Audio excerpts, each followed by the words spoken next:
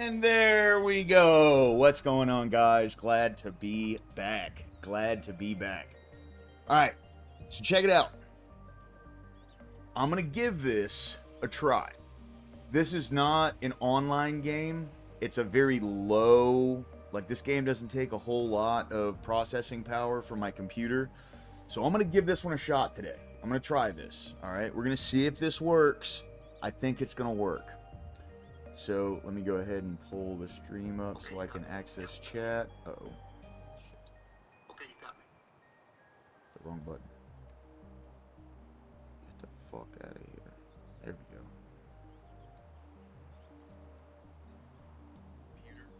So I'm gonna give this. All right.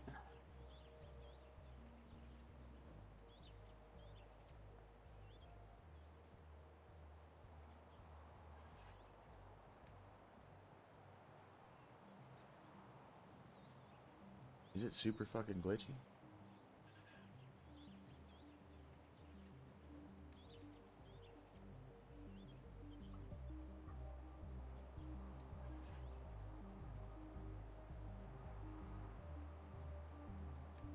I don't think it's working properly.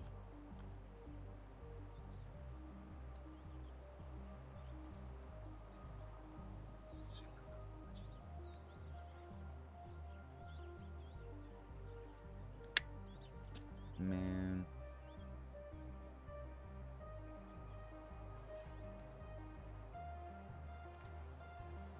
Well, we'll see what happens. People start jumping in, tell me if it's fucked up. I want to play this game for a little bit. It's just a new game. It's going viral right now. I want to give this a shot. All right, so we got the Fox, insert Oofy. Oh, bro, that's a Crusader. Yeah, you already know my game, dude. This...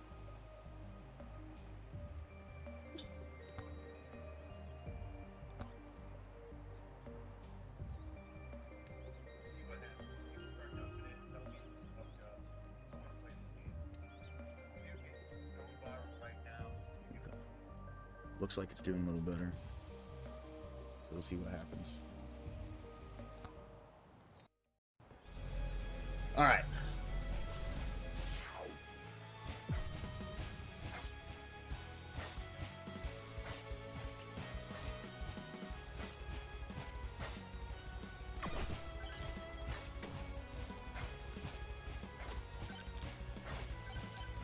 So this game reminds me a lot of, forget what the name of the fucking game is, dude. So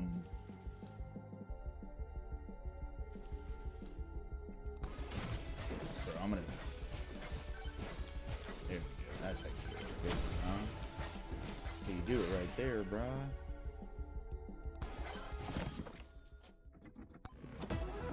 What did I get? What's up, Corey? Good to see you, man. Welcome in, dude. Welcome in. Here, let me... I'm in Discord right now if you want to jump in, brother. Yeah, I'm the Prince of Poverty, dude. Yeah. Alright. Is this working? Is the stream still up?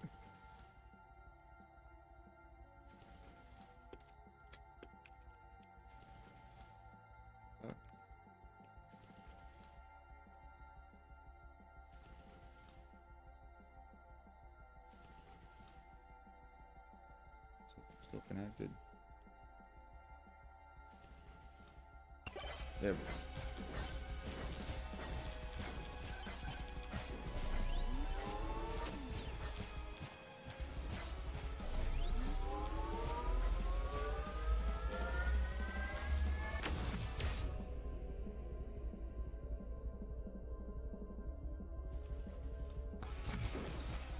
Speed game.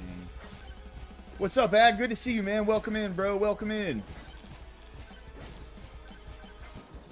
Yeah, I don't know if it's my connection or what.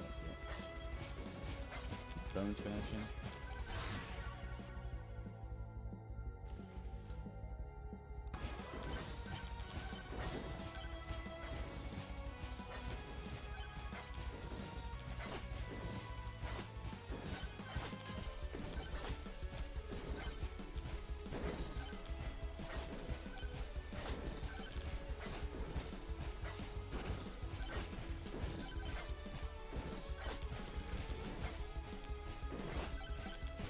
Okay, you can see me. See, I'm like, I have access to chat, but it's not playing my video on my phone right now. So I don't even, like, I can't even tell if stream's going or not. Weird, dude. Weird.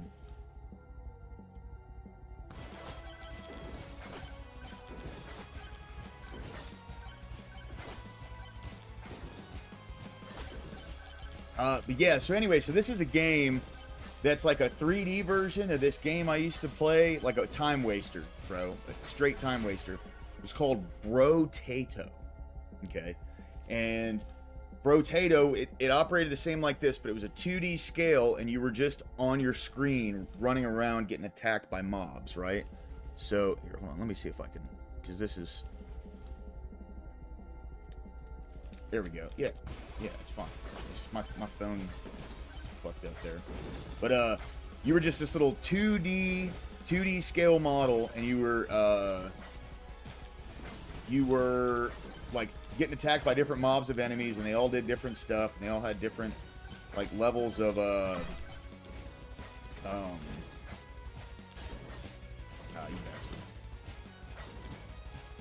levels of HP, and they were all, you know, strong and whatnot. But bro, these guys don't even lift.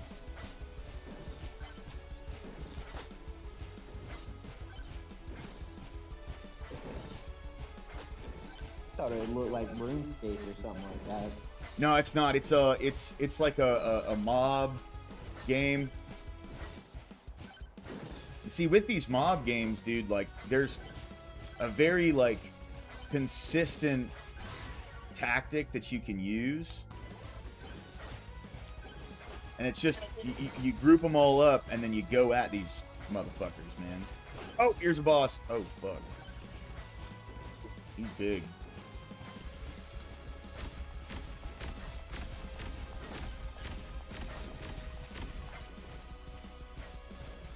Can you see anything from your perspective, Corey? What up, Lauren? Good to see you. Welcome in. Thanks for being here.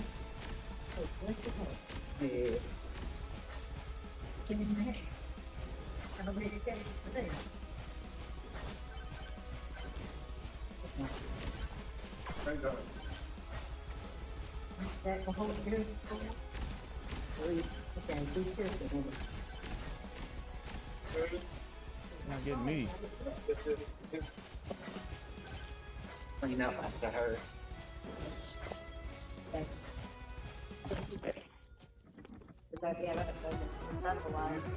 Open this bad boy. What did I get? What did I get? Yeah, when they born.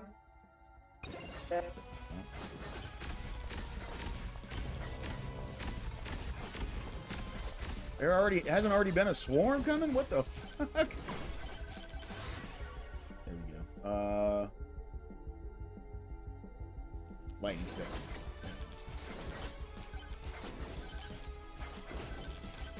Oh shit!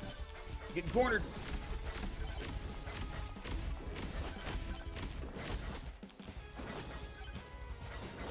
Look at that. Hardcore, dude. You know what I mean?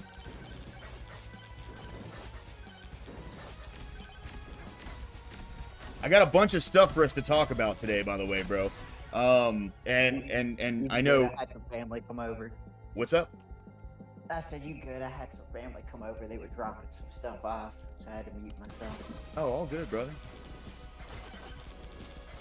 Now, I got a couple of things to talk about today, too. Yeah, man. There's tons of content over the past few days, let me tell you, bro.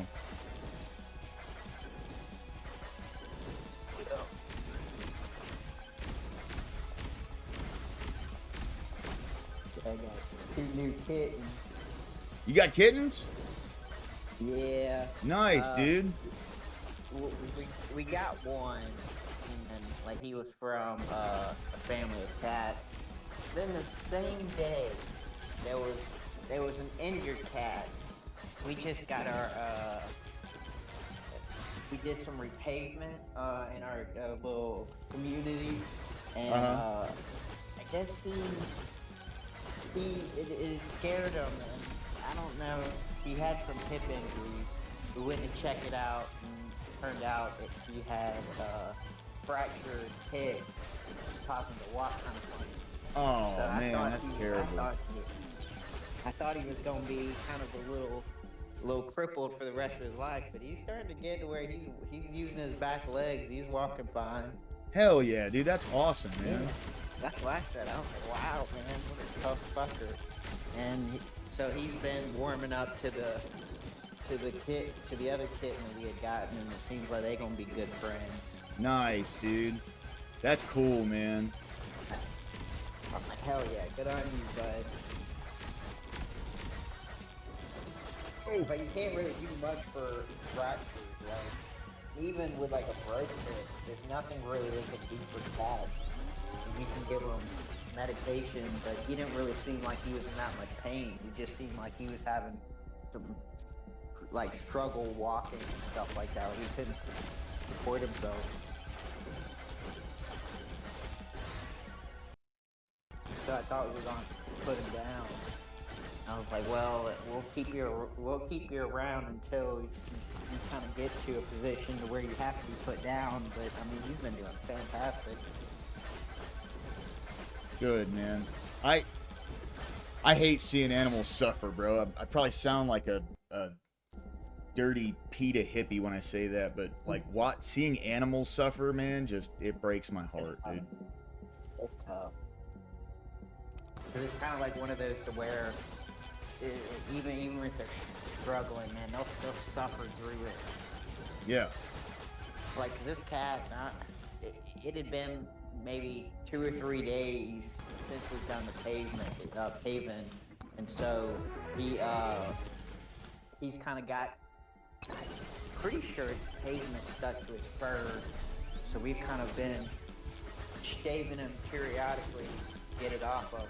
It's extremely hard to get off his fur, and I don't want to just shave him down completely. I've just kind of been cutting pieces off as his hair's been growing longer, and I mean, hey, he's been doing fantastic. So I don't think he's suffering no more. Good. He's probably still in some discomfort from having a fractured hip, but I mean, he's climbing on things. He's walking around. He's playing with the other kittens, so he's still getting through it. How old is it? Oh man. Okay, so I don't know his exact age, but I can tell you that the cat we had gotten, I think, was 3.5 weeks, and they look exactly the same size. Really? Yeah, like we had to, when we first brought him home, we had to feed him, like, I forget what you call it, but there's a certain type of like fake milk that's supposed to simulate. Yeah, KMR. Yeah. Yep. And like we had to feed that to him, but he's gotten to where now he's eating cat food. So we'll get him like some wet cat food. He eats on that. He's not picky though.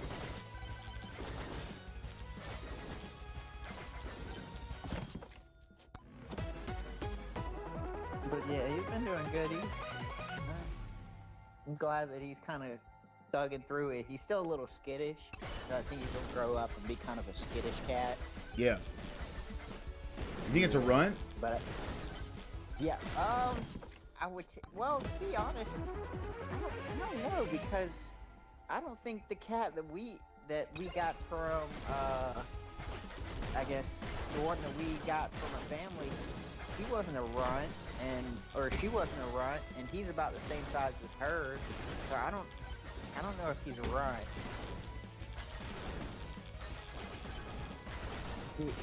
Yeah, my wife the neighbor had contacted my wife and found him in his car engine, and so my wife, being the sweetheart that she is, went over there and brought him home. And so when I got home that day, we had 2 kittens.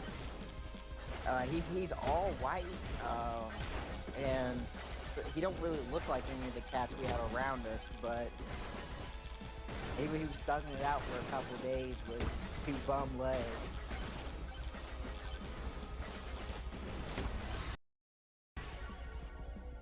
Okay. But I mean, once you get accustomed in my household, once you get brought home, you're pretty much part of the family. So Yeah, no option in getting rid of them now. absolutely. No, there he is, right there. Yeah, I mean, he's still got that rough outside look to him, but he does look much better. Yeah. You can still tell he's got some back leg issues, but they're definitely getting stronger as time's going on.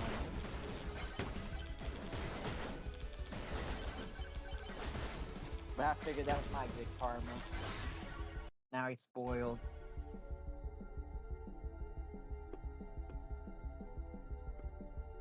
I love animals, man. Um, I turn into a dirty hippie really quick when it comes to animals, dude. well, see, I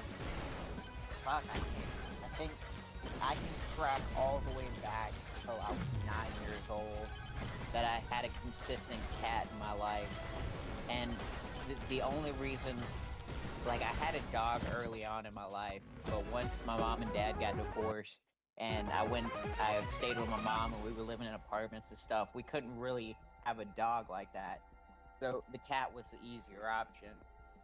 So I've had a cat with me probably for like a good 15, 17 years of my life. Uh-huh. I mean, shit, I've got like a 16, 17-year-old cat that stayed with my mom, and she's 18, she's still kicking. 18 years old? Oh, yeah. That's fucking incredible, dude. I mean, cats, once they hit that 15-year mark, you start to see kind of it's not even that they're dingy, but they get this weird old look to them. Yeah. And to me, she's just now getting that to where her fur's starting to turn kind of I guess a lighter, dingier gray, and it's just making her look a lot older. But yeah, she's old as dirt. I had that cat probably when I was 13 or 14 when we first got her as kittens. That's incredible, dude. That's what I'm saying. Like,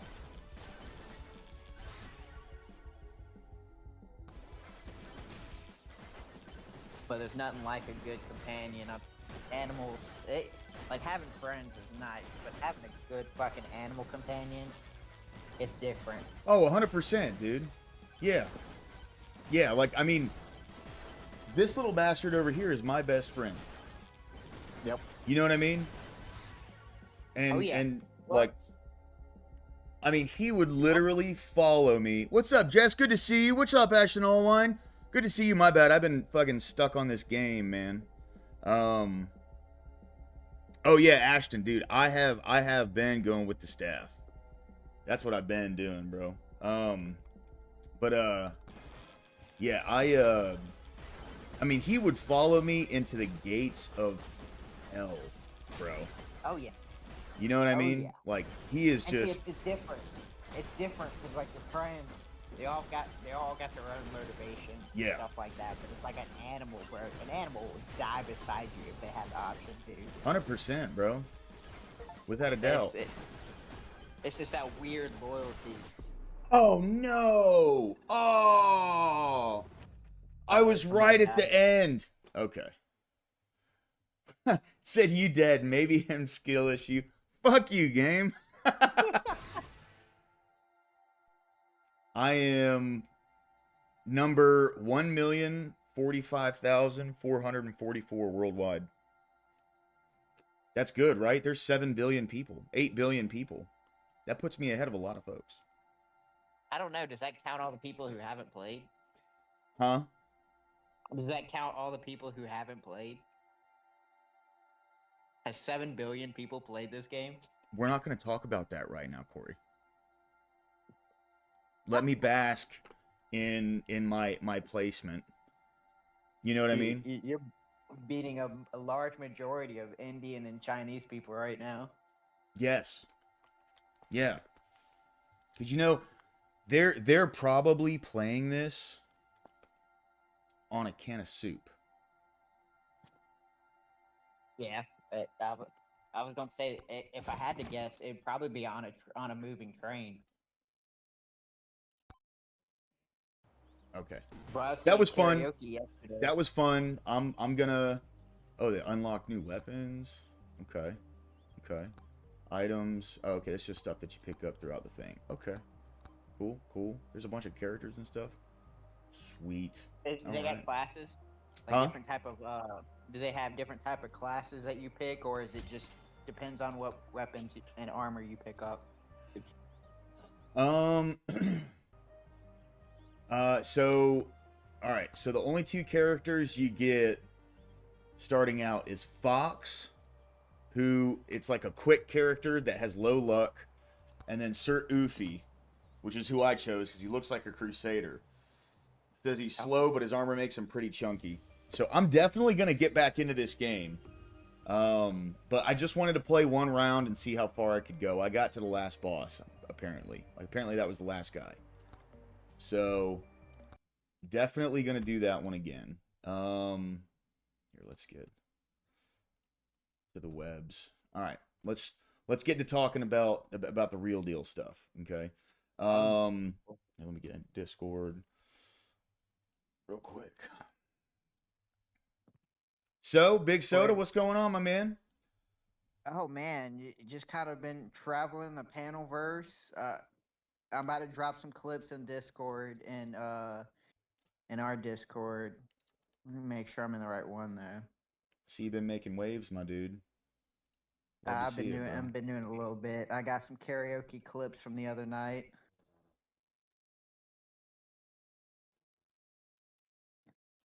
There it is. Okay. Got Emmett singing some very vulgar song. Did you?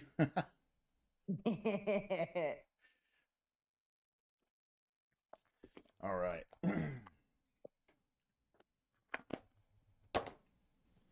Check it out, guys. So I have there's just a few tabs pulled up here that I wanted to go over, right?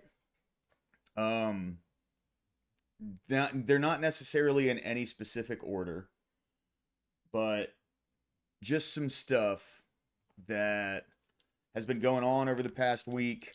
I haven't been streaming. I was real fucked up in the head last week.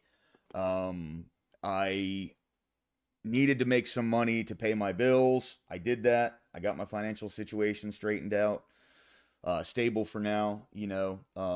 It was busy at the bar all week. So, you know, I really wish I would have dedicated more time to getting on and streaming and stuff. But that's how life goes, you know. I can't do this full time, you know what I mean? So I have to focus on paying my bills and doing my thing, right? So anyway, wanted to go over just a few little X posts that I've seen over the past few days. And I know, Corey, you have some stuff that you want to bring up too, man. So anyway, here's the first one. So, by the way, Corey, how are you doing this week, my man? Oh man, I can't complain. I'm with the family. Everything seems to be going good as of now, so I can't complain. Yeah, nice, dude. Good, good. That's always who'd listen anyway, right? Yeah, You know what I mean? Yeah. Oh yeah. But okay, so an absolutely based post here from Naib Bukele, who says, if you don't impeach the corrupt judges, you cannot fix the country. They will form a cartel, a judicial dictatorship, and block all reforms protecting the systemic corruption that put them in their seats. And I mean, that's what's going on. Every step that Trump has taken since he's been president has been stymied. They've tried to do literally everything, every step of the way.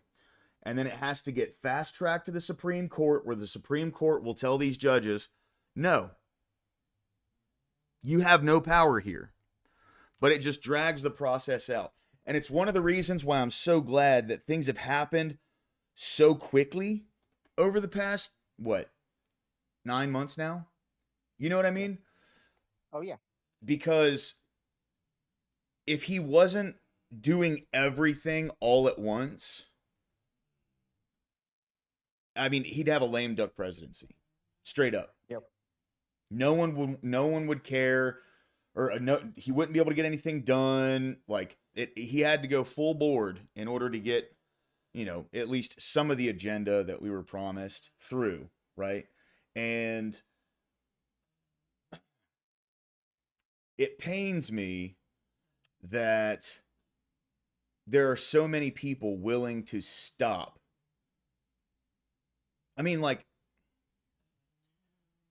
he's deploying people, and he's not deploying them to go into the streets and like enforce the law. That's not what he's doing.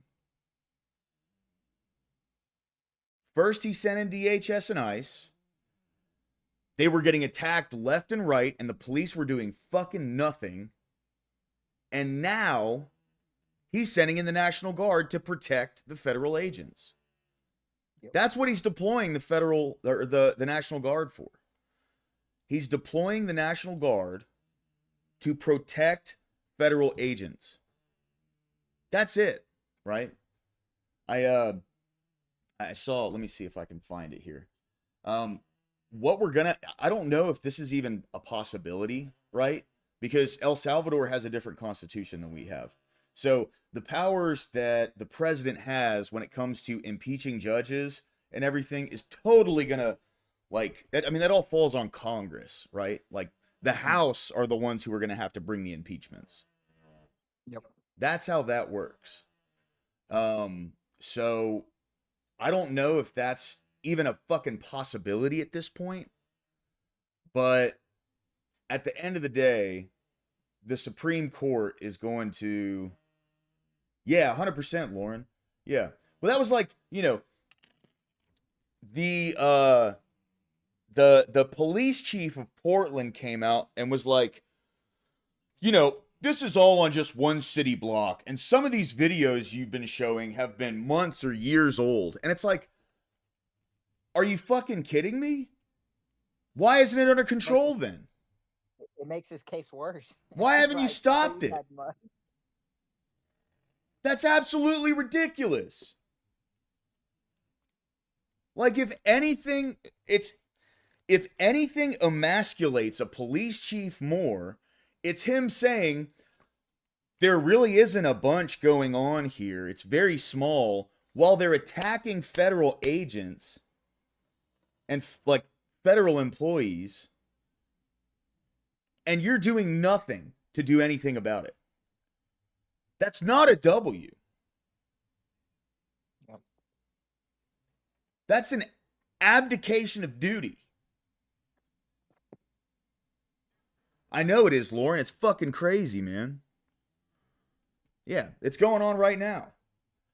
I've been very careful with pulling up X on stream because it's not as censored as other platforms. I'll scroll past a video and the big N-bomb will come out. Someone's talking and I'm like, holy shit. Okay, I'm not scrolling through X on here anymore. So what I'm doing is I'm just pulling up the individual posts that I know are going to be safe. And, we're just going to roll with that. But this was something that was really heartwarming to me, though. Check this out, guys. So watch this.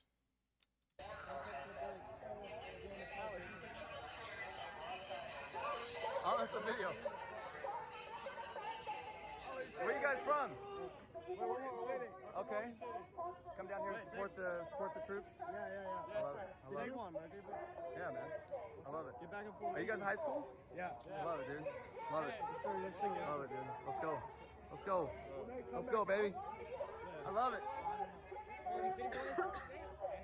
So, I don't know if you guys know this, but a counter protest group showed up at that ICE building where these fucking lunatics have been attacking federal agents and shit, and they counter protested the protesters.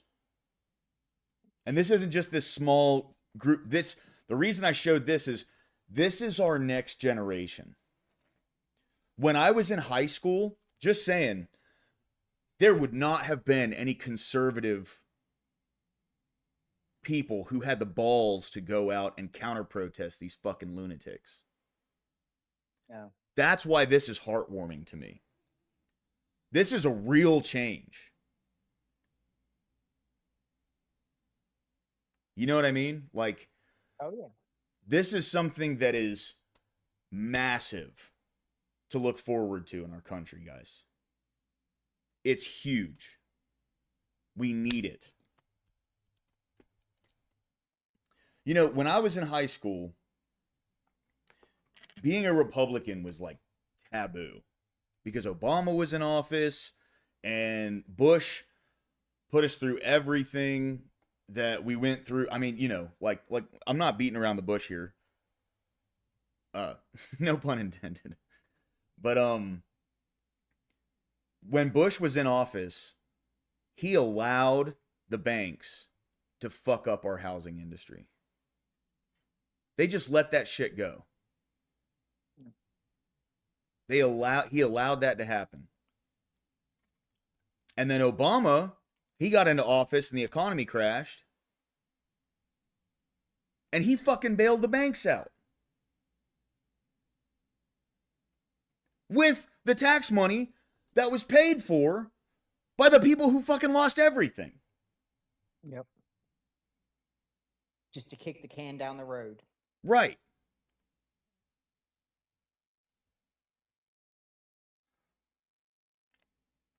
Yeah, they might be. They were wearing like OSU gear and stuff, so. Oregon State's cool. I got no qualms with Oregon State. I do think that it's weird. I think there's only two. Sorry to talk about football right now. I am fucking livid, by the way. Hold on. I got to pull this up real quick. 1 second. So, I need to keep tabs on the Seahawks game.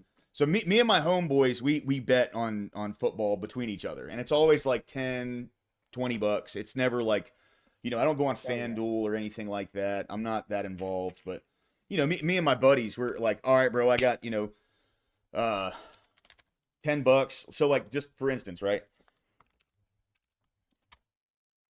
FSU is my team. Okay. I'm surprised we're even fucking ranked after the way we played last night, dude. Seriously. Like, it was such a dog shit game. And, you know,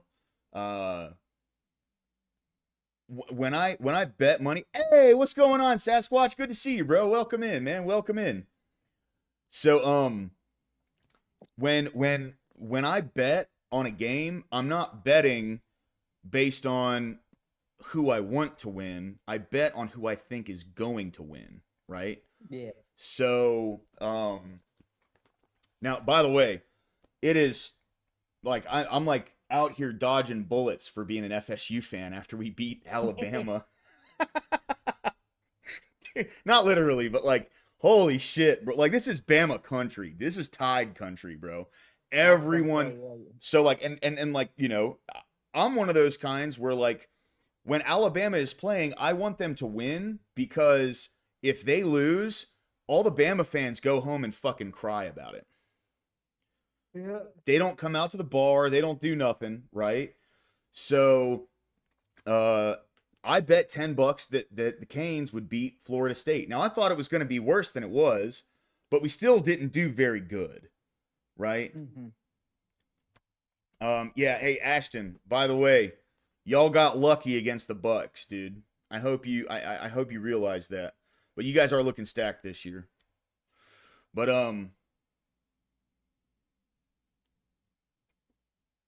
Lauren, I won't even dignify you saying fuck Ohio State. Okay. Who do you root for? Who's your college team? Who, me? Or Lauren? Oh, Lauren. But yeah, you too, Corey. Who do you root for? I'm a Clemson Tiger fan. Oh, you're a Born and Clemson raised. fan. Okay.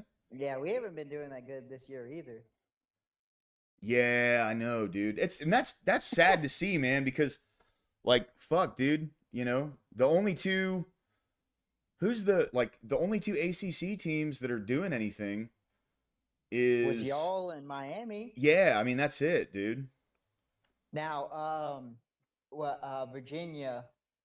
I can't remember who beat y'all. Was it Virginia Tech or Virginia? It was Virginia. They're looking like they're pretty good, but I have to see more from them. Well, you know, so okay, FSU, this is like the bigger team that I root for. Yeah. I won't even One Big Pawn, what's going on, dude? Good to see you, man. Welcome in. Glad you're here. Yeah, I'm not like an Ohio State fan, but fuck, dude, like my granddad and all of his ilk are all Buckeye fans. Like I was raised in that shit. You know what I mean? And he's got pictures of him with like Woody Hayes and Jim Tressel and like old school fucking Ohio State coaches. You know what I mean? Not that he knew them or anything, but he was just like when he was in Columbus and he'd go up there to visit family and stuff, he would just fucking run into them at places. So it was really, really fucking cool, man. But well, that's how it is for me. Like DeAndre Hopkins, I've met before. I've met Taj Boyd. I haven't met Deshaun Watkins, but I've been in the same room as Deshaun Watkins, and it's like a lot of, I guess, the people who are now in the NFL. Back when they were at Clemson, it was very easy just to see them around. Yeah. But One Big Pond. I'm just digressing on something real quick. Don't worry, we're not going to be stuck on football for too long. But yeah. So Florida State. This is my like big team that I root for, but my home team, being from Tampa Bay, is the Bulls. And damn, son, the Bulls are looking the best we've ever looked. I think. Right now, that loss to Miami was tough, but like. Dude, okay, so our opening schedule was the first 3 games were 3 away ranked games. Mm-hmm. Like the first one was Boise. We beat them. The second one was the fucking Gators. And we beat them. The third one was Miami. See, now this is something crazy. USF is ranked higher than FSU right now. How wild is to that? Be fair, I don't think they had a lot of confidence because y'all's drop in the AP top 25. I didn't really. I was a little shocked at it just because I felt like the drop was a little extreme based on the other drops, and then the University of South Carolina. They were top 10, and then they lost to one team, and that almost but threw them out of the top 25. And I was just shocked. Yeah. I was like, man, they're aggressive with these drops and ranks. But like a team like Alabama, they lose to y'all the first game, and I think it drops them down to 10. I'm just like, that's ew. Well, no, I think didn't they drop? They dropped all the way down to like 18 or something, right? They could have.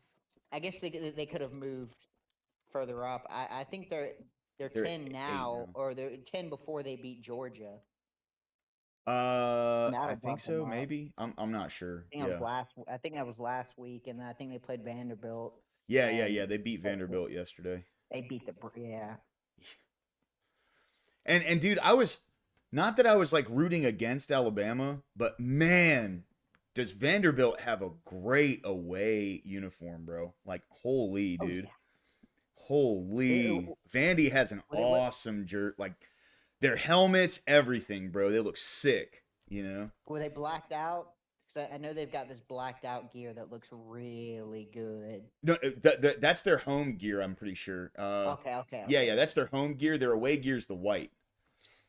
Oh. But it was the white with those black helmets with the gold and white stripe through the top. Dude, looks sick. Oh yeah. Oh man. Oh, yeah. Like I'm hoping Vanderbilt comes back. That'd be nice. But anyway, let's get back to it. All right. So, what was this one? Here's a good one, okay? So, this is there's a time to fuck around. And there's a time to find out. You know what I'm saying? Oh yeah. So this is a little clip that I wanted to share with y'all. Do I have it pulled up, Corey? No. You'd have to put it on OBS. Shit. Okay, hold on. My bad, dude. You good? There we go. You see? Yep. All right. This is what I love to see. We haven't seen enough of this. We need fucking more of this. Okay. Look at how the guy that he's talking to is standing. Look at how he's standing. Okay. And tell me if you can see why it is literally an immediate threat.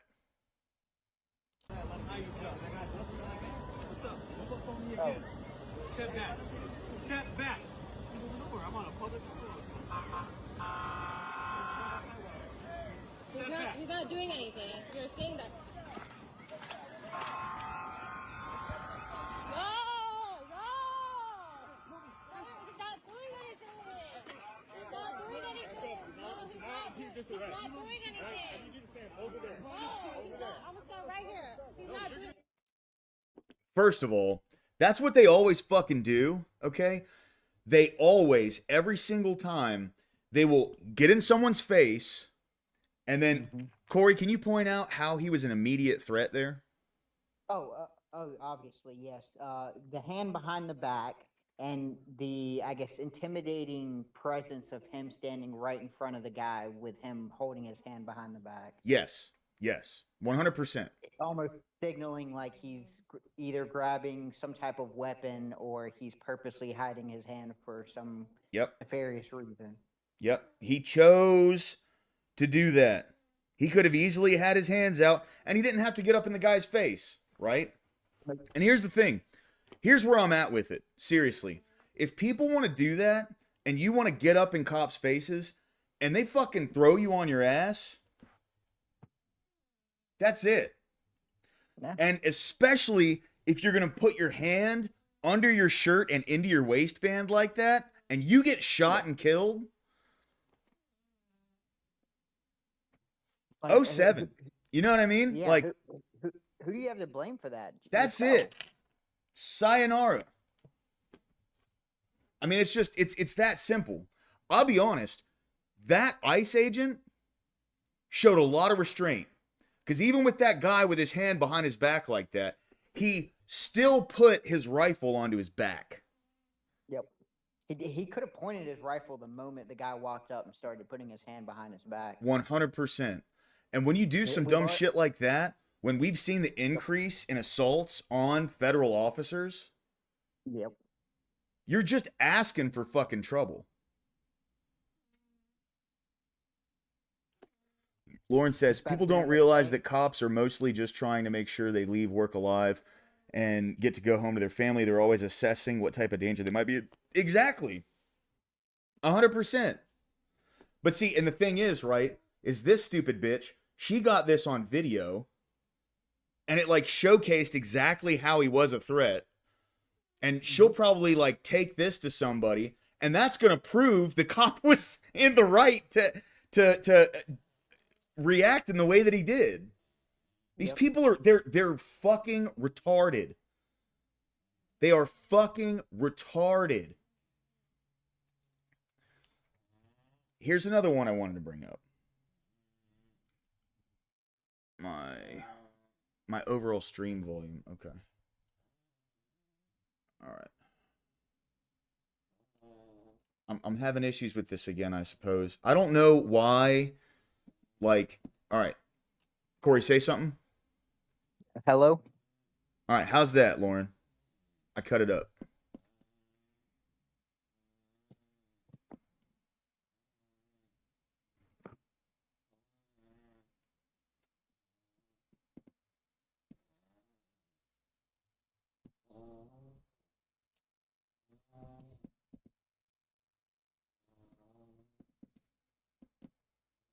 Anyway, all right, I'm going to keep going. So, here's another one. I'm sure people have seen this. This is an old picture. This is not new, right? So, this is the USA. There is no one coming to our rescue if things go sideways. No one will be resupplying us. No one will airdrop food, ammunition, or medicine. There's no place to escape to for freedom. This is it. We are the ones who do this for everyone else. And the second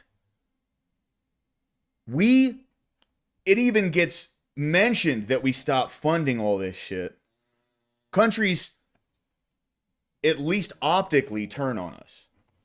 Mm-hmm. They say how bad we are, how violent we are, yada, yada, yada, until they need something and we're giving it to them. So just remember, fuck Europe, fuck Asia, fuck Africa, fuck Canada, fuck Mexico, fuck all of these countries. Seriously. It's got nothing to do with their ethnicity. They're fucking reliant on us. Unbridledly reliant upon us. Fuck all of these countries, okay? Because they will not do for us what we do for them. Another country comes into power, if they have a disagreement with the way that we do things in this country, they'll turn on us in a fucking heartbeat. Oh, yes. Fuck you. Okay? That's just it. You know, it's like people who get dependent upon someone else for things, and the second that person can't do something, then you're selfish, or oh, you've changed. Yep. That's how the world looks at us. And that's our fault, right? Like, not our fault as citizens. That's our government's fault. Our government made the rest of the world dependent upon us. Mm-hmm. And it's not a friendly relationship. It's just a dependency. Dude, where if they're not getting what they want, then nothing else matters. They don't care about the person who's sending them their help. Dude, look, I don't know what to do. I mean, my volume is almost all the way up. It's fucking redlining. I don't know what to do, man. I really don't. Like, I turned it up. If I go any higher, it's gonna start clipping. I mean, like, it's just crazy. Like, here, I'll turn that up. There's not much else I can do, right? I'm fucking redlining now, so I don't know if my audio's breaking on stream now, but like, this is the best that I got. I would love to have really high quality shit and, 2 screens to be able to like monitor chat and do all the stuff. I just don't have the money for that right now. So, I'm doing the best that I can. You know what I mean? Sorry, guys. But that's the end of it, right? There's no more to really say about this. Fuck these other countries. That's why, like, people were so fucking pissed about Trump putting on these tariffs. Here's the thing, right? If the economies of other countries are so fragile and dependent upon the tariffs that they place on America, that when we put a sweeping 10% on other countries, their economies are like in danger, maybe their government should have had their people's backs a little better. Yep. Is a country really free if they have to rely on an outside force to make sure that they can keep going? Like, do you really have your sovereignty if you're relying on another nation? Hold on. Okay. Wait a second.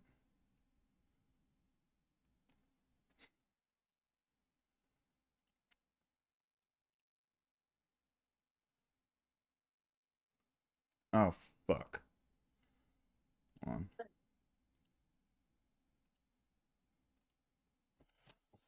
Whatever. It's not working. I don't know what to do. I'm just gonna keep it like this, guys. Sorry. I like. I'm. There we go. Okay.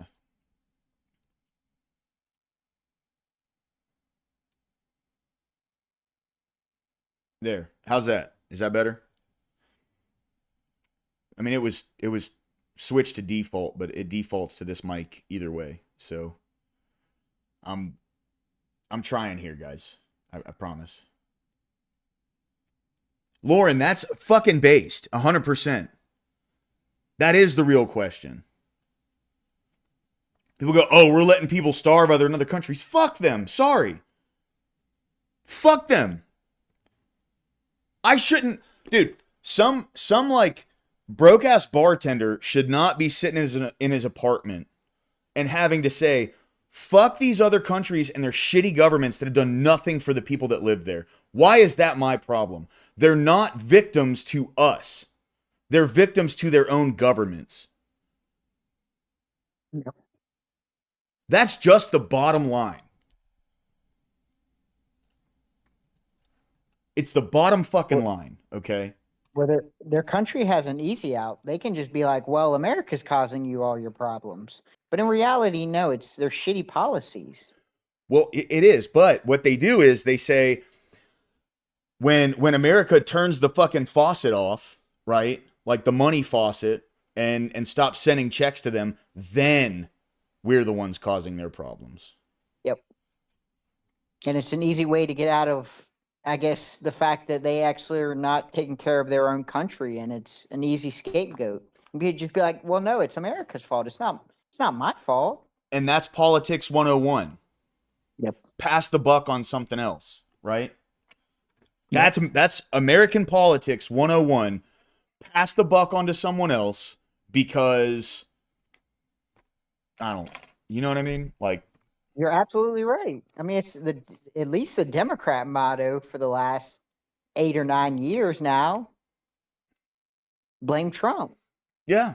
It's not the fact that we're doing anything wrong. It's that all our problems are because of Trump. Yeah. And blame him for fucking everything. Yep. You know what I mean? Oh, yeah. Like, literally everything. All right. So, I just wanted to give accolades. Dude, he's a wall kisser, okay? Don't get me wrong. All right? He's a wall kisser. Like, but I do want to say, when it comes to, like, American domestic policy, John Fetterman is the only sane Democrat in office right now. Yep. The only one. And this is so crazy and like such a fucking clown world we live in that this guy could not, he couldn't process audio. He had to do interviews with an AI like transcriber to show what people were saying when he was in a debate, when he was in interviews, everything. Yep. I mean, the guy literally almost died when he had that stroke. And he is completely flipped on the Democrats. It's amazing. I mean, he's the new what was that guy who stymied the Build Back Better?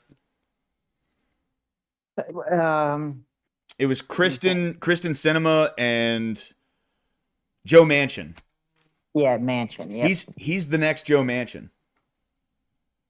I mean, that's just what it is, right? Like having a at least somewhat level head when it comes to the way that he enacts policies and stuff. It's just, I do want to say, dude, it is fucking hilarious to me that he was like a devout communist socialist guy, and then the second that APAC money started coming in, he got real sensible real quick. You know what I mean? He was He's like, like, "Oh, "You know okay. what? Wait a minute. Money's really good." Be like, maybe I've been doing this wrong." Yeah, yeah. I that shit's just it's hilarious to me, bro. It's hilarious. All right. So, this is a big, like, just crazy to me. You can't trust fucking anything these people say. All right? Says happening now. Heavy military presence outside the Broadview ICE facility in Illinois. Snipers can be seen on top of armored vehicles. Protesters are also being arrested. This is insane. This is not America anymore. What does this man have in his hand here? That looks like a paintball gun. Very much so, doesn't it?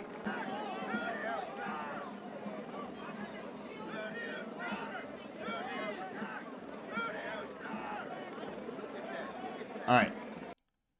So, to anyone who isn't aware, that's a hopper. That's the cap to the hopper. So, anyone who's never shot a paintball gun before, the magazine is just a big chamber up on top that has a hole in the bottom the size of a paintball, and a bunch of paintballs sit inside that hopper up top.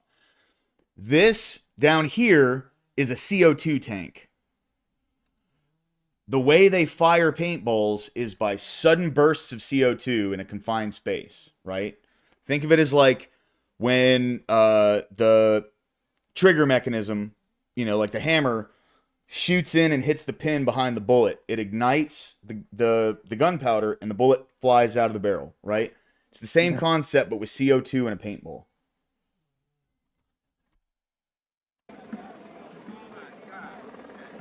This is not a sniper rifle. Look. Does that look like a fucking scope? That's one of them new infrared scopes. Yeah. It actually, well, yeah, Lauren, correct. Yeah, they were pepper ball guns. Yeah. It's like the Byrna, right? BYRNA. But, they operate through the same mechanism. All the Byrna guns, like it's all like the same size, everything. You can put paintballs in a Byrna gun. But actually, you know what I heard is they have if you look through this scope, you can actually see if someone is illegal or not. It's a legal finder. Yeah. It checks your social security number from the top of this armored car. That's just what I heard. Crazy technology these days. You know what I mean?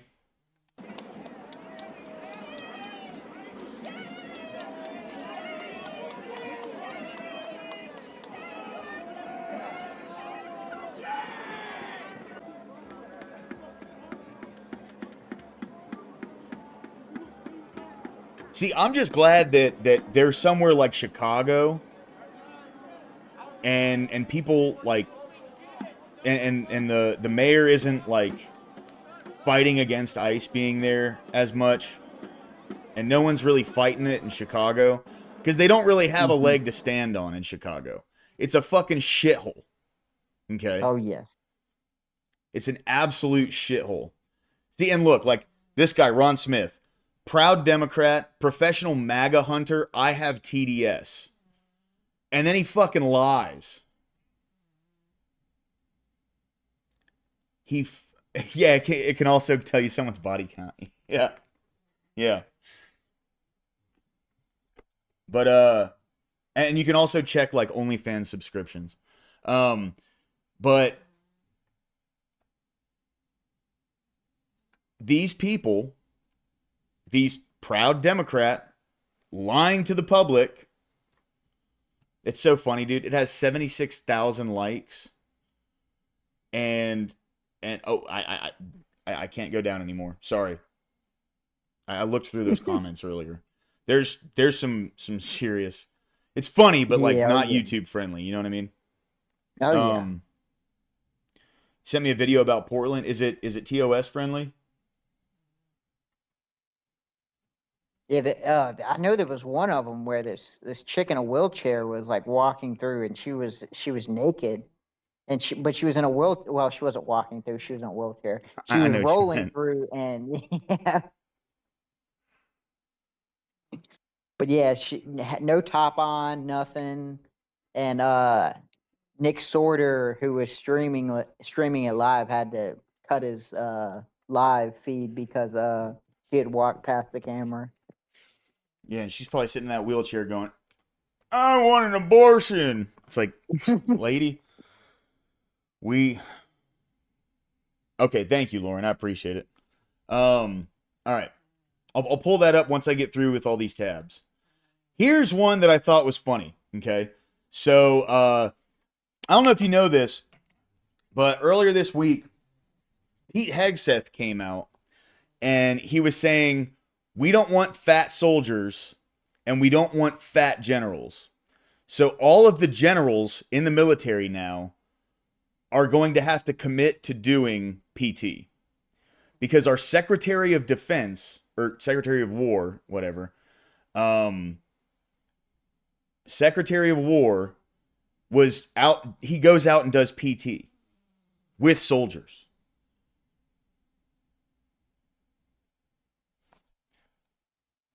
That's why they're getting rid of these folks. This is muted because it's copyright music. But look at this. See, so this might be fair. Yeah, Lauren. Yeah. If it's copyright friendly, I can't play it. Or if it's not copyright friendly, I mean. But these kind of people, if you're in the military and you look like that, they should just be like the first wave that we send out. We can do them like the Russians did in World War II, where one of them gets a clip and the other one gets the rifle. Yeah. Yeah. The Russians, they were pretty brutal, man. They were taking people out of the gulags and conscripting them to the fronts. That's where like that massive push came at the end. And they were telling people, if you come and serve the country in this war, we will like what's the word I'm looking for? Like commute your sentence basically. And they would come back after fighting Germany and they got put right back in that fucking gulag. Yep. That's brutal, dude. That's brutal. Because to survive fucking World War II and then get sent back to the fucking gulag's insane. That's brutal, dude. No one deserves that shit. All right. Here's one. Okay. And then I wanted to read some stuff. So a civilian dresses up in military outfit and will be seen as a terrorist and shot. Yet a group of gang members from the armed forces, and it seemed as normal or acceptable. We do live in a mad world. Wait, he dresses up in a military outfit. Who's dressing up in a military outfit? And who's getting shot? The only person that's been like actually shot was that lady that rammed her car into the federal agents' cars. Yep. And I think the other person that was shot was the guy that took up position and started firing on the ICE agents. Yeah. And I think he was killed immediately after. Those are the two people I have on the top of my neck. Good Lord. Oh, fuck. Okay. I think I caught it quick enough. Damn it. I think so. I think. I just thought this was funny. So this was one of the protesters that got arrested. Right? Protesters. They're not out here arresting people who were holding signs. Mm-mm. You know what I'm saying? They're not doing that. But they arrested this person, and which is kind of embarrassing.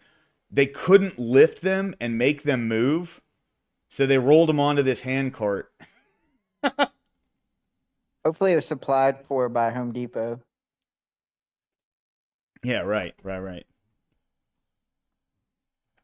I thought this was a funny one. Anyway, so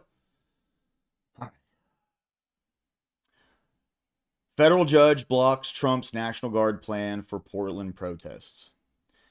U.S. District Judge Karen Immergut, appointed by President Trump, issued a temporary restraining order on Saturday, halting the federalization of Oregon's National Guard amid protests against ICE operations in Portland. The ruling came after a lawsuit by Oregon officials arguing that local law enforcement has the situation under control and no rebellion exists as required by statute. In response, the Trump administration deployed 300 California National Guard troops to the city, drawing condemnation from Governor Gavin Newsom, who called the move illegal and announced plans to sue. It's more of the same. Yeah, it's ironic her name's Karen, the judge. That didn't even register with me, dude. So yeah, I don't follow Trump. I don't follow ICE. I really don't even follow like the main organizations, because here's the deal. What they say about it is going to have just as much of a spin as everything else, right? But it's going to be a spin in their favor. So I just don't follow them. I would rather get it from outside news sources, right? Yeah. Now, this is ICE, but this is just funny. You know what I mean? All right. And then this is what... Oh, okay. This is what I was talking about earlier. So this is the first person that's actually been shot. It was U.S. immigration agent shot and wounded anti-ICE activist Marimar Martinez after her SUV rammed their vehicle during an alleged ambush by multiple cars in Chicago suburb Broadview on Saturday. This is when they were boxed in by like 10 cars. DHS reports a 700% increase in assaults on officers, including bounties from gangs and cartels, leading President Donald Trump to deploy 300 National Guard troops despite objections from Illinois Governor J.B. Pritzker and Chicago Mayor Brandon Johnson, who accused federal agents of racial profiling in raids. Are you serious? Who gives a shit? Who cares? If they're not doing anything wrong. Isn't that what the Democrats said? If you're not doing anything wrong, you have nothing to fear, right? Yeah. Chicago police were ordered not to assist trapped agents, while a federal judge blocked a similar deployment in Portland over state sovereignty issues. So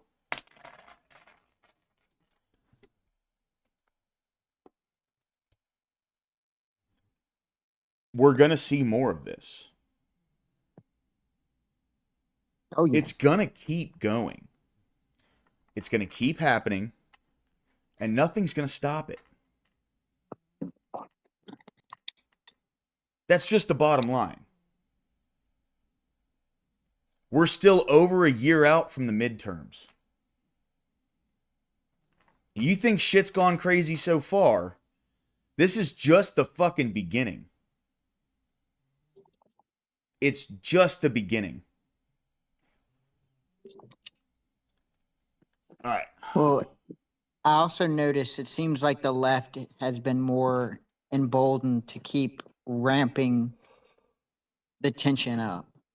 It's like each issue, it's do or die.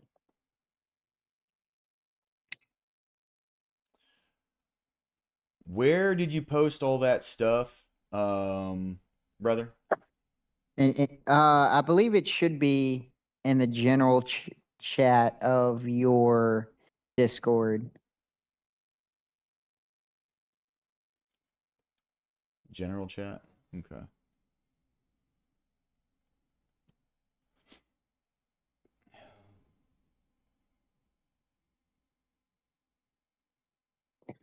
What's up, Cleaner? Good to see you, man. Welcome in, bro. No fear is a mind state. Some people can hold it. even if they have done something wrong. Oh, okay, yeah. The mind state of having no fear. Right. But the issue is they're saying, well, they're racially profiling with these, and they can't fucking prove that shit. You know what I mean? Like, anyway. But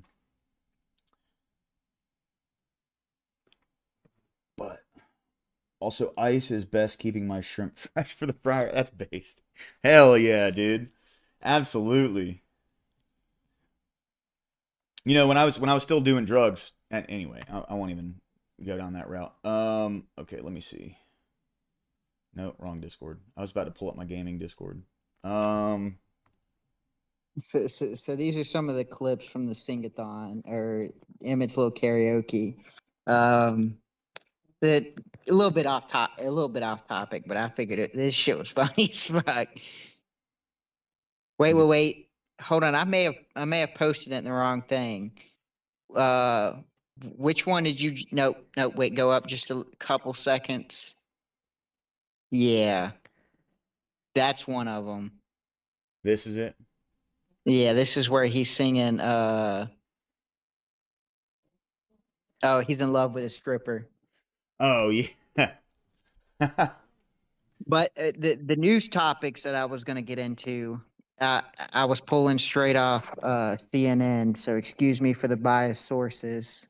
So CNN's been doing an exclusive on like the Hamas and the supposed deal. Uh-huh. So you should be able to go to CNN and see that on their front page. Okay.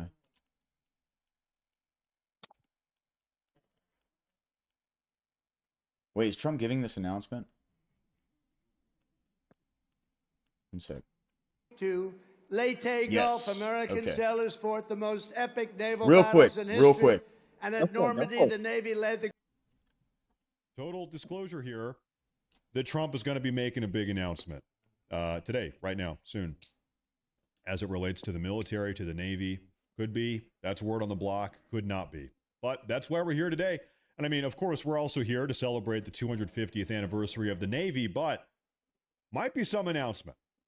So everybody pay attention, dial in. Here we Cleaner go. says, if you don't want that attention, change the You just want me to sing? I think you don't want cover. me to sing. I mean, I'm not do a you mean good say singer. cover I of think the you probably book to be don't less want that. attractive cops? Yeah. I think you probably don't want that. I mean, like, However, I will say it. I am proud to be an American. You just don't want me to sing it. I'll speak it, though. they're getting the reason they're getting all the attention that they're getting Everybody loves him. is because I wonder amongst veterans, what is the they've known approval this rating shit's for been Trump? going I mean, on it's for gotta be fucking years, and they 99%. let it go on. It's got to be 99.9%. Yeah. You probably can't say it's 100. I mean, well, hey, you know, it might be 100, but it's probably 99.9. You got to have some leftists in there somewhere. It's got to be somewhere. There he is. Look at the crowd. Trump is an expert. What he's doing right now, he's building tension. He's making them wait for it. Make them wait. Build up the hype a little bit. You know, listen. This guy knows what. Dude, let's be honest. He's basking in the attention. Well, You know what I mean? I think there's some truth. I think there's some truth to what he's saying because I think Trump does have this really good, I guess, experience when it comes to hyping up the moment and like getting everyone kind of geared up for his announcements and stuff like that. And so I think there's a little truth to it, but I think there's some truth to what you're saying too. He is kind of gleaming in the glory of being, the savior of the conservatives. Well, because, I think that, like, yeah, cleaner. Okay, I see what you mean. Absolutely. Yeah. Yeah.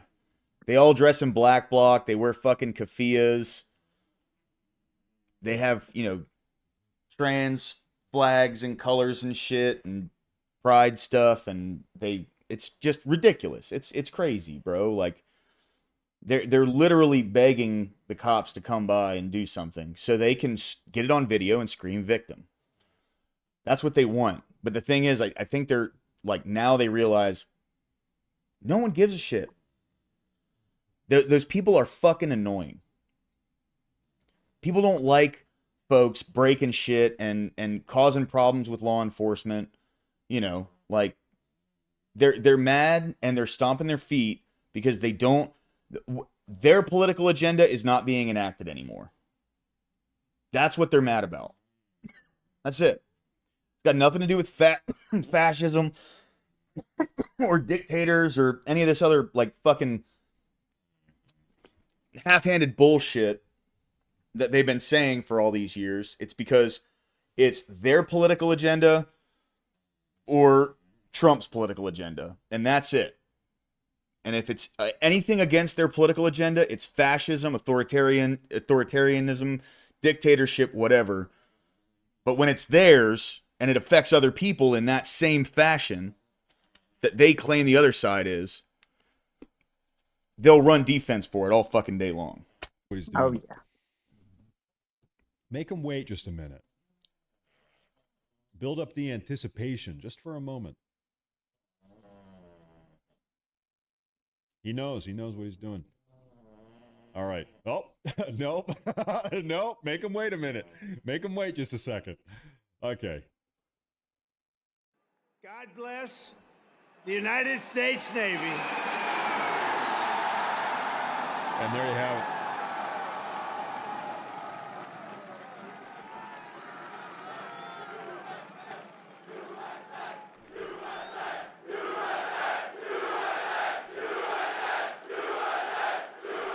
Bro, the military fucking loves Trump, by the way. Oh yes. They love Trump. The news loves to paint it as though big portions of the military don't like Trump, but when you look at it, like your average military person or people in the lower ranks, they fucking adore Trump. It's all the Like, fat usually- pencil pushers, dude. Yep. It's usually the people higher up, general and kind of all the people who are behind a desk that can't stand Trump. Scott Hotvet, what's going on, my man? Welcome in, dude. Always good to see you, brother. Always good to see you. Hail, man. Hail. All right. Let's get back to it. Well, that was good timing, wasn't it? Huh? We had to get that right. We had to get that right. But they always get it right. I was just given a display with a wonderful First Lady, the likes of which I think few people have ever seen before. We were a few minutes away, and the display of strength was absolutely incredible. We appreciate it. Thank you, Navy. Thank you very much. And I want to thank our magnificent First Lady for that introduction. People love our First Lady. They do. And let me say to all of the incredible sailors on this pier, it's great to be with the fleet, the fleet. And let's also give a very special thanks to the shipmates who put on that spectacular display of Navy dominance. And that's what it was dominance. And bravo, Zulu. You know what that is? Bravo, Zulu. You know, a lot of people don't. That it's a true honor to be here with the thousands of our nation's finest sailors at the largest naval facility in the entire world. It's the largest, and I would say more importantly, it's the best, okay? It's both the Norfolk Naval Base. Thank you very much. The largest, and it's the best. He's such a ham, dude, but you gotta love him, bro. It's crazy. Some people are like, Trump, go out there and say these couple of lines. They'll fucking eat it up. Just go out there and just make sure you say this one line. They'll fucking love you for it. Oh, yeah. Yeah. Okay, I got you.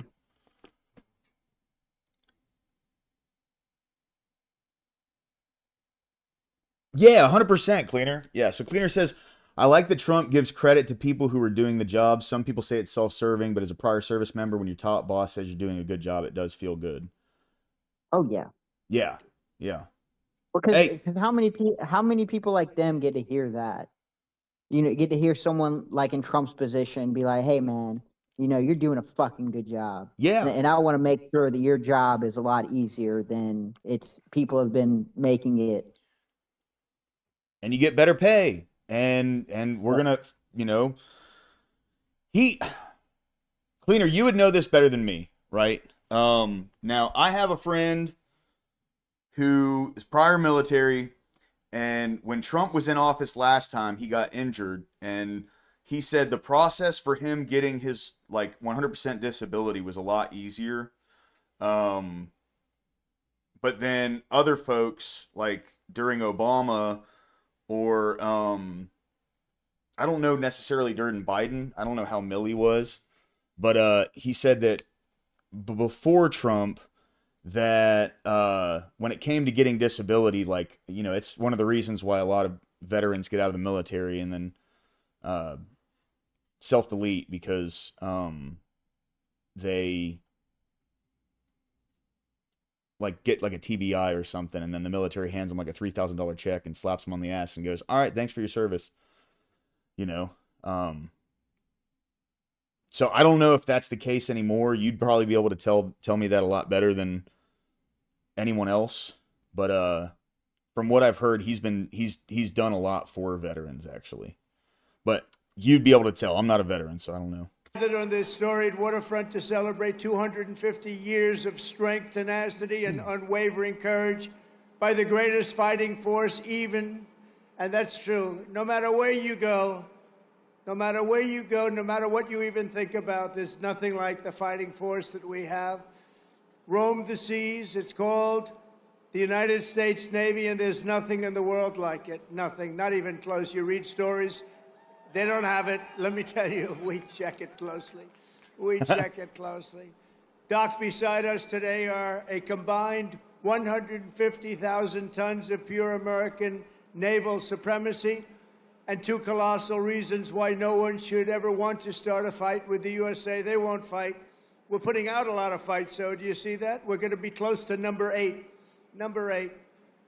We don't want to send you into battle unless it's necessary. Sorry, One Big Pond. One Big Pond says, my Illuminati friends say, hail the light. May we be washed over with the warmth of love required. Based. Christ is king. Necessary, right?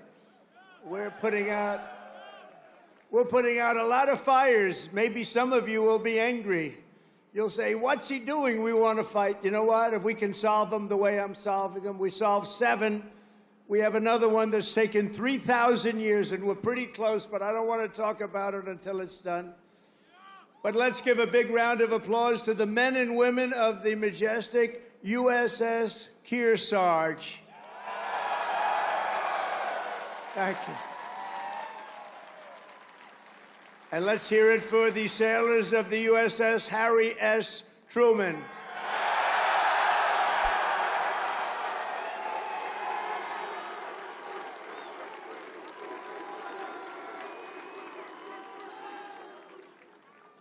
Those who call this carrier home live by a motto that captures the spirit of America's Navy.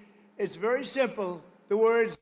Thank you, Cleaner. Yeah, so Cleaner says, I waited till Trump was back in office for my own claim process, and it's almost done in less than a year.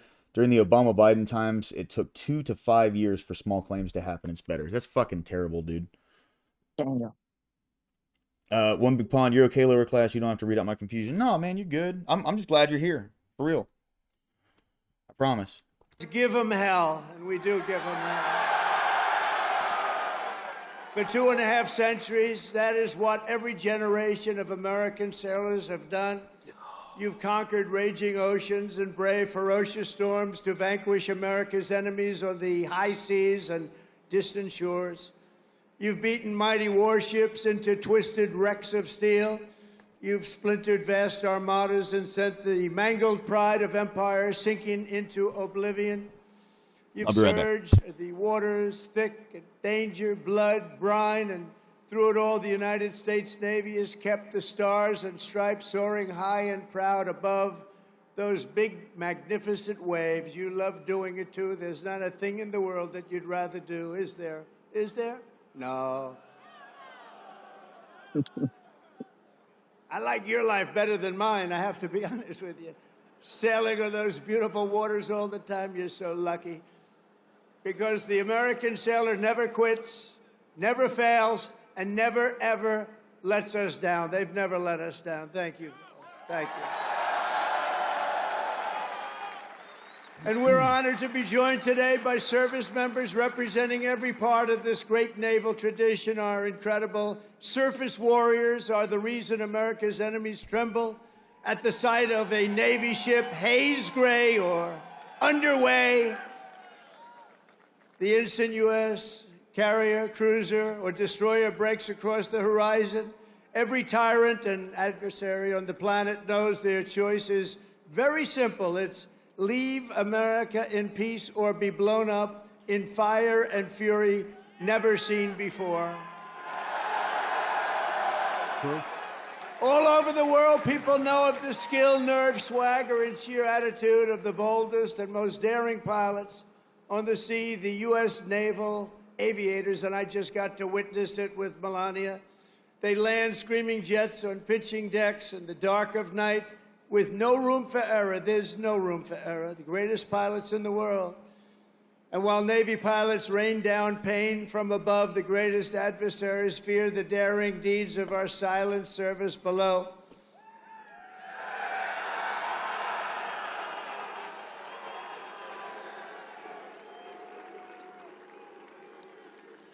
They prowl and strike from crushing depths, unseen, undetected, and unstoppable. They are our brave submariners. Where are the submariners? And they are brave. The most lethal weapon in the world, I will tell you, nobody knows where it is and what it carries. There's nothing that carries weaponry like that. And we're 25 years ahead of any other country when it comes to submarines. Nobody's even close. No. You know, I will say this. So, I was watching a thing on the kind of warheads that nuclear subs carried like 15, 20 years ago. And it was enough to level like the biggest cities in the world. One of them. Doesn't shock me. Because it's one rocket with 8 different warheads, and as it starts to come down onto its target, they break apart, and it's 8 nuclear warheads spread out over an area. Now they're not like the singular explosion itself isn't like, I mean, it's a fucking nuclear explosion. Like it's gonna be devastating on its own, but when all of them fall down onto one area, I mean, it's 8 nuclear explosions in one rocket. It's absolutely insane. And that's just what we had like 15, 20 years ago. Yep. Imagine today, right? And these nuclear subs can be underwater for like 6 months or some shit like that. Wild. Wild shit, man. Nobody can match us. No roll call of Navy warriors would be complete without recognizing some of the fiercest and most elite commandos in the history of war. They are the toughest, and there's nobody tougher. There's just nobody. That's what they tell me. There's nobody tougher. Called the Navy SEALs. What do you think about the Navy SEALs? Ooh. Where are the Navy SEALs? We're not going to mess with the Navy SEALs. They are great. Thank you very much. Incredible people. And of course, our enemies have learned to dread that special cast of warriors who have charged forward almost everywhere America has seized a stronghold or stormed a beachhead. They call themselves the Leathernecks, the Jarheads, the Devil Dogs, but we revere them as the United States Marines. The Navy's all like, oh, those fucking crayon eaters. You know what I mean? Oh, yeah. Oh. Incredible people. Incredible people. With us today are some of those who have led these exceptional men and women. They've led them like nobody else. And I'll tell you, a person I'm very, very proud of, he has stepped up and he's hitting home run after home run. They love him. I want to introduce again a man who's just exceptional. I'm so happy with this choice. Secretary of War, Pete Hegseth. Thank you, Pete. Doing a job. I said, Pete, what do you think? You know, we used to call it Secretary of War. the Department of War, the War Department. Now we call it Defense. And I don't know, would you ever want to, you know, we won World War I. We won World War II. We won everything in between. We won everything before. And all of a sudden they decide to change the name. Oh, hold on. Here comes Cleaner. All right. Cleaner says, it creates a combined explosion that looks like a pulsar, outward, sideways, and everything in, and the middle shoots straight up. Then the implosion from the shock wave pushes the rest up. Ooh. I don't even know if my mind can grasp what that looks like, to be honest with you. Something I never want to see in my life, I'll be honest. It's Just- probably already too late if you can see it. Right, right. I just, man, like, you know, the level of power behind these bombs that we have today is absolutely scary, dude. Oh, yeah. And you know, when people start talking about things like the Samson option and all that, that stuff, that's like, it's terrifying to me. Oh, yeah.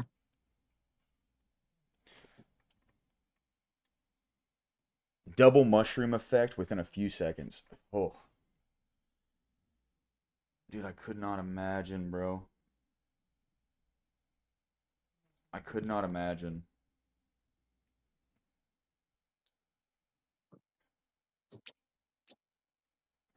I mean, there is a reason why people fear America.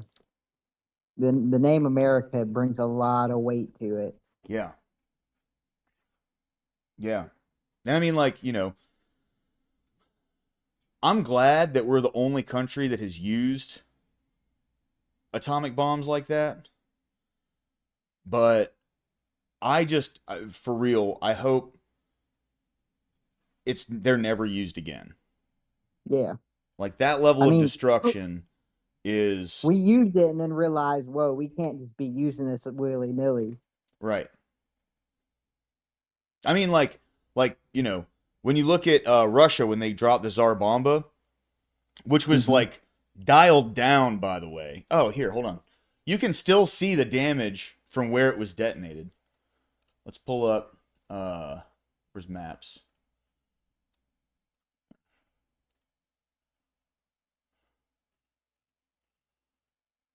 I don't care if you guys see where I live in Birmingham. I'm not scared of it. All right.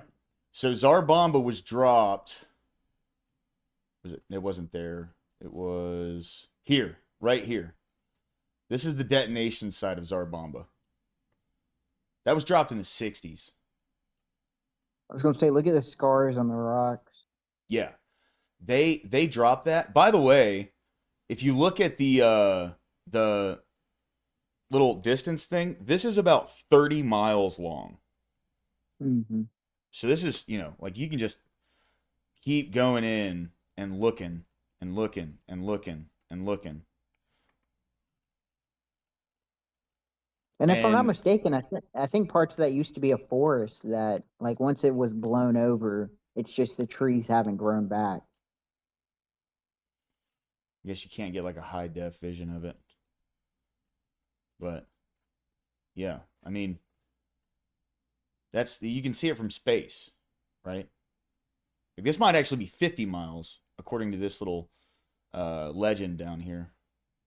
But regardless, Russia dropped that, saw the damage that created, and they never detonated another one. I mean, people over in Finland and Sweden, and maybe not Sweden, but over here, wherever this is this still Russia?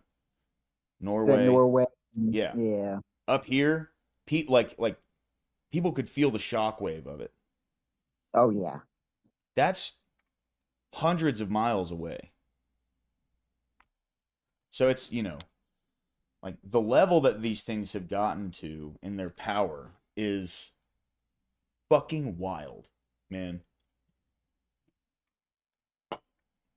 It's just, you know, hopefully we never drop these on like a civilian population again. That's all I'm saying. Yeah. You know, I turn into a dirty hippie real quick when people start talking about nuclear shit.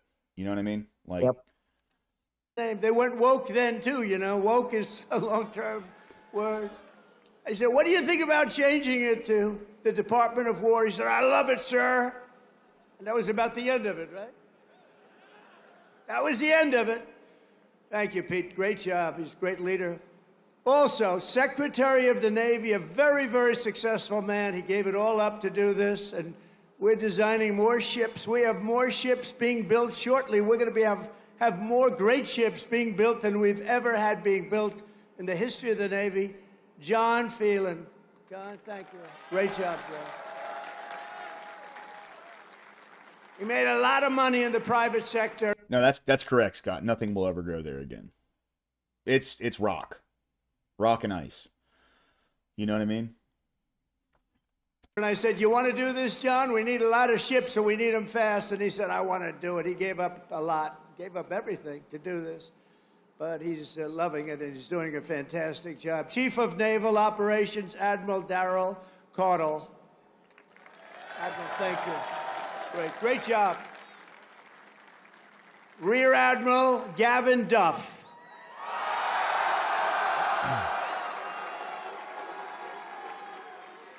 And along with so many different people here, they could introduce them all day long. I don't want to do that because we got to get to business, talking a little bit about war and peace. But along with your great officers here at Norfolk Naval Base, Vice Admirals. Never Lucky. What's going on, brother? Good to see you, my man. Welcome in, dude. Welcome in. Oh, were you? Well, we are too. John Gumbleton. John, thank you. Thank you, John. Great. Young guy. You're a young guy. Great. Doug Perry and Rob Goucher.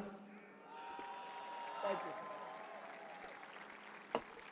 And a very special thanks to a man who just got a 93% approval. He runs the Veterans Everything, I call it. He's Veterans Everything. The VA Secretary Doug Collins. He's doing great. Thank you, Doug.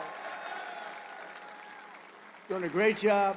Ambassador Monica Crowley. Monica, thank you very much. A man that everybody loves. He was my doctor in the White House, and I got to know him very well.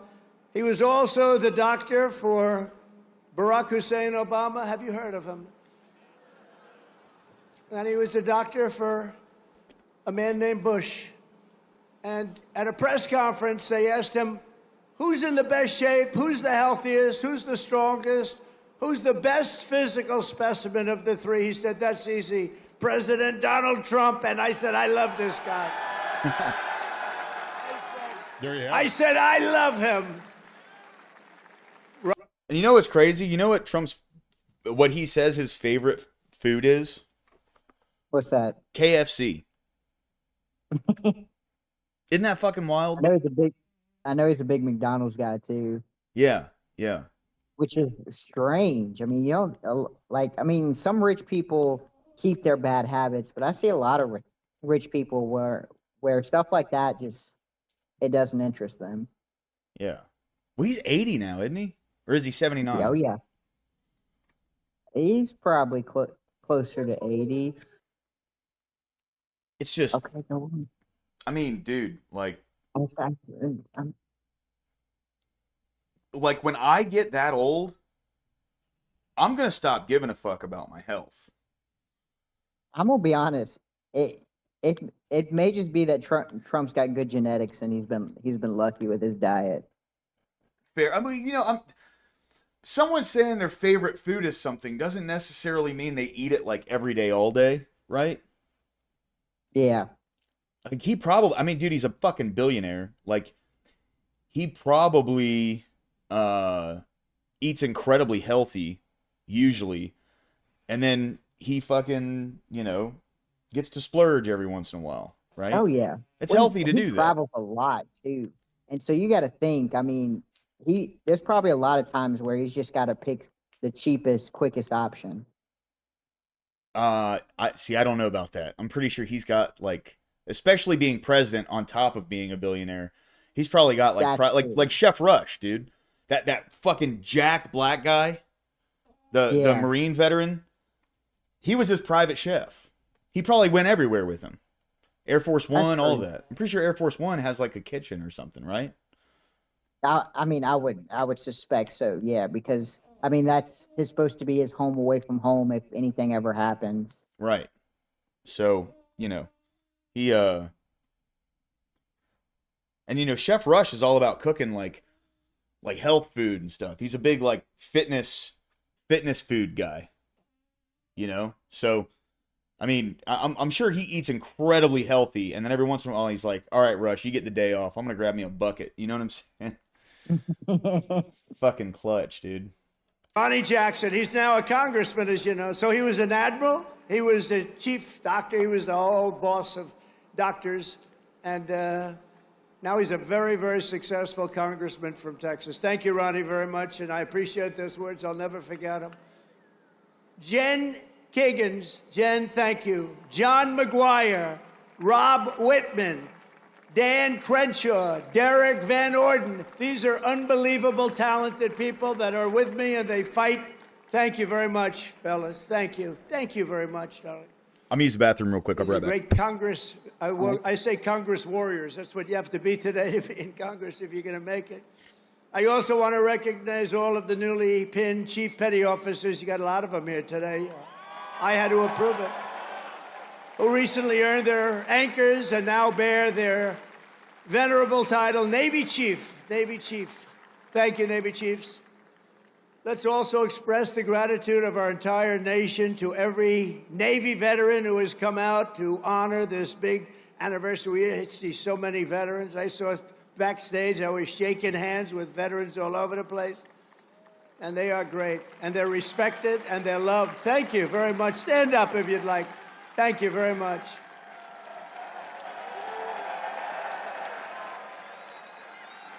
They're really loved. I saw it backstage. I saw so many veterans, and my hand will never be the same. Thank you very much. A great honor. And a very special thanks to the countless Navy families who support our sailors with such love and devotion. None of what are, and think of this, without them, you wouldn't be celebrating today. Many of you would not be doing very well. Male or female, you wouldn't be doing very well. So we want to thank our family members, right? All of them. Parents, husbands, wives. Thank you. Thank you very much. From the American Revolution until today, the story of the U.S. Navy is a tale of loyalty, sacrifice, and commitment stretching back 250 years. So we're celebrating 250. I almost thought I wouldn't get to do that because I was president in 2016, and then they rigged the election on me. And then we caught him, didn't we? We caught him, but, you know, we had to run it again. I ran it again, and I got 250, and I got the World Cup, and I got the Olympics. Can you believe all of it? In my first term, I was the one that got the Olympics. I was the one that got the World Cup.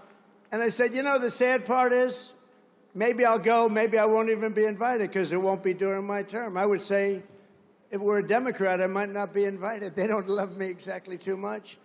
And then when this happened, now all of a sudden they got all three. But you know what's the most important? 250 years is the most important, above World Cup, above Olympic. But we got them all coming. It's a big year. And on June 14th, next year, we're going to have a big UFC fight at the White House, right at the White House, on the grounds of the White House. When the Continental Congress formed a fleet of just 2 ships in October 1775, many scoffed at their chances against the most powerful empire on earth. That was the most powerful ever, relatively speaking. We had 2 ships. We had nothing other, but we had great heart. They didn't know the audacity and the grit of the American sailor. They had no idea the war for independence gave us some of the greatest American heroes of all time, including the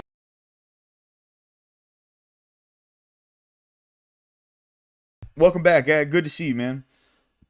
Google says AF1 has multiple fully equipped galleys with kitchens with staff capable of preparing meals for up to 100 folks. Yeah.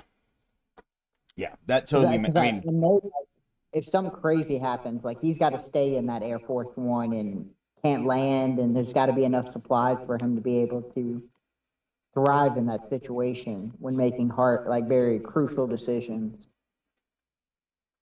oh shit. So check this out. This is what Cleaner just said.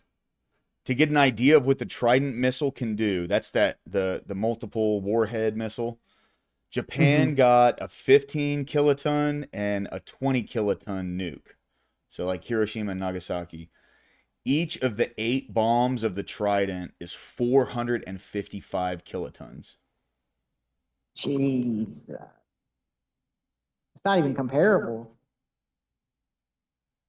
Like that's what I was saying, dude, is like that is real deal. That's not one big massive explosion. That is absolute devastation over, 15, 20 miles. And that's just like the devastation. That doesn't count the burning for like the 30 miles outside of that. And then the radiation that spreads. Like, dude, that stuff scares the shit out of me. I saw this cartoon movie one time called When the Wind Blows. And the concept of it was it took place in the UK, and it was like there's a nuclear holocaust happening, and the people in the movie, they don't even get bombed. What happens is the bombs drop, and then the wind blows this radiated dust all throughout like the living spaces of these people, and it's the radiated dust that actually ends up taking them out, where they're like, oh, we lived, we survived, we made it through, And then the radiated dust is the thing that starts to like, their teeth start falling out. They start losing weight. They get real gaunt. It's crazy, bro. Like, Well, there was that movie about the miners who went into was it the place in Russia where Chernobyl? yeah, Chernobyl, and like they had to go in knowing that they were gonna die to like close, like either turn on the water or close the valve, and it was a fuck. death mission. Oh, because It they was had to go just- in there they with were- the they with the needed- elephant's foot. Yep.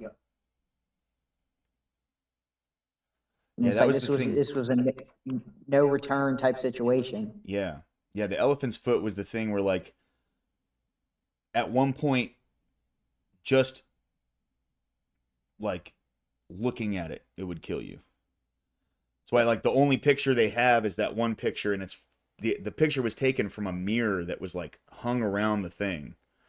Because if you were just crazy, dude, crazy. Oh yeah. The father of the U.S. Navy, Captain John Paul Jones, you know that. When a far stronger British ship demanded his surrender, Jones yelled back that timeless battle cry right now: I have not yet begun to fight. Don't ask me for that. Think of that. I could just see it. He's a wise guy. He's asking, I haven't even begun to fight. And he knocked the hell out of him. In the War of 1812, Captain James Lawrence shouted his final words to his crew as blood streamed down from his mortal wounds. Fight her till she sinks, he yelled. Don't give up the ship. Don't give up the ship. These are all incredible, very, very famous statements now, with years and time, very famous. Don't give up the ship. I say it all the time. You're a little behind. I say, don't give up the ship, and we win. We all know how to win. Today, that eternal creed is written into the hearts of every sailor in the fleet.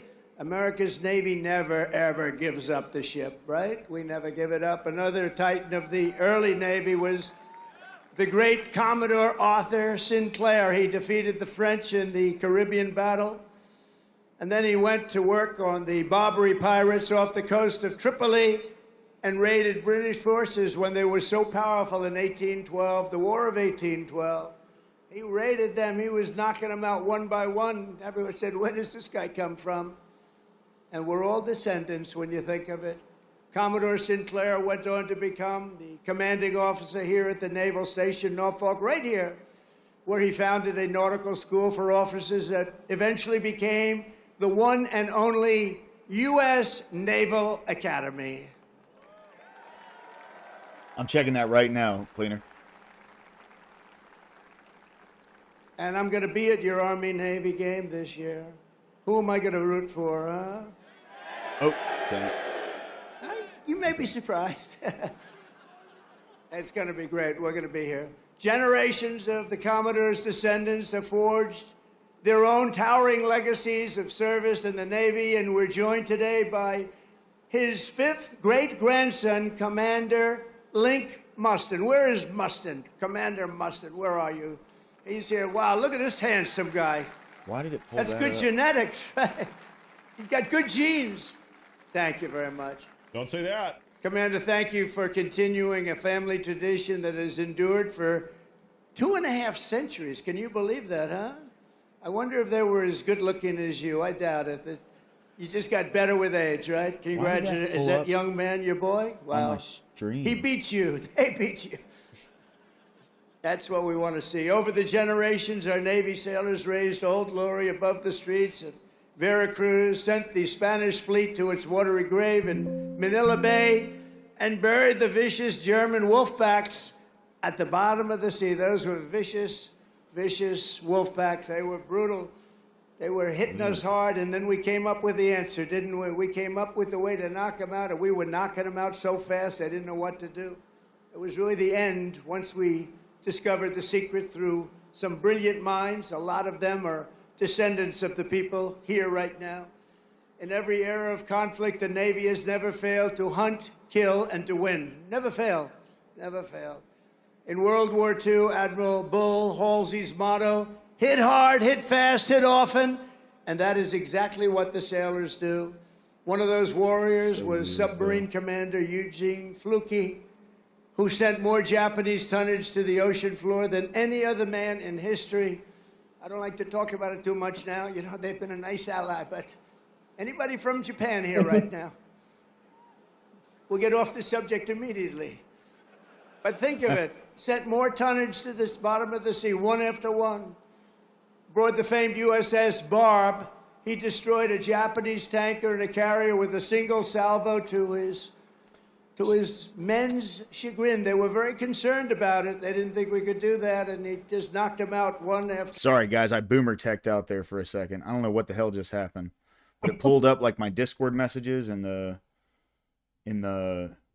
on stream and everything. Sorry about that, Cleaner. I don't know why the fuck it did that, dude. Another. And again, torpedoes were flying, but his greatest feat came when he spotted 30 enemy ships at port off the coast of China. You know that, a very famous story. Commander Fluke ordered his What's up, EOD? Welcome in, bro. Good to see you, man. men to their battle station, slipped into the harbor and sank 6 vessels at one time before taking off into the beautiful, wild blue ocean. He received 4 Navy Crosses, the Legion of Merit, and the Congressional Medal of Honor. That was a brave guy. In recognition of the incredible achievements of the USS Barb under his command, this December we will lay the keel of a brand new Virginia-class submarine bearing that same legendary name, and his grandson, Tom, will be there to pick it up. Tom is with us today, and I want to thank you for keeping that great legacy around. Where is Tom? Oh, look, stand up, Tom. Great. Good, Tom. Thank you. That's good. That's good genes too, Tom, isn't it? That's good stuff. Thank you very much, both, for being here. From Midway to the Coral Sea to Leyte Gulf, American sailors fought the most epic naval battles in history. And at Normandy, the Navy led the greatest armada ever formed to deliver the single largest invasion force the world has ever seen. One of the sailors who did it was Felix Maurizio, who enlisted at age 18 and trained right here in Norfolk, trained right here. On D-Day, June 6, 1944, Felix manned an amphibious landing craft that did 6 harrowing runs to Omaha Beach. You all know about it. These are all famous fights. He delivered hundreds of American troops into the battle, including his brother Sal. Felix lost so many of his friends that day, but he kept fighting. He kept going out there, getting more soldiers, getting more of everything. He just kept coming. They couldn't stop him, and went on to serve in the Pacific under the great Admiral Nimitz. In February 1945, he spent his 21st birthday landing Marines on the blood-soaked sands of Iwo Guy's name's Nimitz. I wonder what kind of church he went to. Jima, one of the bloodiest, toughest You know what I'm saying? battles ever. I get Historic it. battle. I get it. 6 months. Down. Yes, EOD. Oh, fuck, dude. I totally forgot about that. Hey, I'm sorry. I have not been active in, like, basically over a week. So, I'm sorry. Yes, I will be there on Wednesday. I apologize, dude. My bad, man. Yeah, let's finish it up. It's been fun, for sure. I'm sorry, brother. The past week I've just had a lot going on, man. But no, I will be there Wednesday, I promise. Yeah. All right.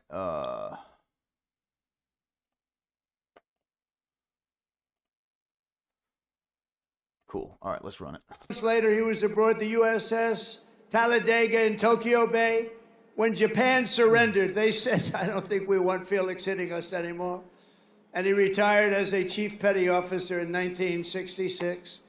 This year, Felix celebrated his 100th birthday, and he is here this afternoon as a living testament to the glory of the United States Navy. Wow.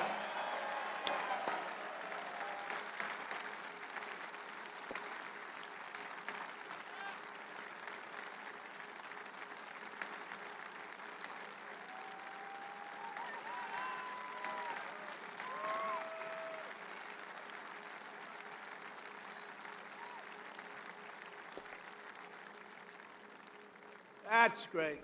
He looks good. Felix, you look better than I do. I'm not happy about this, Felix. No, they don't want to mess around with him. And Felix, we salute you. Thank you very much. Incredible. 100 years.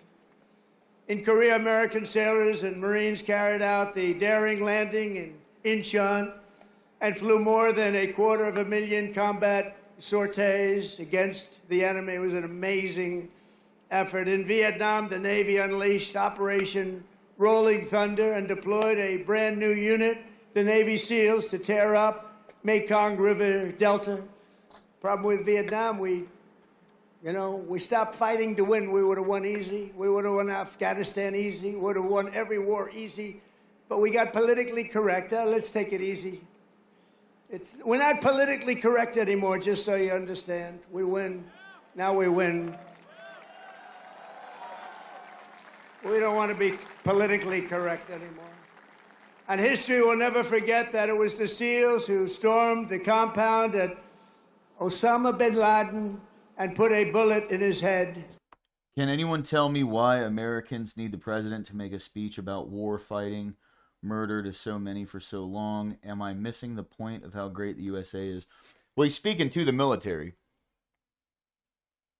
right? Like, that's what their primary function is to fight wars and to defend us.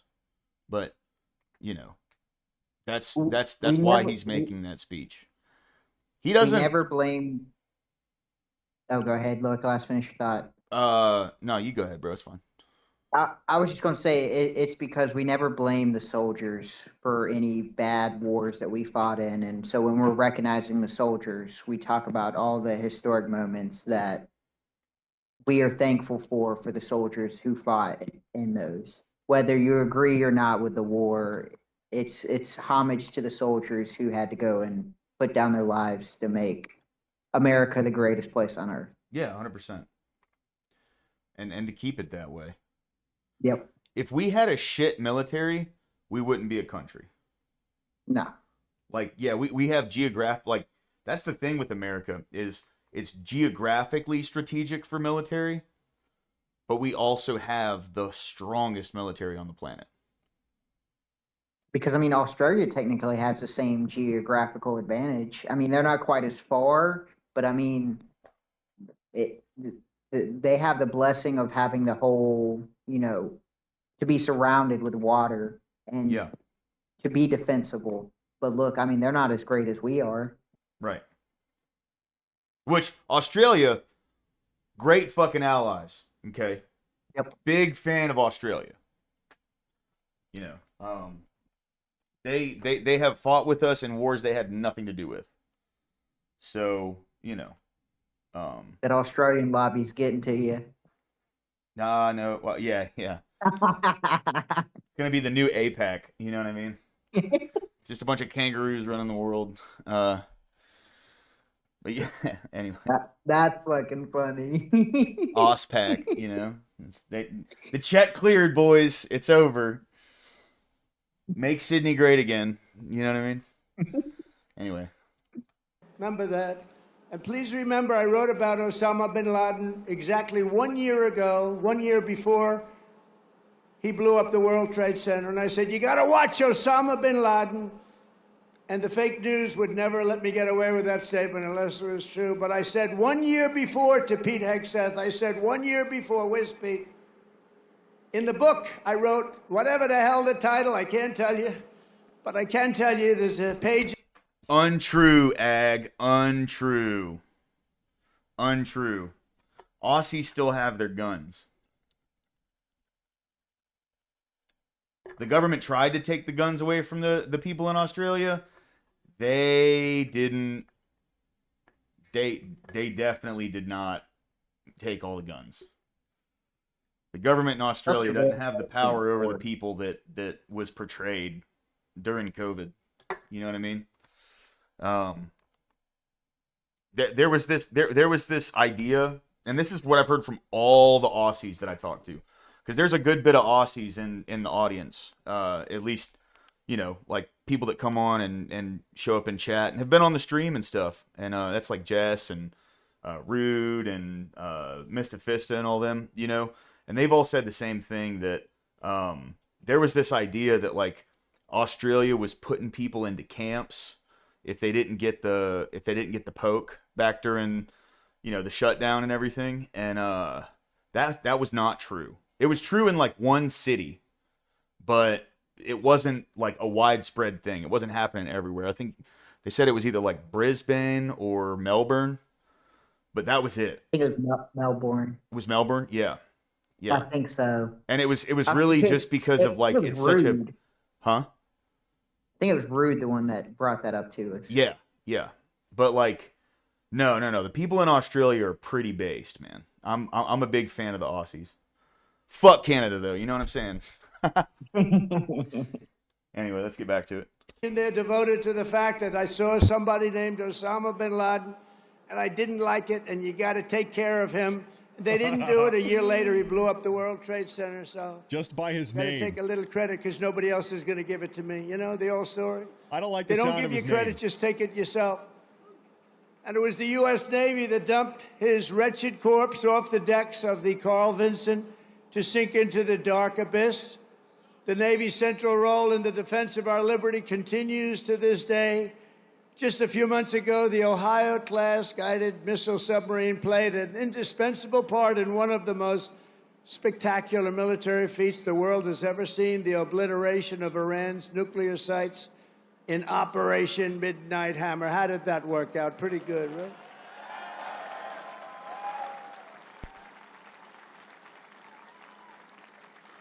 And we shot 30 Tomahawks, you know that. On top of, after the B-2, how about that? The B-2s, what they did, those beautiful flying wings, what they did, they hit every single target they hit. And just in case, we shot 30 Tomahawks out of a submarine, every one of them hit too. So I would say Iran was not particularly thrilled. They were going to have a nuclear weapon within a month. And now they can start the operation all over again, but I hope they don't, Whoa, because we'll that's have a to bold take care of claim. that too if they do. I let them know that you want to do that. What happened? Sorry, I was reading chat. That's a bold fucking claim. What? He said they were going to have nuclear weapons within the month. Who? Trump just said that. Who would have nuclear weapons? Iran. Because we knew he knew something more about it, but he never gave us any more information besides that they were on the verge of developing nuclear weapons. Yeah. There's only been two people who said they were months away, and that's Trump and Benjamin Netanyahu. Yeah. And Trump said they were a month away. And he may be being hyperbolic and stuff like that, but like as an American citizen, I would love to see this type of information, or at least like justify it to me that it was a good campaign. If that's true, yes, I 150%. agreed.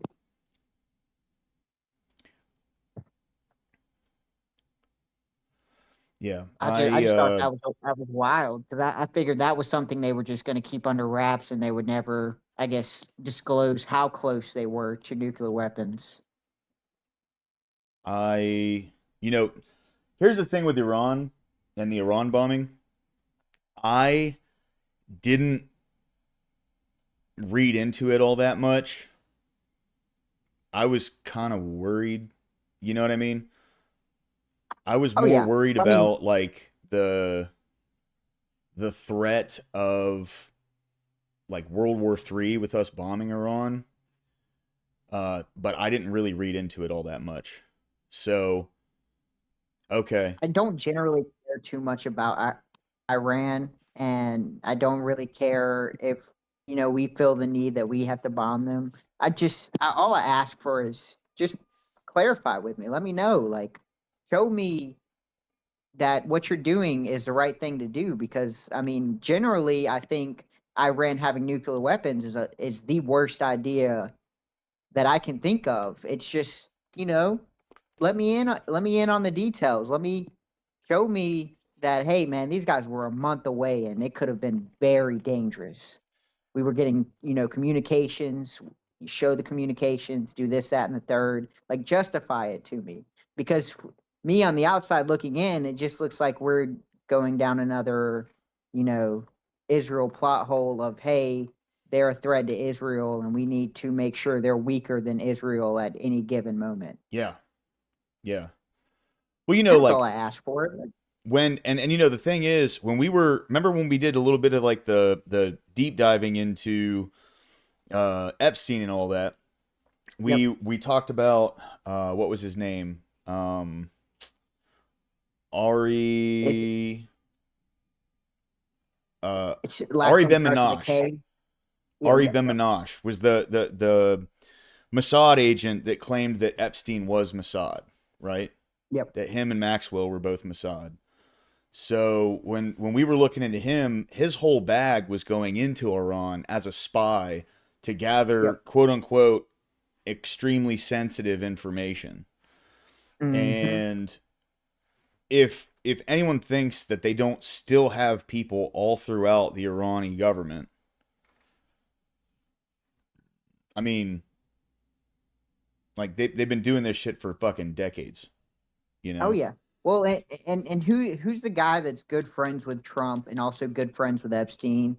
Who Epstein served as his financial agent, who then went to I guess endorse the 1980s arms deals from Israel to Iran. Was it I could pull it up from my notes. Let's see. forget his name. It's the He guy he was huh? he was a playboy, like a big playboy during that time. Oh. I don't Um know. okay, I'm on my notes now. Let me scroll down it. Adnan Khashoggi. That's right. Yeah. Yeah. And it's just kind of like we've done so much to Iran politics and had so much control on who we think should lead that place, and we've dismantled their government on multiple occasions. It's kind of like, at what point are they just a proxy state for us, and and just sometimes they get out of hand. Yeah. Yeah, Scott, I don't think we're ever going to institute the draft. Nah.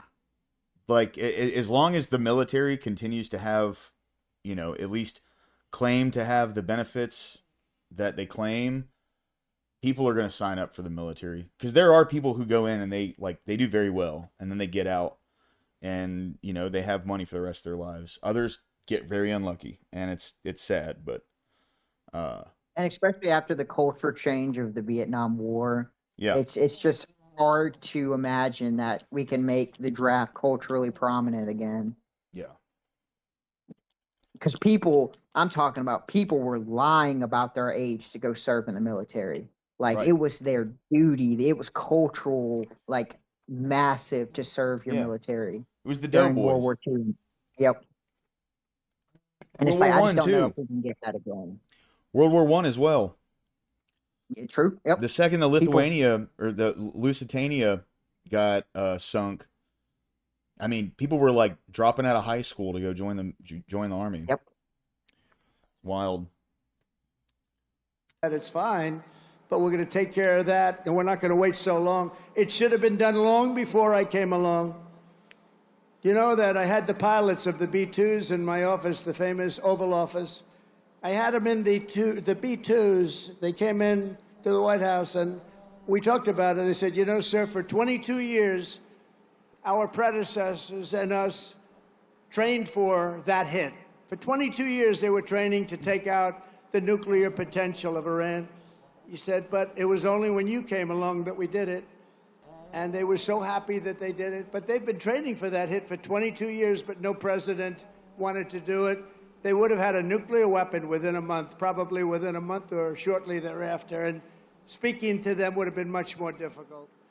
In recent weeks, the Navy has supported our mission to blow the cartel terrorists the hell out of the water. You see that? I love that. Oh, I do too, man. That's some of the best. Like, I'm not saying this that like you know, dancing on the graves of people, but honestly, fuck them, dude. They're bringing shit into the country that is killing folks. Yep. Fuck them. Seriously. Absolutely. Absolutely. You know what I'm saying? Like, Because I mean, if this is a cartel, this is a terrorist organization that is smuggling drugs into our communities. This has to stop immediately. dude, this is something that I talk to with other people in the rooms, especially like younger folks that come into the rooms and they're just, you know, like they just started getting high a couple years ago or whatever. When I was getting high, the worst thing I had to worry about was getting a bag and it doing absolutely nothing. Yep. You know what I mean? Like, fuck, this is Oh, yeah. fake. I got scammed, whatever, yada, yada. Now, you can go get a bag of blow and it'll kill you because it's got fentanyl in it. Yep. That's fucking insane. Oh yeah. So, you know, fuck these people, dude. And this is being brought in from other countries. Like, Yeah. that's insane to me. This is Yeah. as close to terrorism as you can get on our borders. And for a long time, a lot of people had ignored it. Well, not only is it, but they're profiting off of it too. That's the thing. True. Like, they're not spending money to kill people. They're making money killing people.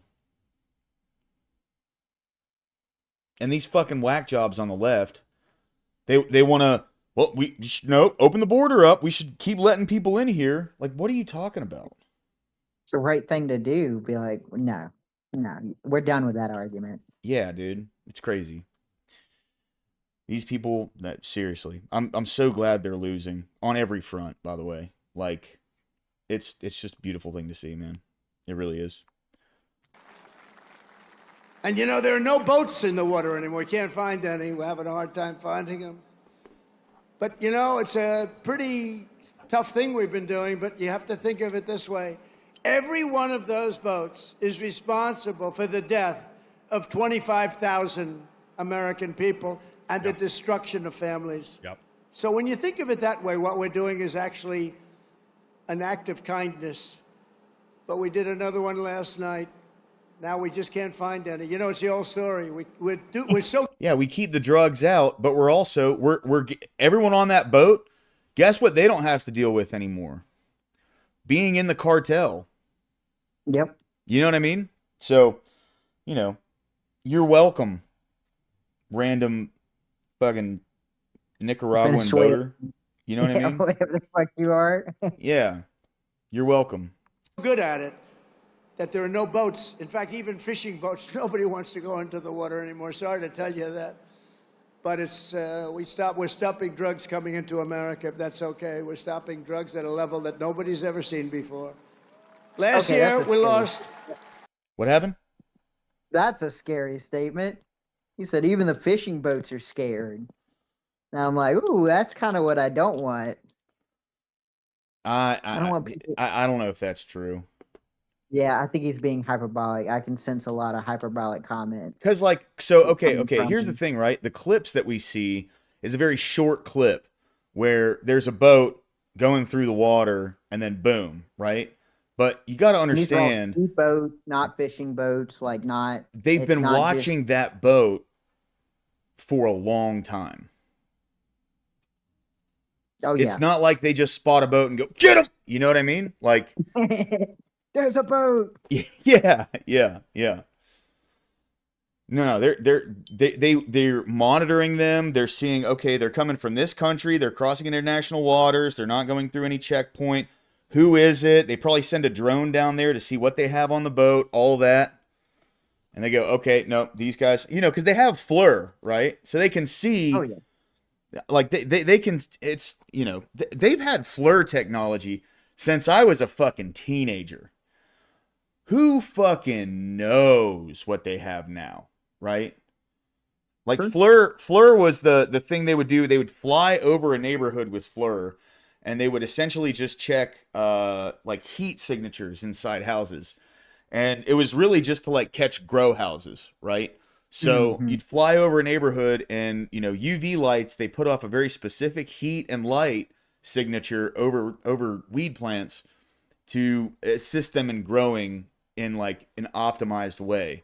Well, they can detect that with FLIR, and they could detect that shit back in like, 2009, right? Probably before that, honestly, but they've had the technology since then at the very fucking least. So, it's like none of that shit's new. And with everything like as accessible as it is now, and with just like the maneuverability of drones, right? Like, Oh yeah. I had it's the DJI Air Pro Air Pro 4, I think is what it's called. Anyway, the thing's less than 250 grams. Mm-hmm. You know what I mean? Like, it's light as hell. Super lightweight. And it's got, the camera on it has a built-in gimbal, so you get completely clear video while the thing's just in air, and it can just move like nothing. Now you can hear the thing, but anyway, that's all. I just they have a lot more technology than we think they have, and they're not just out there like lobbing missiles at random boats. If a fishing boat says they're scared, they're fucking morons. Mark my words, CNN's gonna eat that up. I'll 100%. send you the moment I see it, I'm gonna send it to you on Discord. Yeah. I believe 300,000 people. And that's not talking about the destruction to families. Every one of us knows families that have been destroyed because the son, daughter, even mothers and fathers are destroyed by the fentanyl pouring in and drugs pouring in. Well, they're not coming in by sea anymore, so now we'll have to start looking about the land because they'll be forced to go by land. And let me tell you right now, that's not going to work out well for them either. And it was the Truman Carrier strike group that unleashed American fury on the Houthi terrorists in the Red Sea.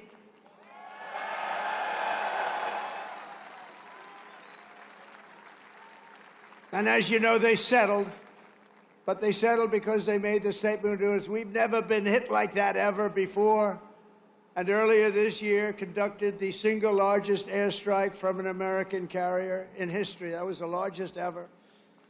I want to express my personal thanks to every single sailor who contributed to these phenomenal victories. We only know victory. We're only going to know victory. We don't want to know the other word. We want to know victory. We're going to have great victories in the years to come. Well, at least for... Is he saying hail victory? Literal Nazis, guys. Fucking that's I'm pretty sure the Mustache Man said the same thing. yeah.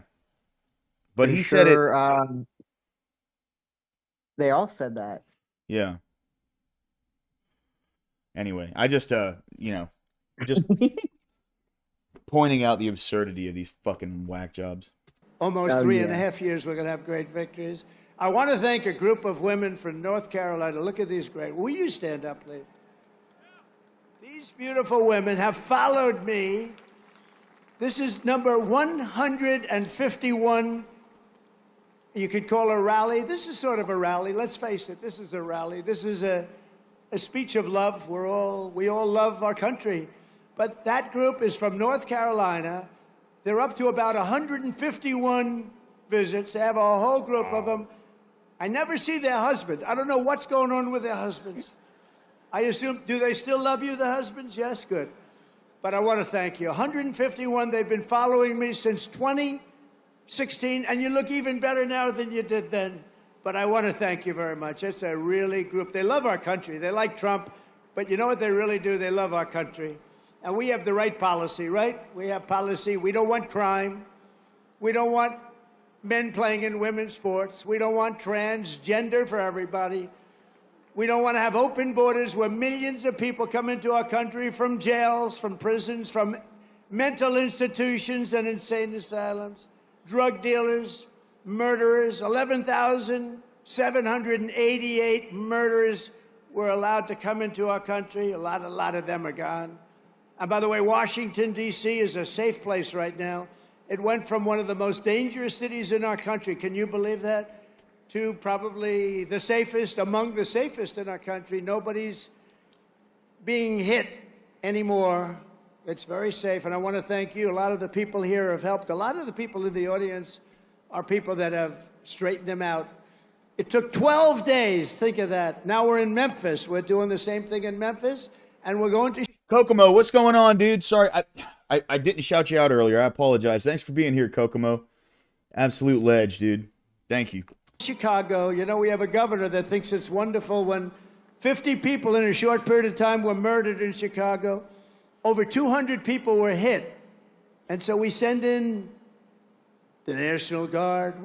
You know what? We send in what's ever necessary. People don't care. They don't want crime in their cities.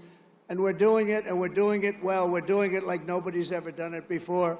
So I just want to tell you, you're very close to D.C. The restaurants are thriving.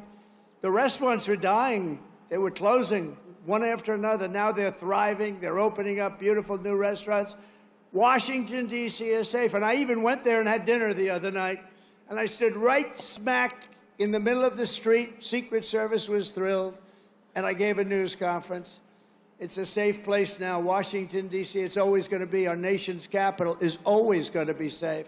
We're never going to let that happen again, what happened there.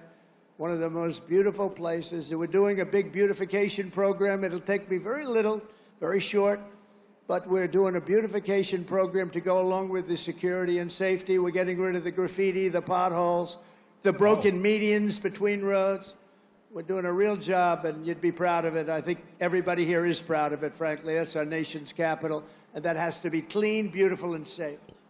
The U.S. Navy always stands for... Robert Whaley, what's going on, dude? How you doing today, man? Good to see you, bro. Welcome in, dude. Welcome in. Thank you, sir. What a legend, bro. I appreciate seeing you, man. I'm doing well, bro. Hope you're doing the same. America, as your commander-in-chief, I will always stand for you. I promise you that. You know that. That's why you voted for me in numbers that nobody's ever seen before. And I want you to know that despite the current Democrat-induced shutdown, we will get our service members every last penny. Don't worry about it. Don't worry about it. Don't worry about it. Do not worry about it. It's all coming. It's coming. And even more because I'm supporting the across-the-board pay raises for every sailor and service member of the United States Armed Forces. But we have to take care of this little gnat that's on our shoulder called the Democrats. They want to give all of our money to illegal aliens that pour into the country. And you know, I have a bigger heart than they do. But the problem is when you do that, they come in by the millions. Everybody wants that, so you can't do it. But I've also pledged the largest ever investment in our military's history. We're spending over $1 trillion. We've never had anything like that before. $1 trillion on our military, and that includes, along with your Secretary of the Navy and Pete Hegseth, we're going to be building lots of ships and doing a lot of things that you haven't seen happen for 35 years. We'll soon revitalize our once great shipyards with hundreds of billions of dollars in new investments and people coming from all around the world, and they're going to build ships in America. We want them built in America. And as I told our generals and admirals last Tuesday, we are getting wokeness the hell out of our military. It's gone. It's really gone. I don't know that it was ever really here. I think some of the top people had it. I knew a few of them that were they were major losers. But they were losers.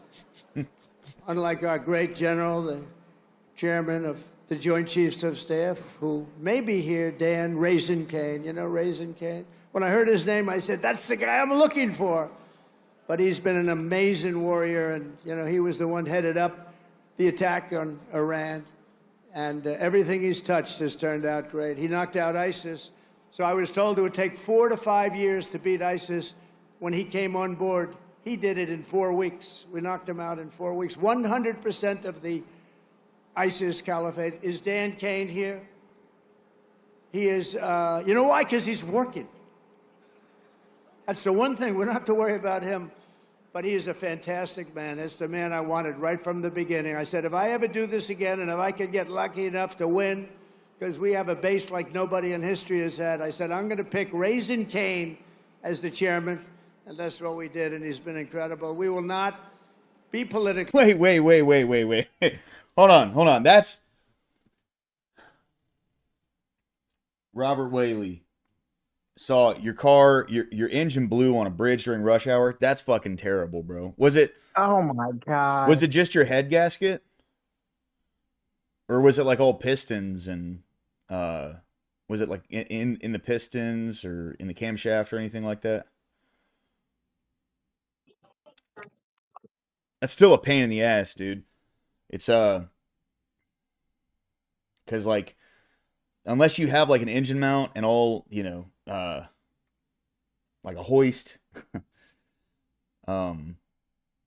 it's incredibly expensive. Head gaskets aren't expensive themselves, but the thing they charge you on is like unhooking everything from your engine and basically like taking your engine out with the hoist, putting it on a mount, and then taking the engine apart and replacing the head gasket.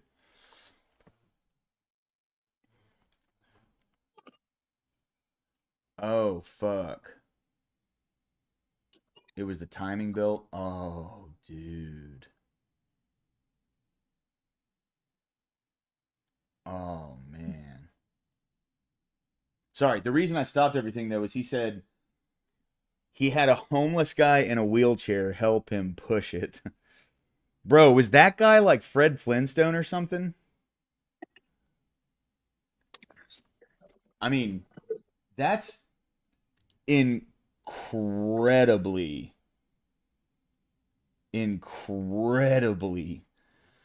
how did he help? I just don't like it's not making sense. That's wild, dude. That's cool though. Yeah, get on that guy. Well, so like that's like a cascading failure though, because the timing belt was off and it threw anything on the inside out of whack, you know, like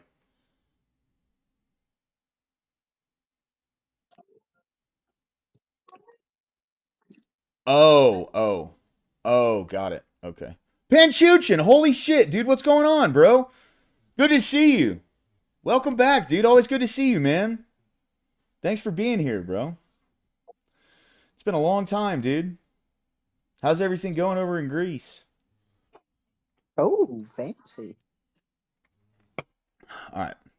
Correct when it comes to defending American freedom. That's why we have renamed the Department of Defense at Department of War, as I said, and we have changed the name of the Gulf of Mexico to the Gulf of America. That was easy. Fucking That love was it. an easy one. And that fucking threw everyone into a loop, dude. Like, Yeah, they didn't know what to do with that. people were so fucking mad about that shit. I am still waiting to hear his actual announcements, though. His announcement, bro. You know what I mean? He's probably going to save it for the end, just because he's given, their shine, and he'll probably kind of save it for the end, Fair. Yeah. kind of wrap up with the news. Cool, man. I'm glad to hear it, Panchich, and things are good on my end as well. Good to see you again, man. You know, for years I've looked at it, and I added it up, and I figured we have 92% of the frontage. I say, how come we call it the Gulf of Mexico? I mean, I wouldn't say that Mexico is thrilled with me, but what are you going to do? It's the Gulf of America, and I love it now. I was watching the other night a report, and they said very routinely, in the Gulf of America, this is the, they just went on to talk about it. They didn't do it with a smirk or a smile. They didn't say, in the Gulf of America. No, it's called the Gulf of America now, and nobody's playing games with it. We got sued by the Associated Press, and they lost. In fact, the judge was so good, he said, he's calling it the Gulf of America. He's got all the approvals. You have to do that, too, to the very liberal Associated Press. They got thrown out of court. In fact, they're almost not allowed to cover me anymore because of that. It was a big hit. So I'm very proud of that. Under our leadership, the spirit of the American forces is soaring like it has never soared before. I think right now we have more spirit than we've ever had before. After years of recruiting shortages, we couldn't get guys or gals to become sailors. 1 year ago, they didn't want to be a sailor. Although I must say, once I said we're going to run, a lot of people made it better. But let's go back 2 years, and it was even worse. Because there was no hope. We had this horrible, horrible president who had no clue what the hell was happening. The chances of him walking down those stairs successfully were not good. And I have to be careful, because one day I'm going to probably fall.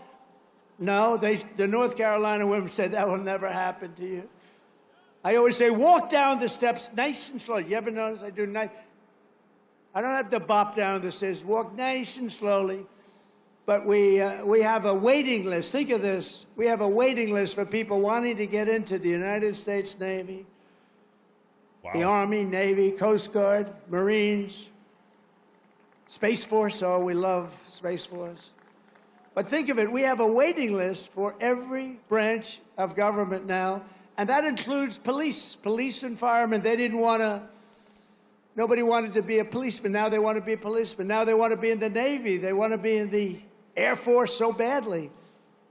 The Marines, the Army, they want to be in all of it. They love Space Force. I love Space Force because I created Space Force. That was my thing. And it's going to turn out to be one of the most important. But 1 year ago, why is that? Our country was dead. We had a dead country. People say, sir, you shouldn't say that. It's too straight. We had a dead country, and today we have the hottest country anywhere in the world by far. 1 year, think of it. 1 year ago, we were dead. It's true. It is true, though. The king of Saudi Arabia said to me, President, 1 year ago, we thought we lost America. We thought it was a dead country, and now you have the hottest country anywhere in the world. He said that. I use this term. And I'm pleased to say that 2025 was the Navy's single best recruiting year ever. Not bad. So you went from those embarrassing headlines of a year ago. Think of it. Nobody wants to go into the Navy. How does that make you feel? Now you have a different problem. You know what the problem is? Everybody wants your job. I like that better, right? No, but nobody's going to take your job. You were with us when it was not as nice. It wasn't as nice. Those are the people I like the best, too. The people that were with me when it wasn't looking so good, like these ladies from North Carolina. They were with me when it wasn't looking that good. A lot of fake scandals were created, all fake. One of those eager new recruits is 18-year-old Aiden Rollins, a recruit like I'm so proud of. Aiden's father was a sailor, his grandfather was a sailor, and after 4 years of Navy ROTC, it is Aiden's turn to carry on that tradition. When he enlisted in April, his father, Daniel, a Navy veteran, was so inspired that he decided to re-enlist too. Wow. I'm delighted to say that father and son are here with us today representing the future of this great fleet. Please, Aiden and your father, please stand up. Wow.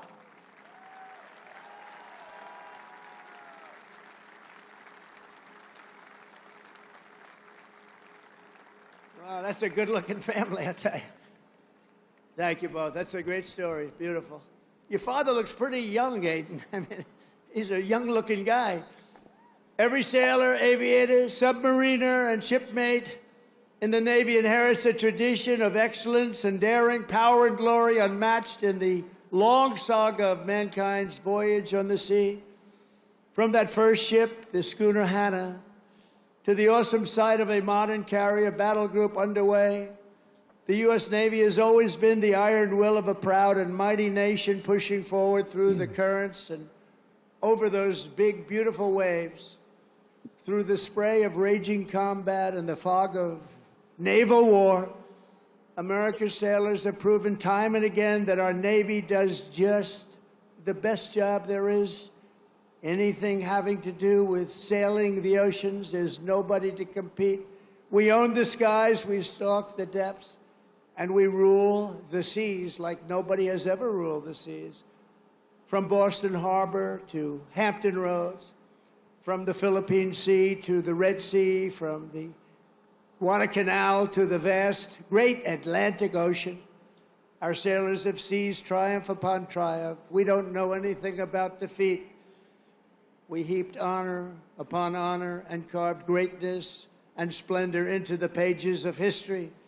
We only talk about the Navy and only use that word, splendor. We also say victory because that's the other. We have splendor and we have victory on gun decks and flight decks. In torpedo rooms and cockpits, they have poured out their blood, sweat, and tears and offered their very lives to defend this land between the seas. They have crossed icy canals, leapt from burning wreckage, plunged into frigid waters, soared into deadly skies, and slashed across the mine-infested bays to claim American victory and to defend the cause of liberty, to defend, quite frankly, the American flag. In every era and every part of this globe, our sailors have fought with courage in their hearts, patriotism in their souls, and salt water in their veins. You have that salt water? Don't let the doctors change it. Keep it, because there's nothing like it. There's no blood like it. This just in: Trump thinks Navy blood is made with salt water. Like, that's I'm just highlighting the fucking ridiculousness of the media. I'm gonna need a standing Snopes fact check on that. I know, yeah, no shit, yeah. But he thinks naval officers have salt water in their veins? What a retard, am I right? You know what I mean? Like, fucking A, dude. For all of you today, I know that whatever our nation is threatened and whenever they need help, whenever duty calls, American sailors will hoist our flag high and they will rally to Admiral Farragut's immortal battle cry, "Damn the torpedoes, full speed ahead, go, you son of a gun." With your help, we will fight, fight, fight. We will win, win, win. Because of you, our Navy and our country will always be proud and righteous and mighty and free. Congratulations once again on 250 years of total dominance. Sail fast. Stay strong. Thank you. God bless our sailors, and God bless the United States of America. Thank you very much, everybody. Thank you. Hey, I'm always down to hear the president speak well about our military, but there was no fucking announcement. That wasn't a major announcement. I'm just saying. No, you're right. I don't know what they meant when they said announcement. I assumed there was going to be more than, just the usual Trump praising of the military, which is always good, always a good thing. And if that's the announcement, then okay. Yeah. I was expecting a little more. I will say, Ian Carroll is like he's I think he might need to like touch some grass. I agree. I think Candace is in the same position. Yeah, she's out of her fucking mind. She's crazy as shit, dude. Candace Owens. I mean, just to give her a little bit of credit, because I know a lot of people jump down her throat for being crazy, but she did lose a very close friend. And it's like for 6 years of her life, this is someone that she spent a lot of time with. And Yeah. so she may be death, is death stricken a word, or like grief stricken Yeah. to the fact that she's been saying this stuff, and then now she's got some type of evidence to her that proves that it's an inside job and the government's lying to her, and that there may be Israel connections, which I haven't seen, but it's just kind of pushing her to this. I don't want to call it crazy, because Candace Owens has been on top of a lot of good stuff, but this one, I think she's gone off the deep end. And I do feel bad for her, because I mean, from my understanding, her and Charlie did used to have a very close relationship. Yeah. No, they were very close for sure. With Ian, I don't know Ian's kind of position in it. I don't think he was ever too close to Charlie Kirk. His is just natural Ian, to where I think he's following a rabbit hole that I don't think is going to bear fruit. Well, and like, he's looking at things in a really weird way, like, so I'm sure if anyone was like on Twitter that day, there was the big conspiracy theory between about like the two guys that were right behind him, and the one guy that had the glasses and the hat on reached up and touched his hat or his ear. Mm-hmm. And then, oh yeah, I know, GB. Yeah. Yeah, I know, dude. I got some wild shit on here, dude. But what's up, GB? By the way, good to see you, man. Good to see you.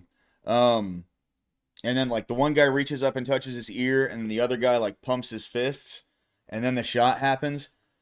I don't think there's really any reason to look too closely into that kind of shit. No.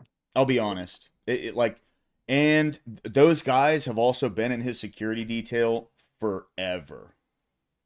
Because those were two of his security guards. Yeah. So, I don't, there's... And they're standing there for hours at a time. Right. And it just so happens that when they do something like move or touch their arm or do some type of motion, it just so happens that Charlie Kirk gets shot. Yeah. And I don't think there's any direct correlation to that, because you're talking about people who have been working with Charlie for probably just as long as Turning Point's been a fucking organization. Right. By the way, yeah. I know, Cleaner. That burger looks wild.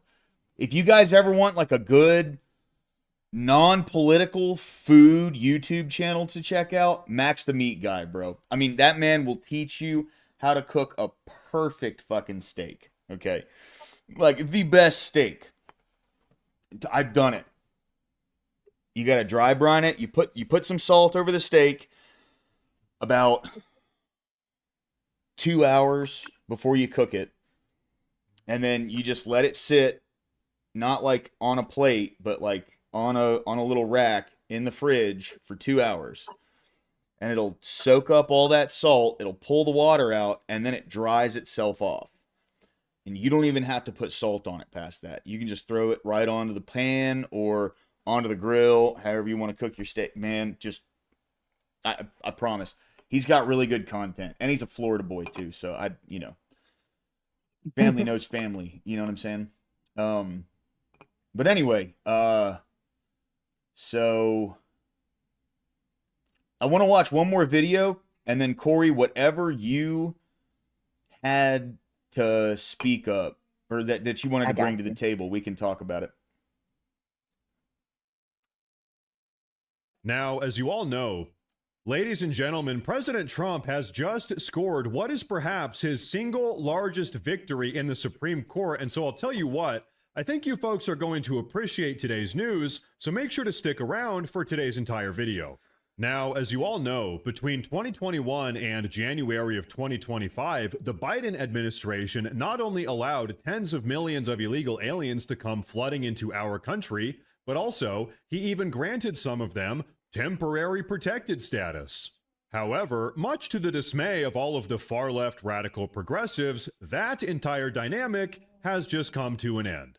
You see, the U.S. Supreme Court just ruled in a bombshell 6-3 decision in favor of the Trump administration, clearing the path to revoke Joe Biden's temporary protected status for over 300,000 Venezuelan illegal aliens.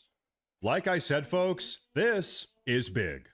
But now, before you ask, much to absolutely no one's surprise, the 3 Supreme Court justices that voted against the deportation of these 300,000 Venezuelan illegal aliens are Justice Sonia Sotomayor, Justice Elena Kagan, and of course, everyone's favorite low IQ DEI hire, Justice Ketanji Brown Jackson.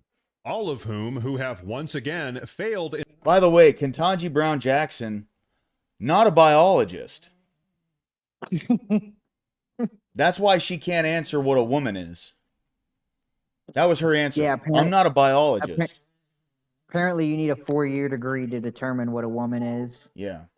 or a 10-year degree, or however long biology fucking degrees last. And I mean, like, can we all just agree, boys? These are probably in the top 1% of the ugliest bitches in the country. You know what I mean? I'm just being honest here, right? in their sworn duty to uphold. I was just gonna say this is not a good representation of what a woman is. Yeah, right. The one on the left, that looks like, well, never mind. I won't go there. Hold the U.S. Constitution and to serve all of us American citizens. Really, these justices are just a complete and total disgrace to our judicial system.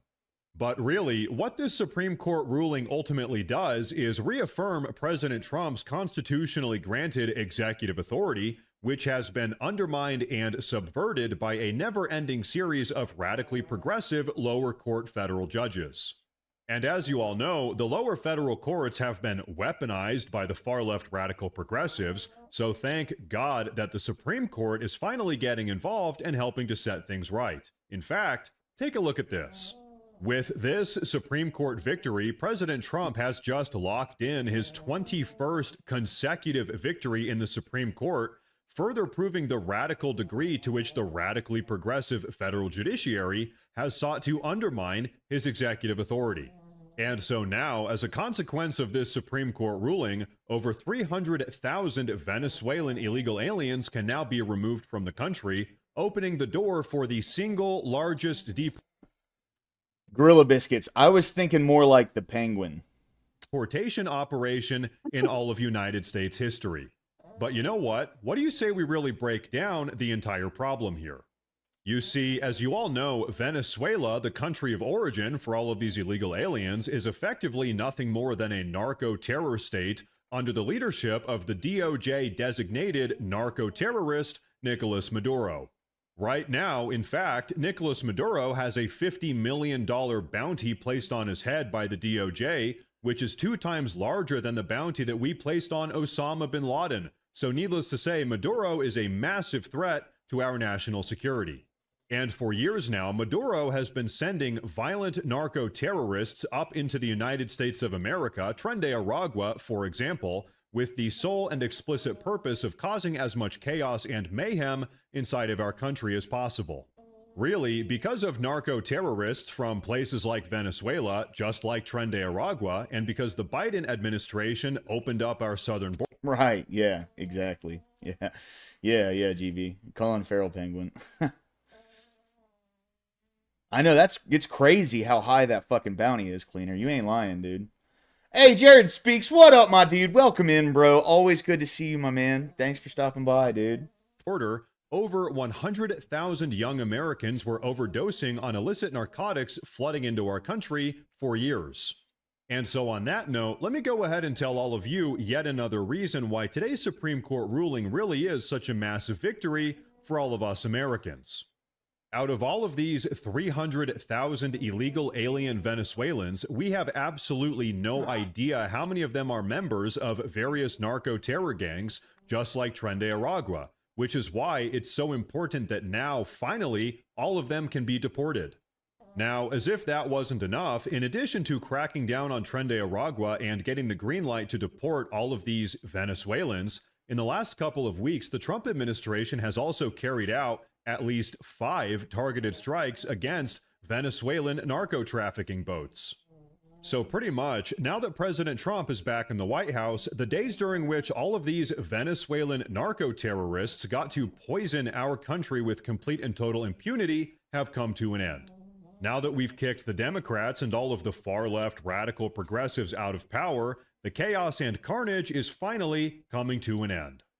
And ultimately, this Supreme Court decision not only accelerates President Trump's mass deportations, but it also puts an end to the abuse of our immigration system.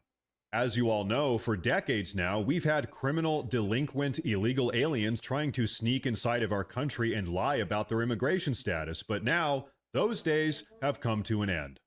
But now, folks, as it relates to all of this, there's actually something else here that is frankly absolutely shocking that I want all of you to take a look at. But first, I do want to say real quick that if you guys enjoyed the daily news updates, please consider subscribing to the channel because it really does help a lot. But okay, check this out. Over the last couple of months in the lower federal courts, President Trump has racked up a 96% loss rate, whereas now in the U.S. Supreme Court, President Trump has a 21-streak 100% win rate. So that is how you know for an absolute fact that the lower... Nah, Batman. You'll never defeat me. You know what I mean? That's insane. That's insane, though. What he said, a 21 and 21 streak of 100%, correct? Yep. Crushing the That's game, dude. Fucking insane. Crushing the fucking game. You know what I mean? Let's keep it rolling, dude. Let's keep it rolling. Really, where would we be if the Supreme Court didn't sway in our side? Oh, yeah. Yeah, that's why, like, we need to thank Ruth Bader Ginsburg. Because that bitch wanted to hold on to power for as long as she could, and she fucking died in her seat. So, thank you. Instead of passing it off and letting Obama make a change in there, she wanted to hold on to that power, hold on to that reputation, and because of her, we got Brett Kavanaugh and then Amy Coney Barrett. Maybe she was a secret Trumper. Maybe. Courts have been hijacked and weaponized by the far-left radical progressives who are effectively just trying to usher in a judicial tyranny. And folks, keep in mind, what's really their ultimate goal here? Well, the far left wants to open up our borders and replace all of us, actual Americans, with a bunch of third world immigrants that will effectively be a bunch of modern-day slaves to the progressive establishment. But now that President Trump is back in the White House, all of their far-left, progressive, anti-American plans have pretty much completely fallen apart. In fact, take a look at this. 300 federal officials to that apartment complex. Some even rappelled down from Blackhawks onto the rooftop in order to help secure that perimeter. Now, they were searching for suspected members of the violent Venezuelan gang Tren de Aragua. Of course, TDA has been designated as a terrorist organization under the Trump administration. Now, it was the biggest show of force that we've ever seen on the ground here. We had agencies, FBI, Border Patrol, ICE, and ATF all involved here, and they were all looking for targets in that same exact building. It was a 5-story building. It was a tall task for them, and anything could have gone wrong. But luckily, the operations went pretty smoothly. Preliminary reports show that about 30 illegal immigrants were arrested in this operation, some of them suspected Tren de Aragua. Now, we talked with Chief Gregory Bovino, who's running the operations on the ground for many of these ops in Chicago, and he had some words for people that are pushing back against his operations. Take a listen. How about you live in the apartment next door to Tren de Aragua members that are trafficking in prostitution, guns, drugs, and taking advantage of American citizens in a violent way. Why don't you live next to them and then see how much of a Gestapo or a Nazi we are? And so, folks, as you all know, he's absolutely right. Here's one of the far left's single largest points of hypocrisy. They themselves don't want to be surrounded by a bunch of violent third world narco-terrorists, but they have absolutely no problem whatsoever forcing the rest of us to live by them. As you all know, oftentimes these far left radically progressive politicians live in their safe, cushy, gated communities, far removed from the ramifications and real-world consequences of their own radically progressive ideology. But as you all know, all of us actual Americans have had enough of living under the far left's leadership, if you can even call it that, and being forced to surrender over our own country to a bunch of illegal aliens. Yeah, fuck so these now folks. The message has... Fuck them. Go home. Yep. Go the fuck home. Do you have a family here? Take them with you. Go home. Absolutely. All the I'm just American trying to- money that you made, you could go down to Mexico right now and live pretty fucking well off of it. Yep. Go home. Okay? Straight up. It's that easy. Has been sent out loud and clear. The far left's judicial tyranny has come to an end. The southern border is closed, and now all of these illegal aliens are getting deported. And as for all of these Venezuelan narco-terrorists, well, let's just say that they should probably start deporting themselves immediately and stop trying to smuggle narcotics into our country. Yep. Because as we've said, now that the Trump administration is back in charge and now that the Supreme Court is actually sticking up for all of us Americans, not only is the border secure, but also the mass deportations are underway. And so, ladies and gentlemen... And by the way, they're not deporting American citizens. That's a fucking lie. They're not even saying it anymore because no American citizens have been deported. None.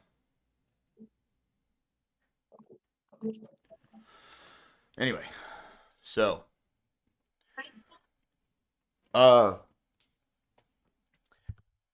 Robert Whaley, I saw this thing that was pretty funny. It said, "Good fences make good neighbors."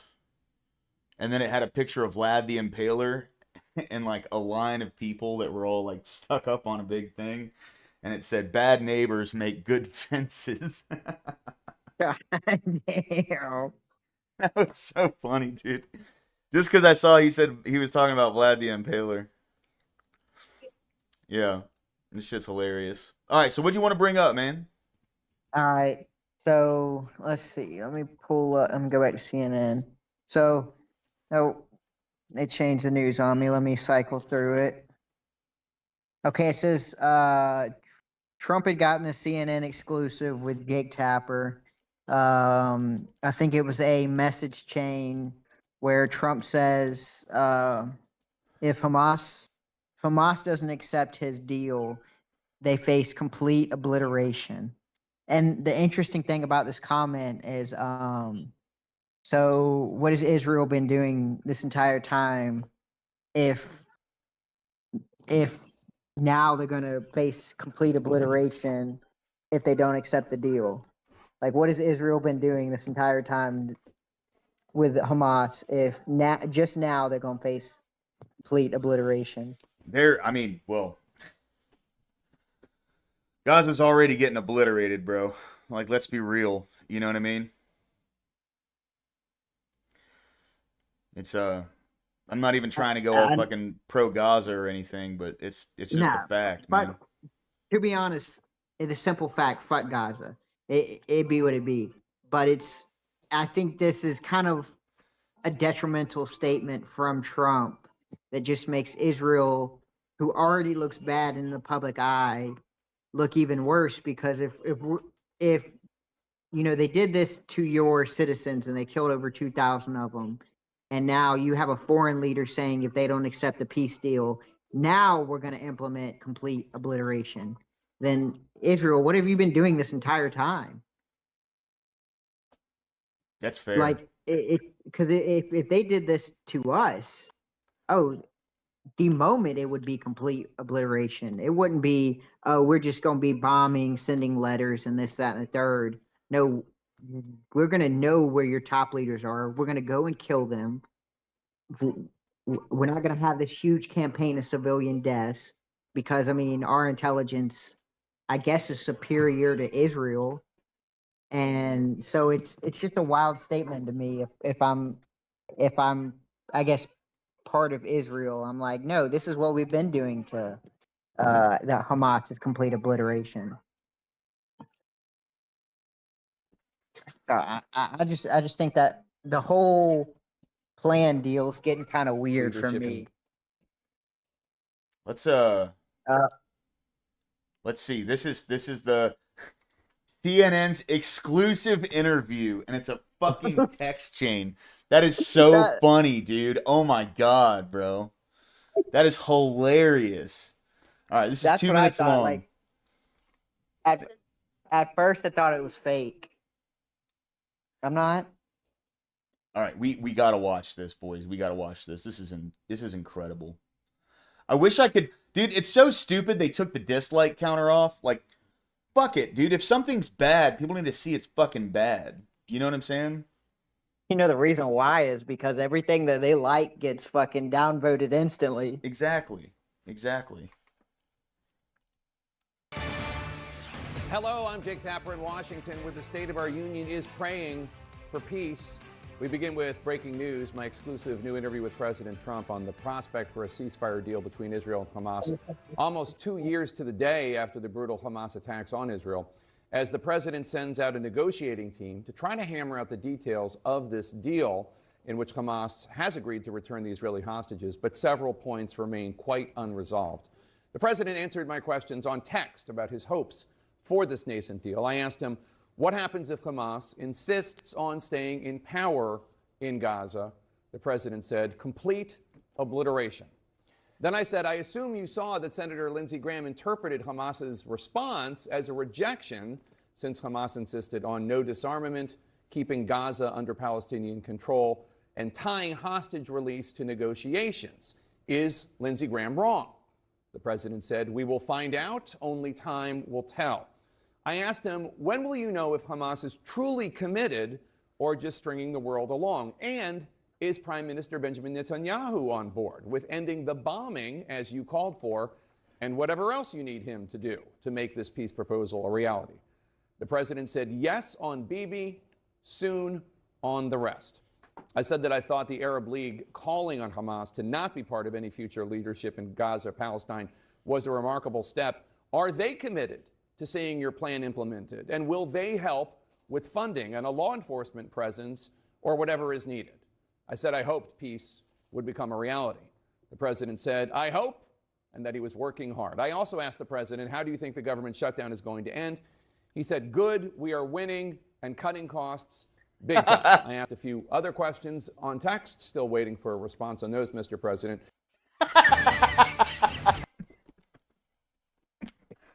That's all they got. Bro left him on red. Trump left him on red.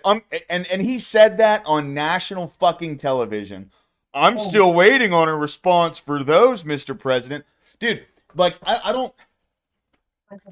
I know Jake Tapper doesn't like Donald Trump, right? I think we can all be very clear about that.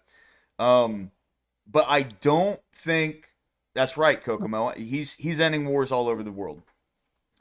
What I don't think, though, is I don't think he realizes how good this makes Trump look.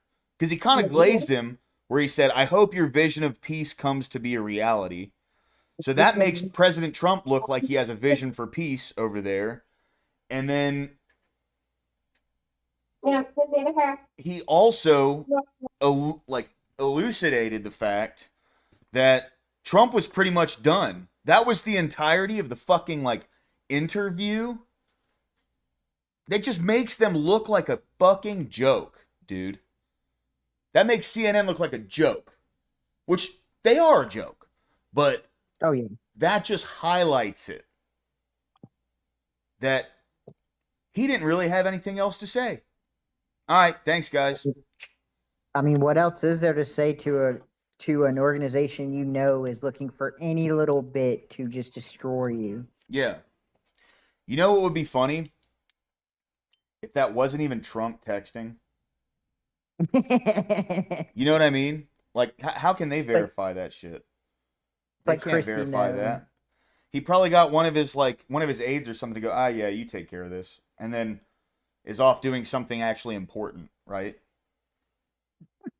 Like a CNN interview is not fucking important for the president, and that's crazy. I don't call that an interview. That's not an interview. Right. Well, 100%. No, that's just like they were probably they probably told him, yeah, none of this will be aired. We're not gonna publicize this. I just have a few questions. You know what I mean? Yeah. I wouldn't doubt that. But anyway, Joseph Romano, what's going on, dude? Good to see you, man. Welcome in, bro. Welcome in. That's fucking hilarious, dude.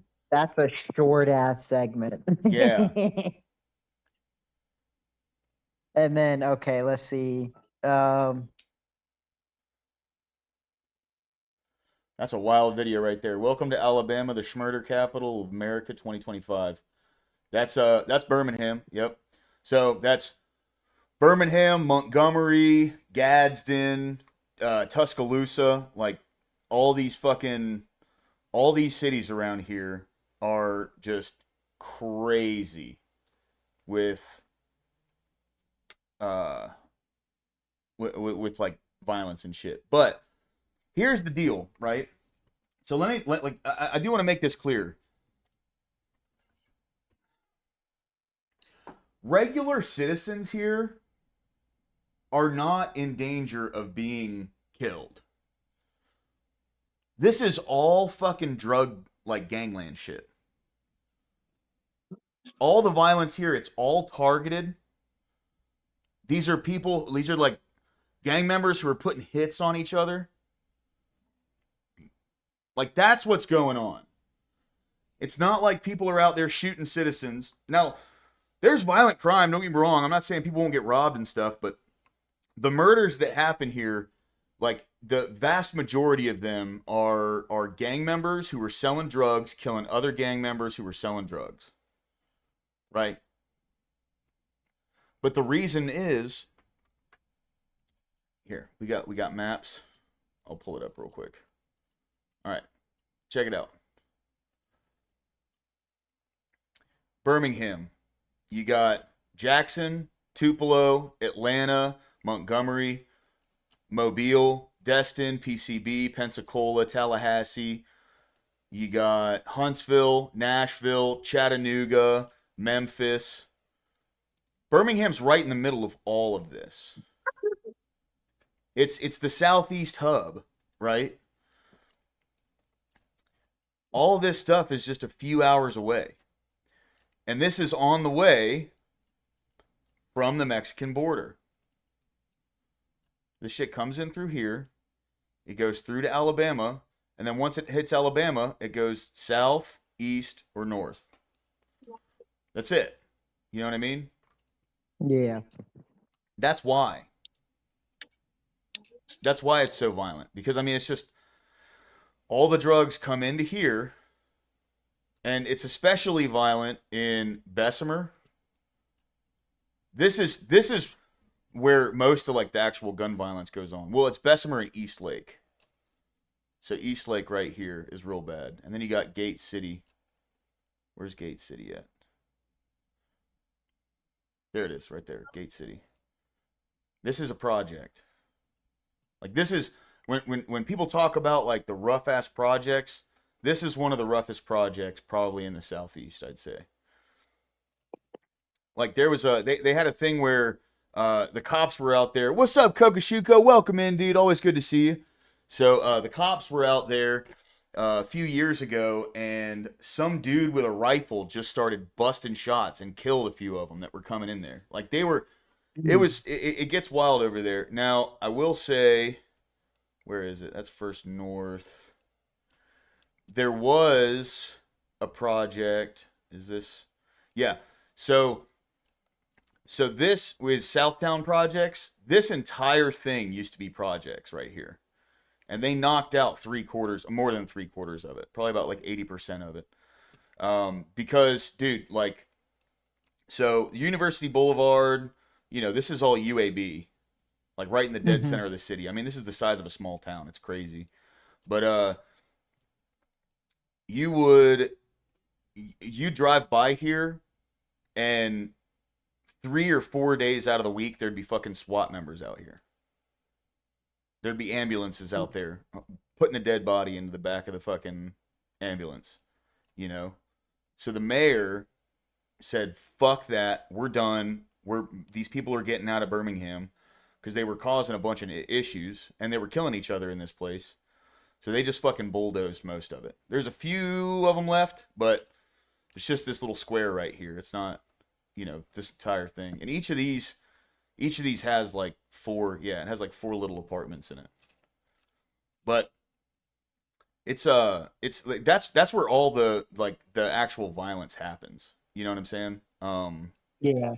Like you got Homewood, Vestavia, Hoover, Trussville, you got Mountain Brook. No violence happens in Mountain Brook. Cahaba Heights, Lake Purdy. Like once you go out this way, and then I'd say, Center Point's kind of bad, but like Trussville, Clay, like once you get out of the city just a little bit, things get a lot better. It's not all fucking terrible, right? But anyway, all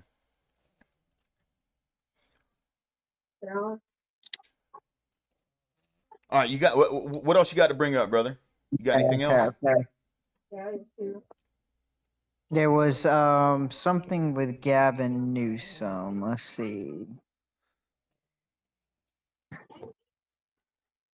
He wants to be Trump so bad, bro.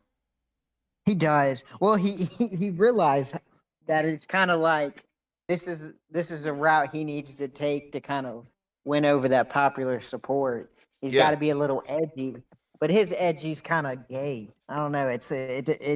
It's off-putting more than it is on-putting. Well, it's not just gay; it's faking gay. Yeah. Hey, Caucasian. I can see my house from here. Hell yeah, dude. By the way, guys, just want to let you all know, I am 3/4 of the way to monetizing the channel. I know I've taken a break over the last week, but let me pull this up real quick. Hold on.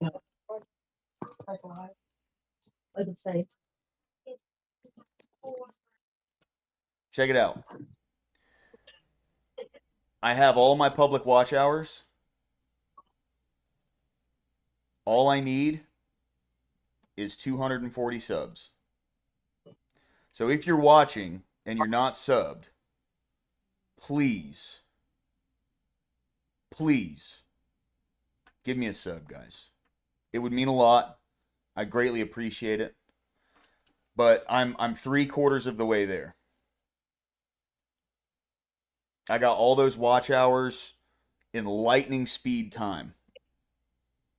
Now it's just the subs. And I've gotten a lot of help from people like,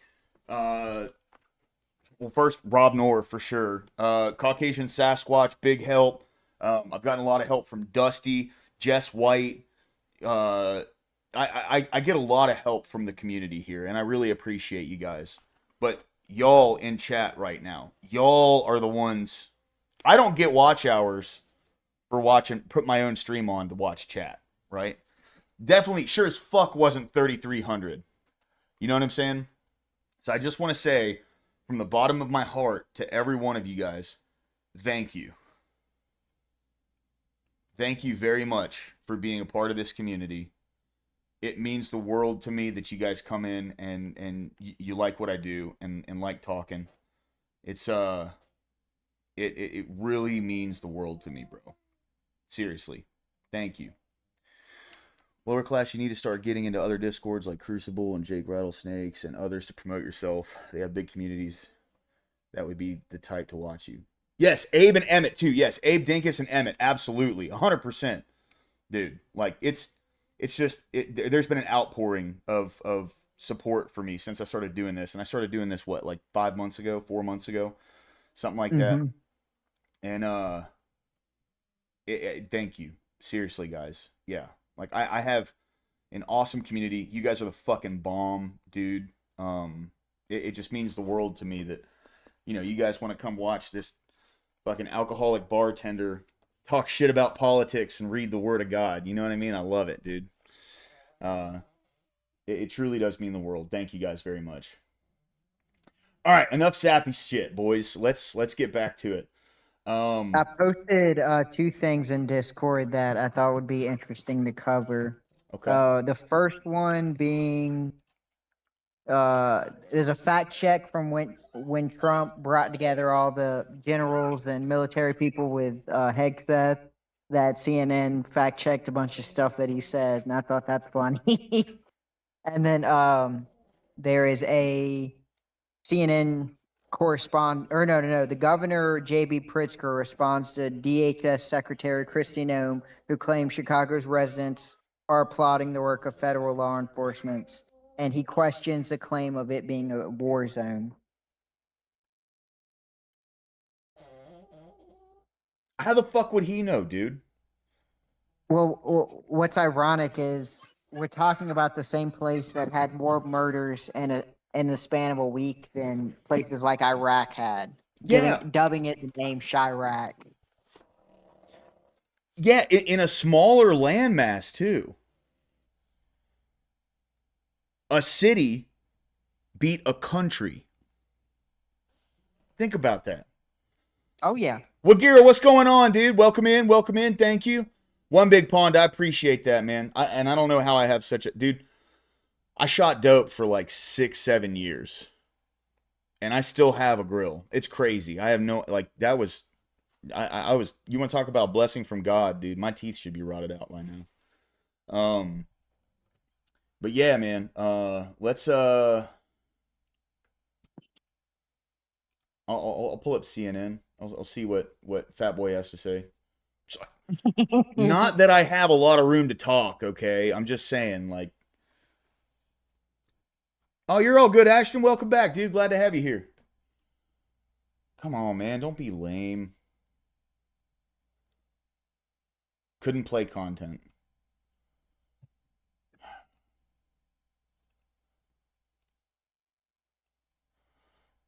All right, we'll try it again.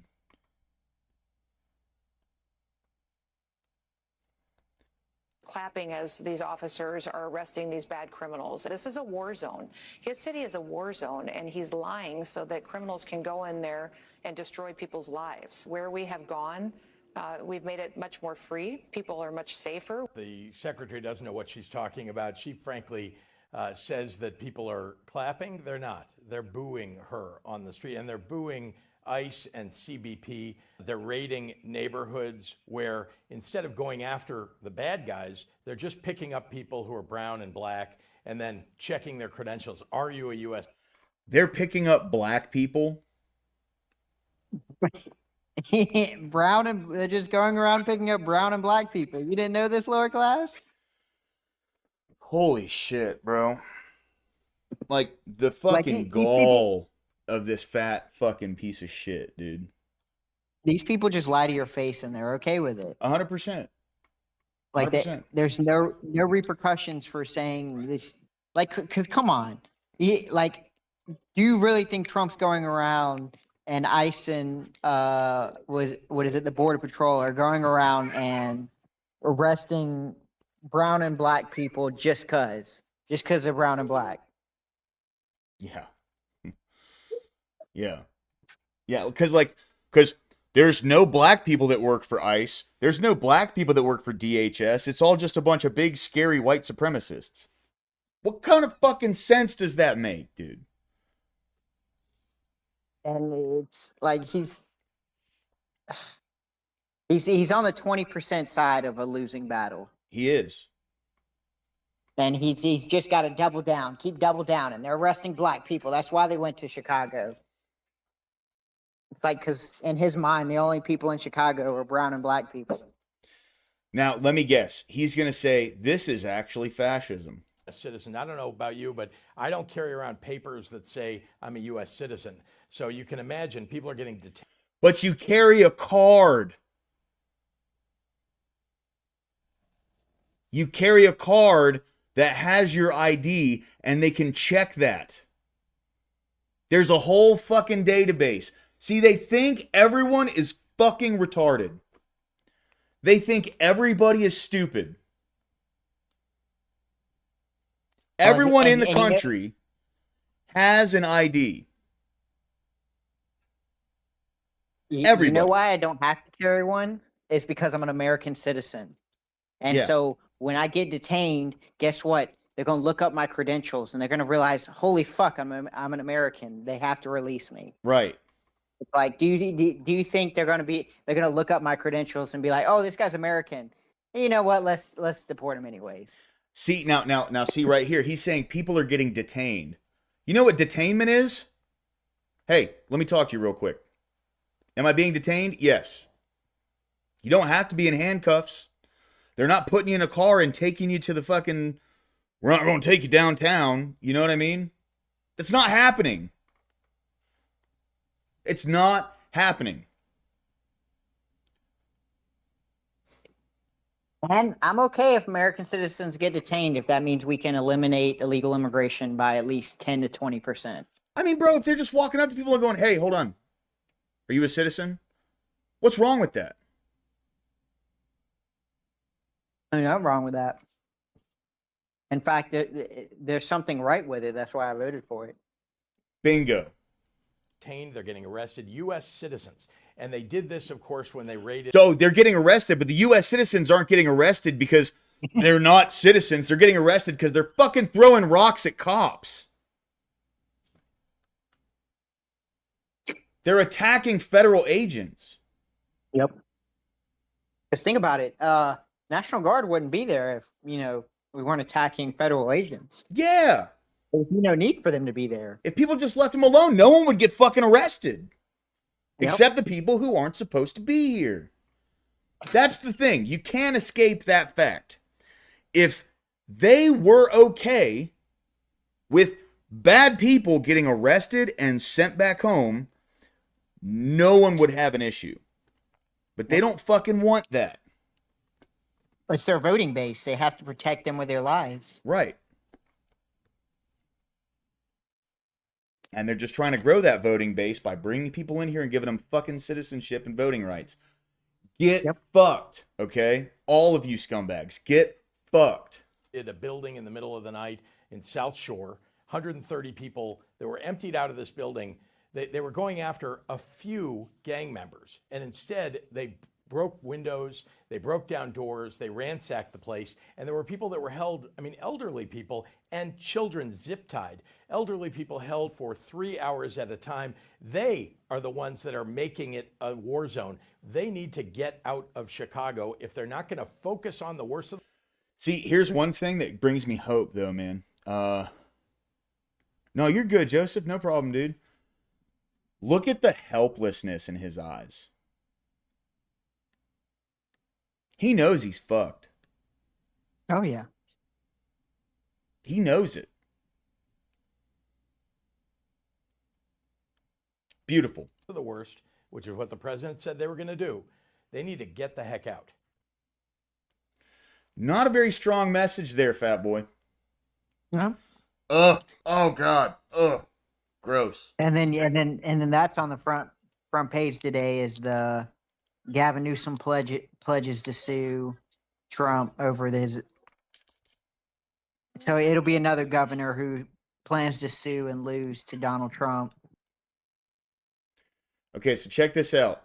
This is what Cleaner sent me earlier. This the nuke map thing. All right. So this is Birmingham proper, right? This is like the city. Here's all the outside. This is all the outside,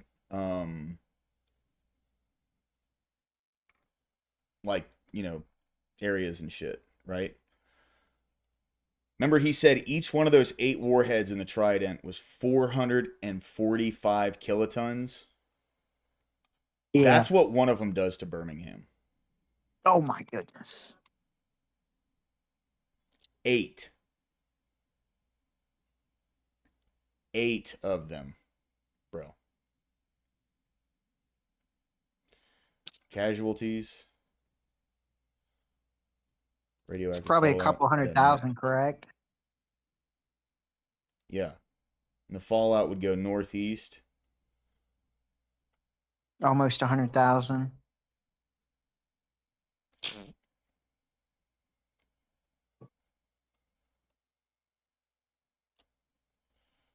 Yeah. Yeah. The level of devastation that these things would cause. Let's go here. Let's go to a big city. Oh, is that how the fallout moves? Wild. I think it could be tracking your wind. I guess the wind in your area, so it's saying where it would spread based on the current climate of Birmingham. Yeah. Look how bad it is in Atlanta. Good Lord. Oh. Dude. So that's the fireball radius. That's like complete evisceration, right? And then the That's heavy blast terrible. damage. And then the radiation. Moderate blast damage comes after radiation. Thermal radiation. That's all the stuff that gets burned. Oh, dude, that's insane, bro. That stuff freaks me the fuck out, dude. I'll be honest. Oh yeah. It let's see.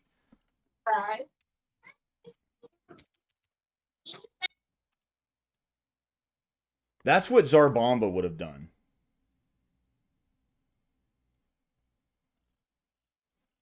Dude. The damage, almost 1 million people all at once. Gone. And then the fallout goes all the way up almost to like fucking upstate New York.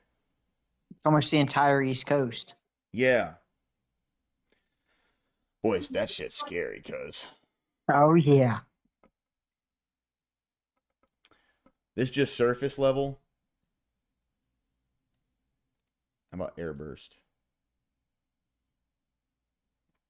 I don't know what airburst means.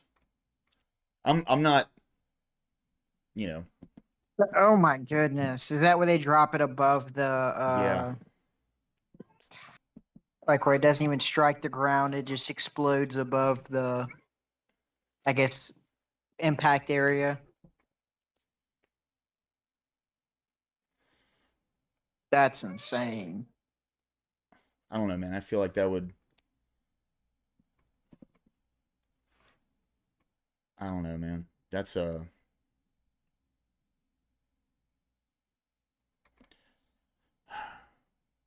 right.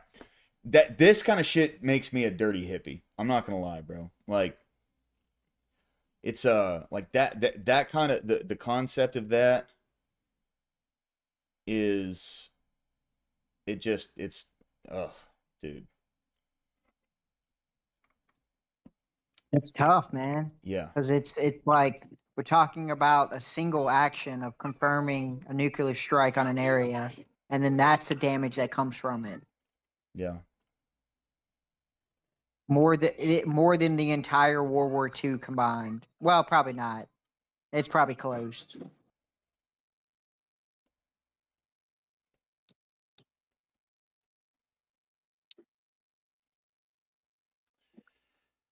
All right. What time is it, brother? 6:54. You ready to get For into the me. word? Oh, I'm ready. All right. Let's replace this devastation with this. All right. Joshua. Yeah, we were on 23. Okay. All right, boys. We are getting into the word, baby. Oh, it's been too long, boys. It's been too long. I miss this, man. I've needed this in my life for a while now, bro. Seriously. Um. Oh, there's just something so cathartic about coming together with y'all and reading the good word, man. Oh Hey, yeah. Cleaner, thank you, dude. You have a great night, bro. I appreciate you being here for everything, dude. Thank you. Thank you. All right. This is Joshua's farewell address. Now it came about after many days when the Lord had given rest to Israel from all their enemies on every side, and Joshua was old, advanced in years, that Joshua called for all Israel, for their elders and their heads and their judges and their officers, and said to them, I am old, advanced in years, and you have seen all that the Lord your God has done to all these nations because of you. For the Lord your God, he is who has been fighting for you. See, I have apportioned to you these nations which remain as an inheritance for your tribes, with all the nations which I have cut off, from the Jordan even to the great sea, toward the setting of the sun. The Lord your God, he will thrust them out from before you, and drive them from before you, and you will possess their land, just as the Lord your God promised you. Be very firm then to keep and do all that is written in the book of the law of Moses, so that you may not turn aside from it to the right hand or to the left, so that you will not associate with these nations, these which remain among you, or mention the name of their gods, or make anyone swear by them, or serve them, or bow down to them. But you are to cling to the Lord your God as you have done to this day. For the Lord has driven out great and strong nations from before you, and as for you, no man has stood before you to this day. One of your men puts to flight 1,000, for the Lord your God is he who fights for you, just as he promised you. So take diligent heed to yourselves to love the Lord your God. For if you ever go back and cling to the rest of these nations, these which remain among you, and intermarry with them, so that you associate with them, and they with you, know with certainty that the Lord your God will not continue to drive these nations out from before you, but they will be a snare and a trap to you, and a whip on your sides and a thorn in your eyes, until you perish from off this good land which the Lord your God has given you. Now behold, today I am going the way of all the earth, and you know in your hearts and in all your souls that not one word of the good words which the Lord your God spoke concerning you has failed. All have been fulfilled for you, not one of them has failed. It shall come about that just as the good words which the Lord your God spoke to you have come upon you, so the Lord will bring upon you all the threats until he has destroyed you from off this good land which the Lord your God has given you. When you transgress the covenant of the Lord your God, which he commanded you, and go and serve other gods and bow down to them, when the anger of the Lord will burn against you, and you will perish quickly from off the good land which he has given you. Hey, Kat, what's going on? Good to see you. Thanks for being here today. I appreciate you. Always good to see you in chat. How you doing? How's it been? It says Joshua reviews Israel's history. Then Joshua gathered all the tribes of Israel to Shechem and called for the elders of Israel and Oh, for hey, their sorry. Hey, Soda, Okay. real quick. Scott, good night, Go my for it. brother. Thank you very much for being here, man. I always appreciate having you around, bro. Thank you. You have a great night, bro. Rest easy, okay?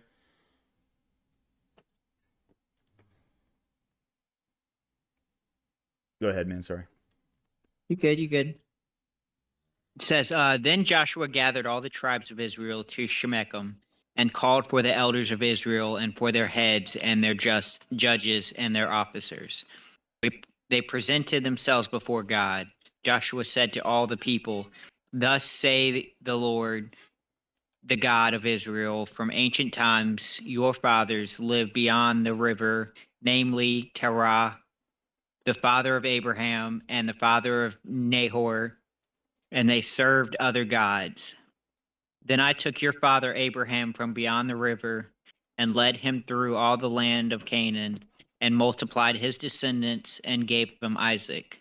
To Isaac I gave Jacob and Esau, and to Esau I gave Mount Seir to possess it. But Jacob and his sons went down to Egypt. Then I sent Moses and Aaron, and I plagued Egypt by what I did in its midst. And afterwards I brought you out.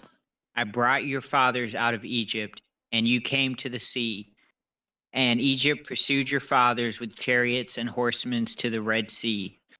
But when they cried out to the Lord, he put darkness between you and the Egyptians, and brought the sea upon them, and covered them. And your own eyes saw what I did in Egypt, and you lived in the wilderness for a long time. Then I brought you into the land of the Amorites, who live beyond the Jordan, and they fought with you, and I gave them into your hand, and you took possession of their land when I destroyed them before you. Then Balak, the son of Zippor, king of Moab, arose and fought against Israel, and he sent and summoned the Balaam, the son of Beor, to curse you. But I was not willing to listen to Balaam, so he had to bless you, and I delivered you from his hands. You crossed the Jordan and came to Jericho, and the citizens of Jericho fought against. Scroll down just a little bit. Oh, sorry, brother. I You good? apologize, my dude.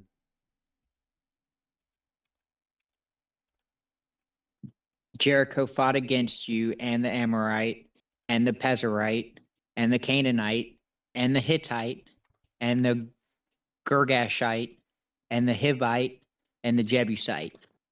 Thus I gave them into your hand.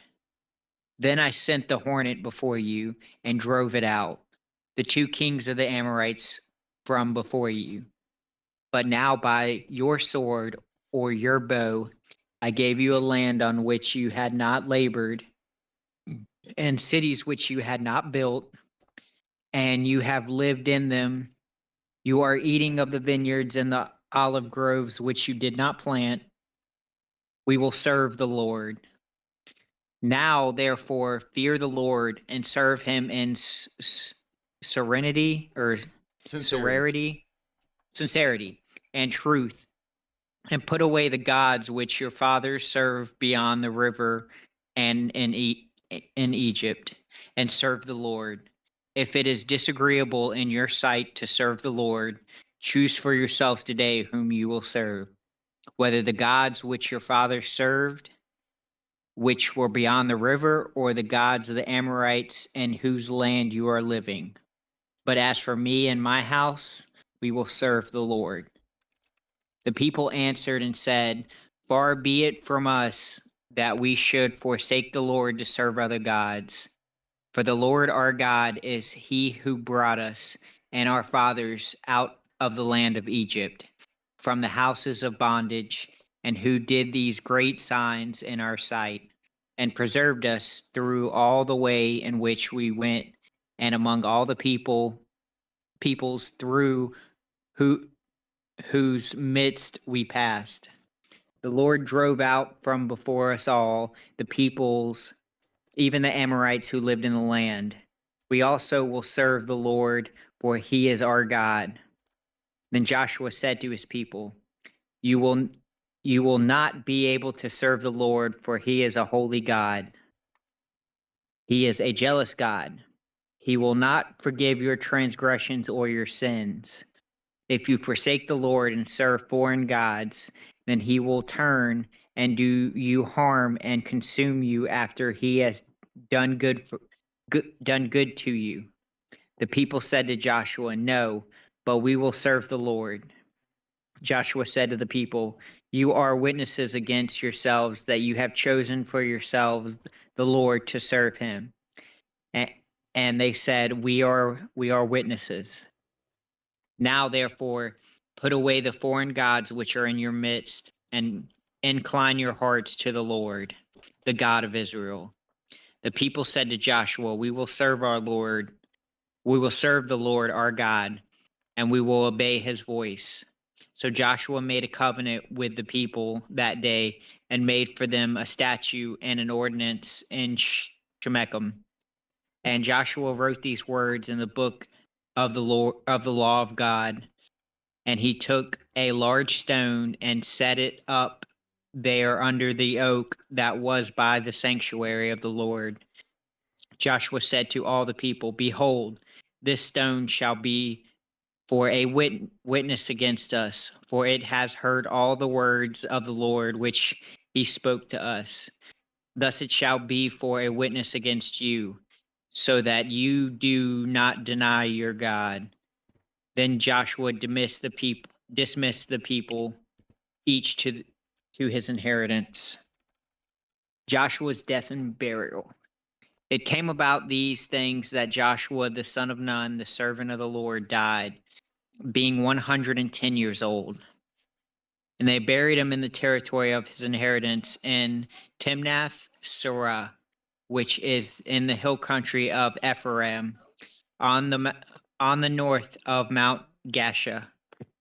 Israel served the Lord all the days of Joshua, and all the days of the elders who served Joshua had known all these deeds of the Lord which he had done for Israel. Now they bury the bones of Joshua, which the sons of Israel brought up from Egypt at Shechem, and the piece of ground which Jacob had brought from the sons of Hamor, the father of Shechem, for 100 pieces of money, and they became the inheritance of Joseph's sons. And Eleazar, the son of Aaron, died, and they buried him at Gibeah of Benicia, his son, which was given him in the hill country of Ephraim. And that's the end of Joshua. Joshua, By the way, Joshua was short. yeah, it was, but it was a good one for sure. It was a good one. That one kept me in. Tootie Bug, welcome in tonight. Thank you very much for being here. I appreciate you. What you making for dinner? Did you save me some? I'm just kidding. All right, Judges. Judges seems pretty short too. It's only 21 chapters long. This is interesting. Okay, starts out with Jerusalem being captured. It's already spicing up. All right, so Jerusalem is captured. Now it came about after the death of Joshua that the sons of Israel inquired of the Lord, saying, who shall go up first for us against the Canaanites to fight against them? The Lord said, Judah shall go up. Behold, I have given the land into his hand.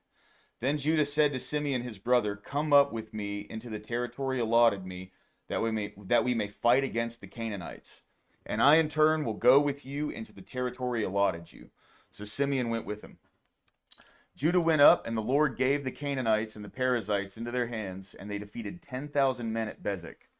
They found Adoni-Bezek in Bezek and fought against him, and they defeated the Canaanites and the Perizzites.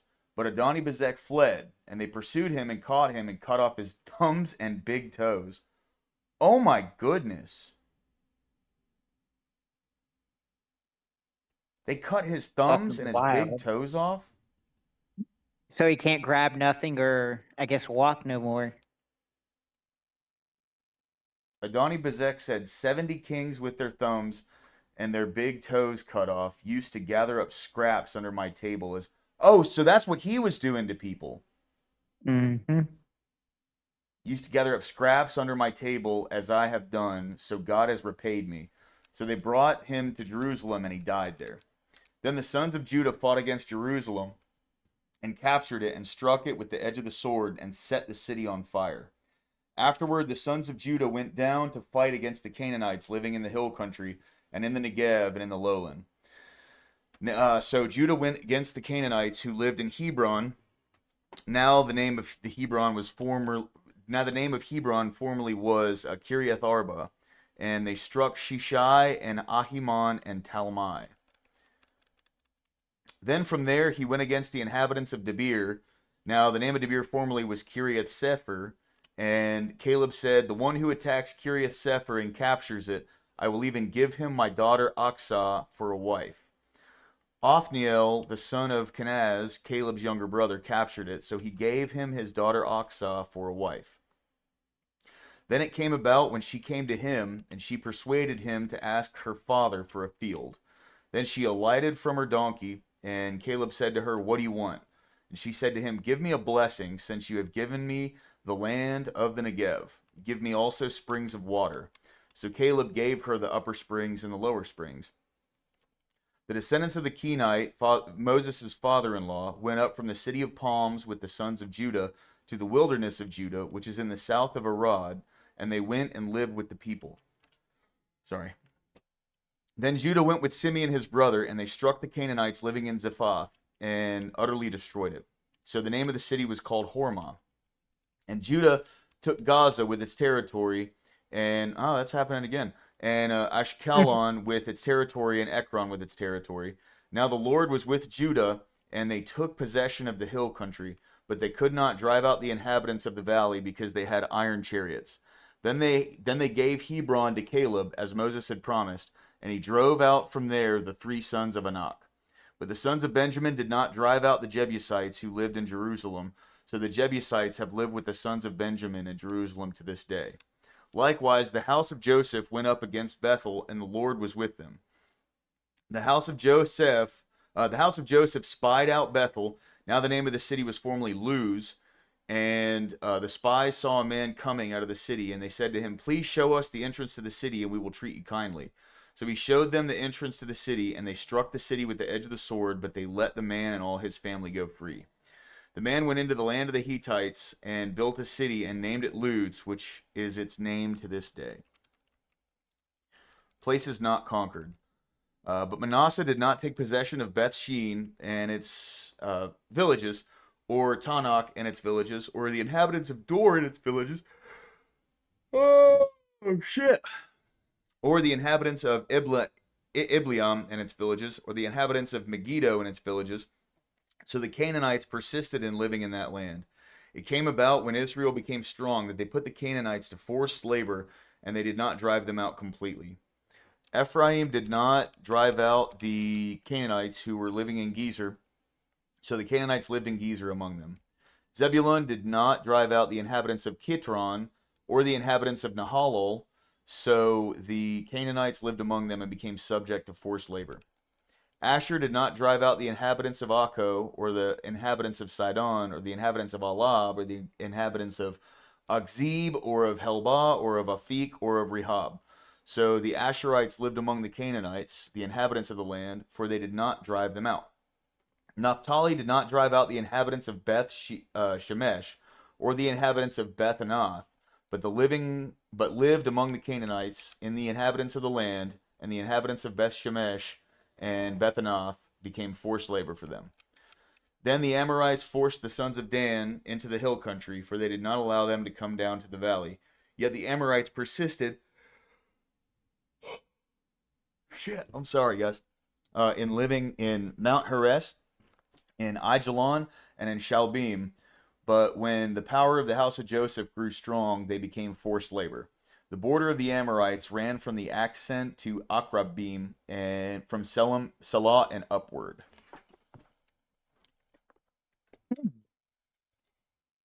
All right, Judges 2. Damn, dude. Hold on. Israel. Hold on, real Go quick. for it. Look at how far we've gotten, dude. Oh yeah. This is our 7th book that we've read. Now, granted, there's a lot more than 7, but it's just crazy. Like, I mean, we're coming up on the New Testament here pretty soon. I mean, we've got about another probably 7 more chapters. Well, the New Testament starts probably with, a little bit more than that. Where does the New Testament start with? If I'm not mistaken, I think it's Ezekiel, but I could be wrong. Because I know the Song of Solomon, Proverbs, all those are Old Testament. I mean, to be fair, it could go even further than that. Yeah. Here, I'm about to look it up right quick. Let's start the Gospel of Matthew. Okay, so it starts in Matthew. Oh, So yeah. we still got a little decent bit. Still, though. That's insane, dude. That's wild. Yeah. It says, Israel rebuked. Now the angel of the Lord came up from Gilgal to Bachem, and he said, I brought you up out of Egypt. and led you into the land which I have sworn to your fathers. And I said, I will never break my covenant with you. And as for you, you shall make no covenant with the inhabitants of this land. You know, it's interesting. You see how it doesn't explicitly say the Lord our God. It says now the angel of the Lord. Yeah. This makes me wonder if it's a reference to Jesus Christ. Because the angel of the Lord's talking as he did this. Right. And I mean, I don't know if that's just a translation, because I was always under the assumption that like messenger and angel can be somewhat synonymous, not exactly, but somewhat. And so it's interesting to think if this is Jesus speaking to them instead of, God speaking to them. Yeah. And it says, I brought you up out of Egypt and led you into the land which I have sworn to your fathers. And I said, I will never break my covenant with you. And as for you, you shall make no covenant with the inhabitants of this land. You shall tear down their altars. But you have not obeyed me. What is this you have done? Therefore I also said, I will not drive them out before you, but they will become as thorns in your sides, and their gods will be a snare to you. When the angel of the Lord spoke these words to all the sons of Israel, the people lifted up their voices and wept. So they named that place Bachem, and there they sacrificed to the Lord. That Joshua dies. When Joshua had dismissed the people, and the sons of Israel went each to his inheritance to possess the land, the people served the Lord all the days of Joshua, and all the days of the elders who served Joshua, who had seen all the great works of the Lord which he had done for Israel. Then Joshua the son of Nun, the servant of the Lord, died at the age of 110. And they buried him in the territory of his inheritance in Timnath Perez, in the hill country of Ephraim, north of Mount Gasha. All that generation also were gathered to their fathers, and there arose another generation after them who did not know the Lord, nor yet the work which he had done for Israel. Israel serves balls. That's a wild statement. I know, bro. I was thinking it, but I didn't want to say it. The S on ball, it just changes it to a whole nother word. Yeah. Then the sons of Israel did evil in the sight of the Lord and served the balls, and they forsook. Did I say that right? Forsook. Yeah. The Lord, the God of their father, who had brought them out of the land of Egypt, and followed other gods from among the gods of the people who were around them, and bowed themselves down to them. Thus they provoked the Lord to anger. So they forsook the Lord and served Baal and Ashtaroth. The anger of the Lord burned against Israel, and he gave them into the hands of plunderers who plundered them, and he sold them into the hands of their enemies around them, so that they could no longer stand before their enemies. Wherever they went, the hand of the Lord was against them for evil, as the Lord had spoken, and as the Lord had sworn to them, so that they were severely distressed. Then the Lord raised up judges who delivered them from the hands of those who plundered them. Yet they did not listen to their judges, for they played the harlot after other gods and bowed themselves down to them. They turned aside quickly from the way in which their fathers had walked in obeying the commandments of the Lord. They did not do as their fathers. When the Lord raised up judges for them, the Lord was with the judges and delivered them from the hands of their enemies all the days of the judge. For the Lord was moved to pity by their groaning because of those who oppressed and afflicted them. But it came about when the judge died that they would turn back and act more corruptly than their fathers, and following other gods to serve them and bow down to them. They did not abandon their practices or their stubborn ways.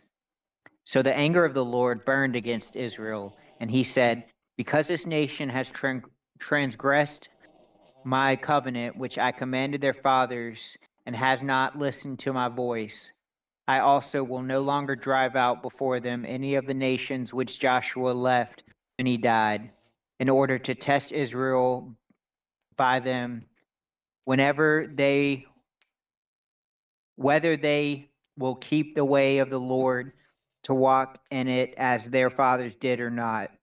So the Lord allowed those nations to remain, not driving them out quickly, and he did not give them into the hands of Joshua. All right. By the way, Nuxus, welcome in. Always good to see you, my man. I hope you're having a great day over there in the down under, brother. Thank you. Yeah, that's a new code name for Mexico. Yeah. Yeah. He I like Australia a lot more than I like Mexico, especially with I agree. What's her name, dude? Shine Bomb. That's so wild, dude. In what fucking universe does Mexico's president have the name Shine Bomb?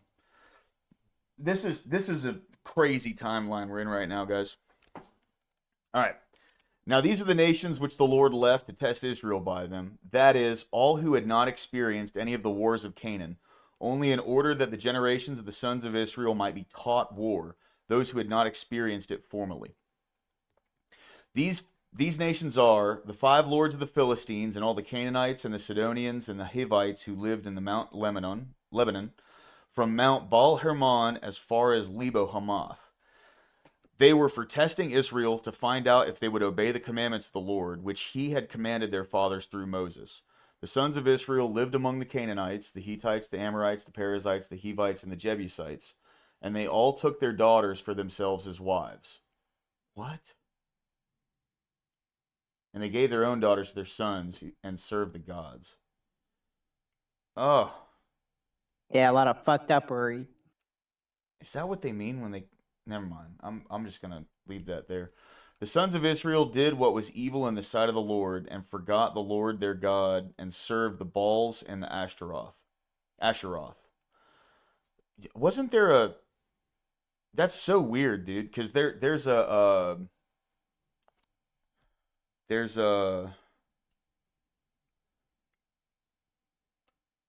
back in the day there was a musician named Asheroth. And Asheroth is the wooden symbol of a female deity. That's so weird. That's got to be connected somehow. Because that like it wasn't his actual name. Anyway, then the anger of the Lord was kindled against Israel, so that he sold them into the hands of the Cushian Rishathaim, king of Mesopotamia, and the sons of Israel served Cushan Rishathaim 8 years. The first judge delivers Israel. When the sons of Israel cried to the Lord raised up a deliverer for the sons of Israel to deliver them, Othniel, the son of Kenaz, Caleb's younger brother. The Spirit of the Lord came upon him and he judged Israel. When he went out to war, the Lord gave Cushan Rishathaim, king of Mesopotamia, into his hand, so that he prevailed over Cushan Rishathaim. Then the land had rested 40 years. Then Othniel, the son of Kenaz, died. Now the sons of Israel again did evil in the sight of the Lord, so the Lord strengthened Eglon, the king of Moab, against Israel, because they had done evil in the sight of the Lord. And he gathered to himself the sons of Ammon and Amalek, and he went and defeated Israel, and they possessed the city of the palm trees. The sons of Israel served Eglon, the king of Moab, 18 years.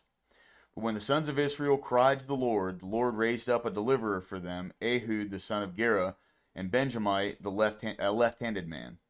Was that like not a thing, or anyway? I mean, you got to think in this time, like left-handedness is so rare that they may not have a lot of populations that have left-handed people, just because how spread out everybody was. Yeah, 100%. No, Nuxus. By the way, no, dude, I I was in a real bad spot last week mentally. You weren't too tough. I need people to.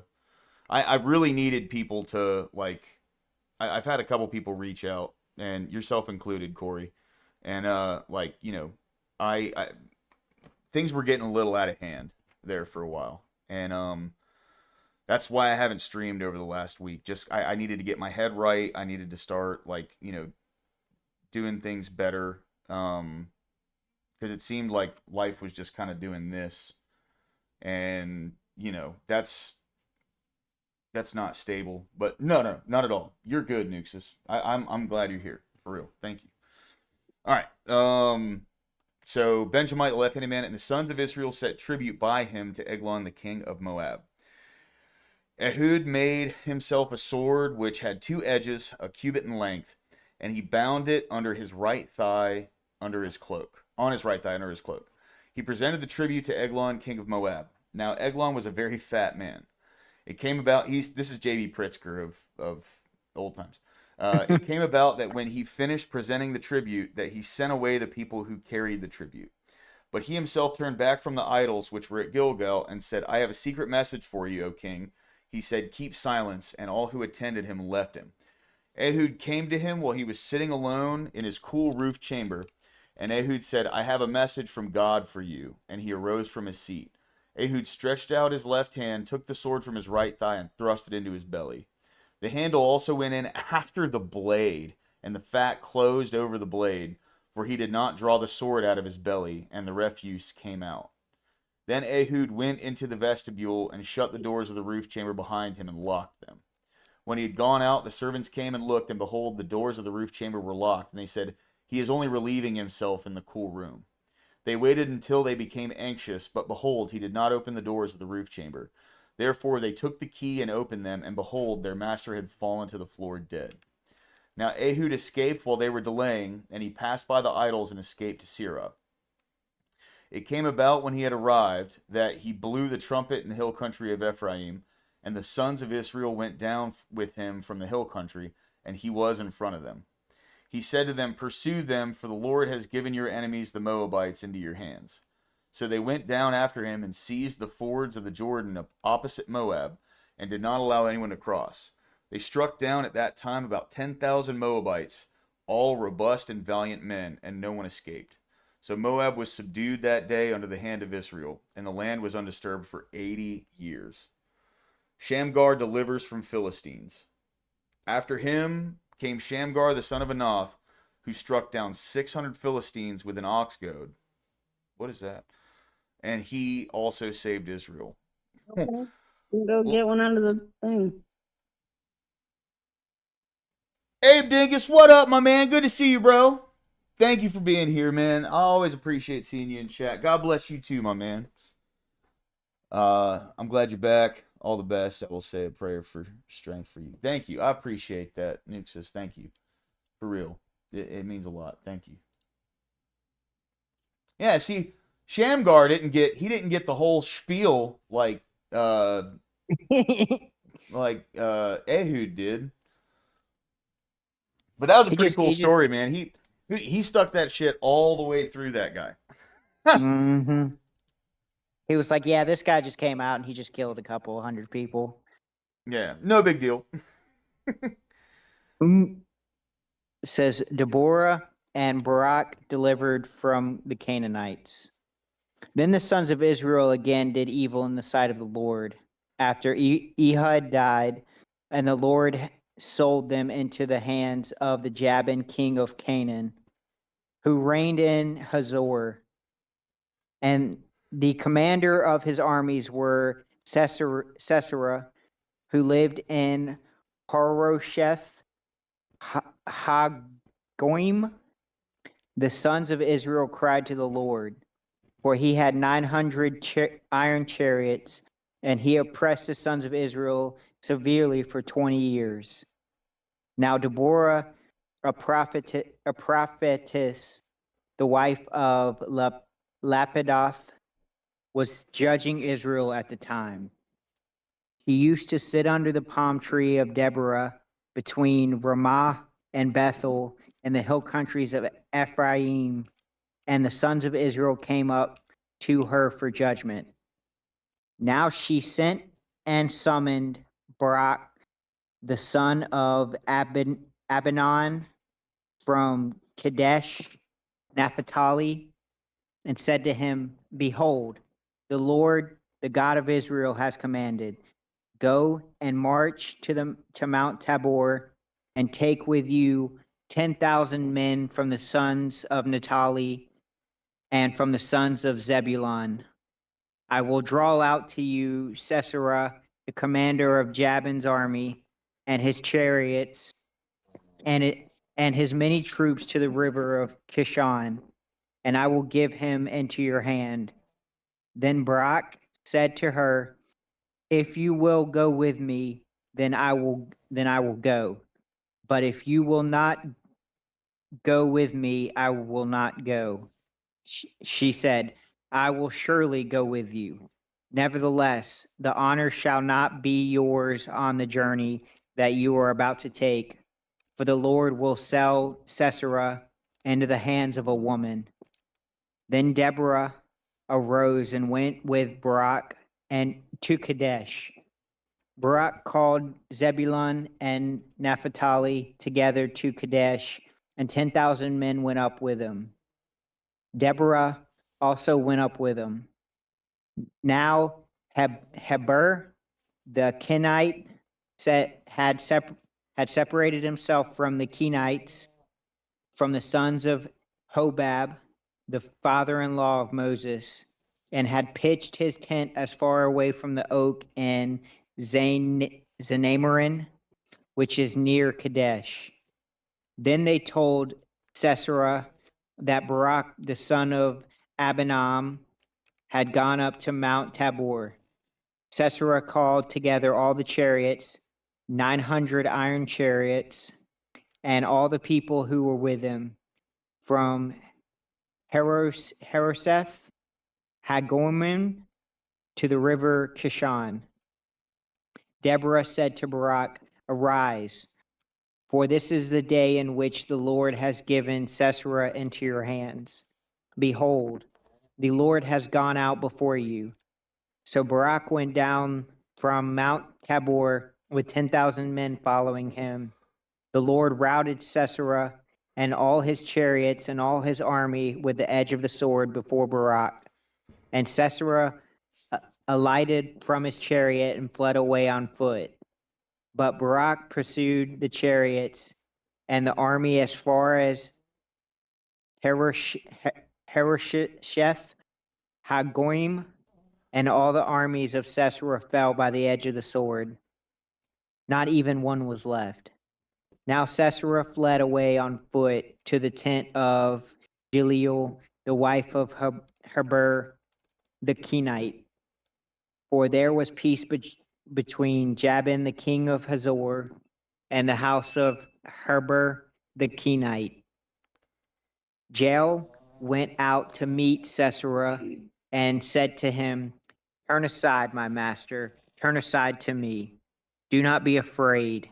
And he turned aside to her into the tent, and she covered him with a rug. She said to her, he said to her, Please give me a little water to drink, for I am thirsty. So she opened a bottle of milk and gave him a drink. Then she covered him.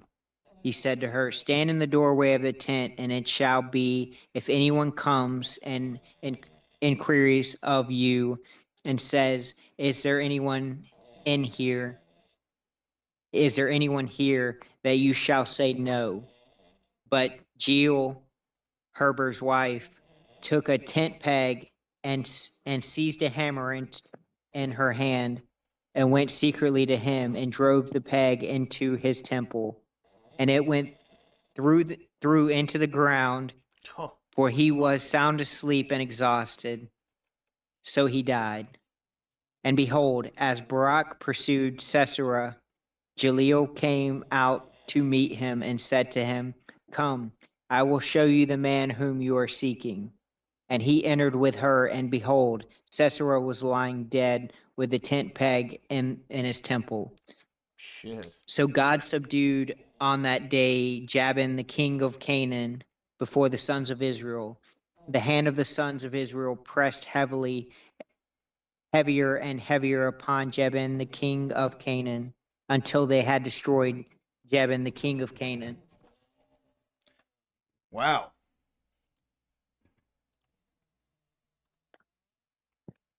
This is a lot better than like Leviticus and Yeah, I mean, Numbers, we're you getting know? some shit done. It's kind of like no matter what, as long as you've got the Lord on your side, things will be accomplished, even if you have no clue how they'll be accomplished. Oh, yeah. All right. The Song of Deborah and Barak. Oh, shit. Sorry, I'm not singing this. Then Deborah and Barak, the son of Abinoam, sang on that day, saying that the leaders led in Israel, that people volunteered. Bless the Lord. Hear, O kings, give ear, O rulers. I to the Lord I will sing. I will praise to the Lord, the God of Israel. Lord, when you went out from Seir, when you marched from the field of Edom, the earth quaked and the heavens also dripped. Even the clouds dripped water. The mountains quaked at the presence of the Lord. This Sinai at the presence of the Lord and the God of Israel. In the days of Shamgar, the son of Anath, in the days of Jael, the highways were deserted, and travelers went by roundabout ways. The peasantry ceased, they ceased in Israel, until I, Deborah, arose, until I arose, a mother in Israel. New gods were chosen, then war was in the gates. Not a shield or a spear was seen among 40,000 in Israel. My heart goes out to the commanders of Israel, the volunteers among the people, bless the Lord.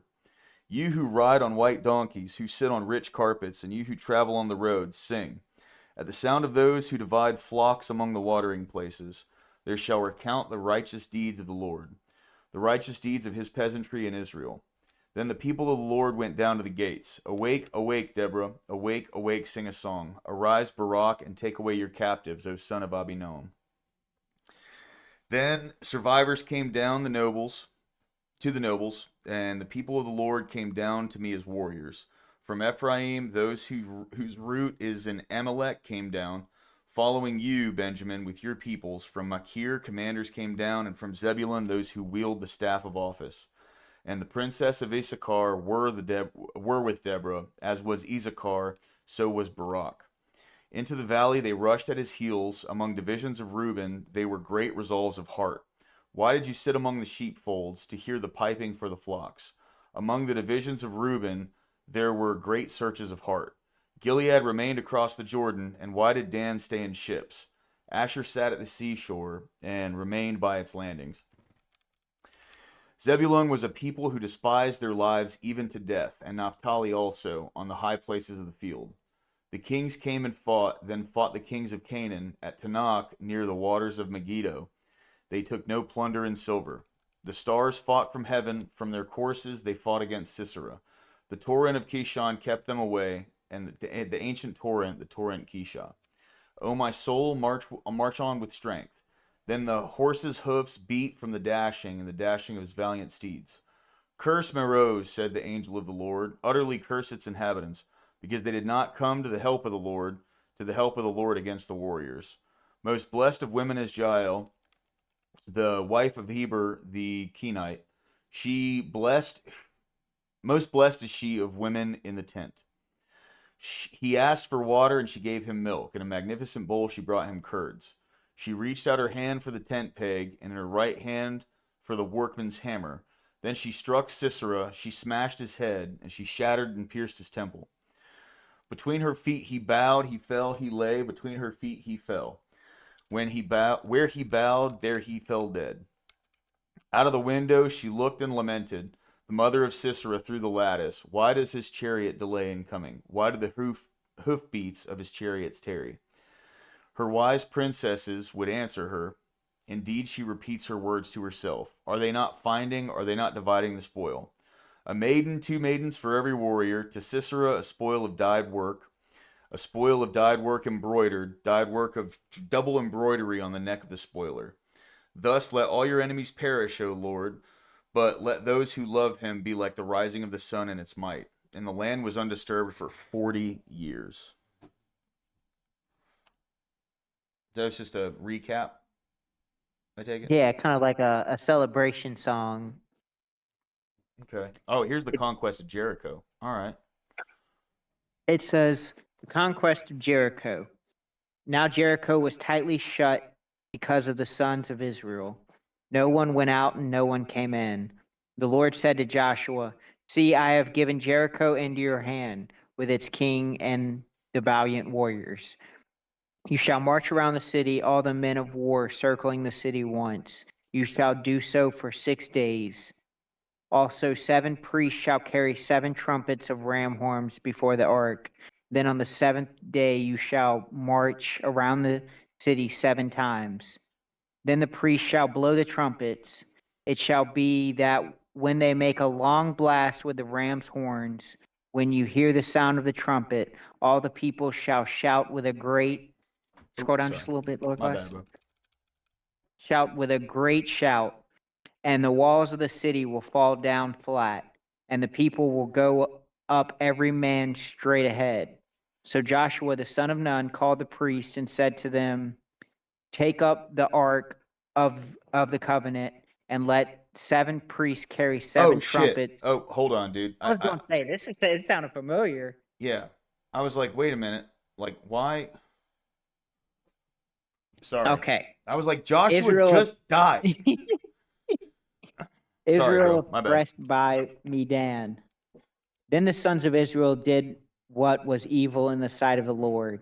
The Lord gave them into the hands of Medan 7 years. The power of Medan prevailed against Israel. Because of Medan, the sons of Israel made for themselves the dens, which were in the mountains and the caves and the strongholds. For it was when Israel had sown that the Medanites would come up with the Amalekites and the sons of the east and go against them. So they would camp against them and destroy the produce of the earth as far as Gaza, and leave no sustenance in Israel, as well as no sheep, ox, or donkey. For they would come up with their livestock and their tents. They would come in like locusts for numbers. Both they and their camels would innumerable, and they came into the land to devastate it. So Israel was brought very low because of Midan. The sons of Israel cried to the Lord. Now it came about when the sons of Israel cried to the Lord on account of Midan, that the Lord sent a prophet to the sons of Israel. And he said to them, thus says the Lord, the God of Israel, it was I whom brought you from Egypt and brought you out from the house of slavery. I delivered you from the hands of the Egyptians and from the hands of all your oppressors, and dispossessed them before you, and gave you their land. And I said to you, I am the Lord your God. You shall not fear the gods of the Amorites in whose land you live, but you have not obeyed me. Gideon is visited.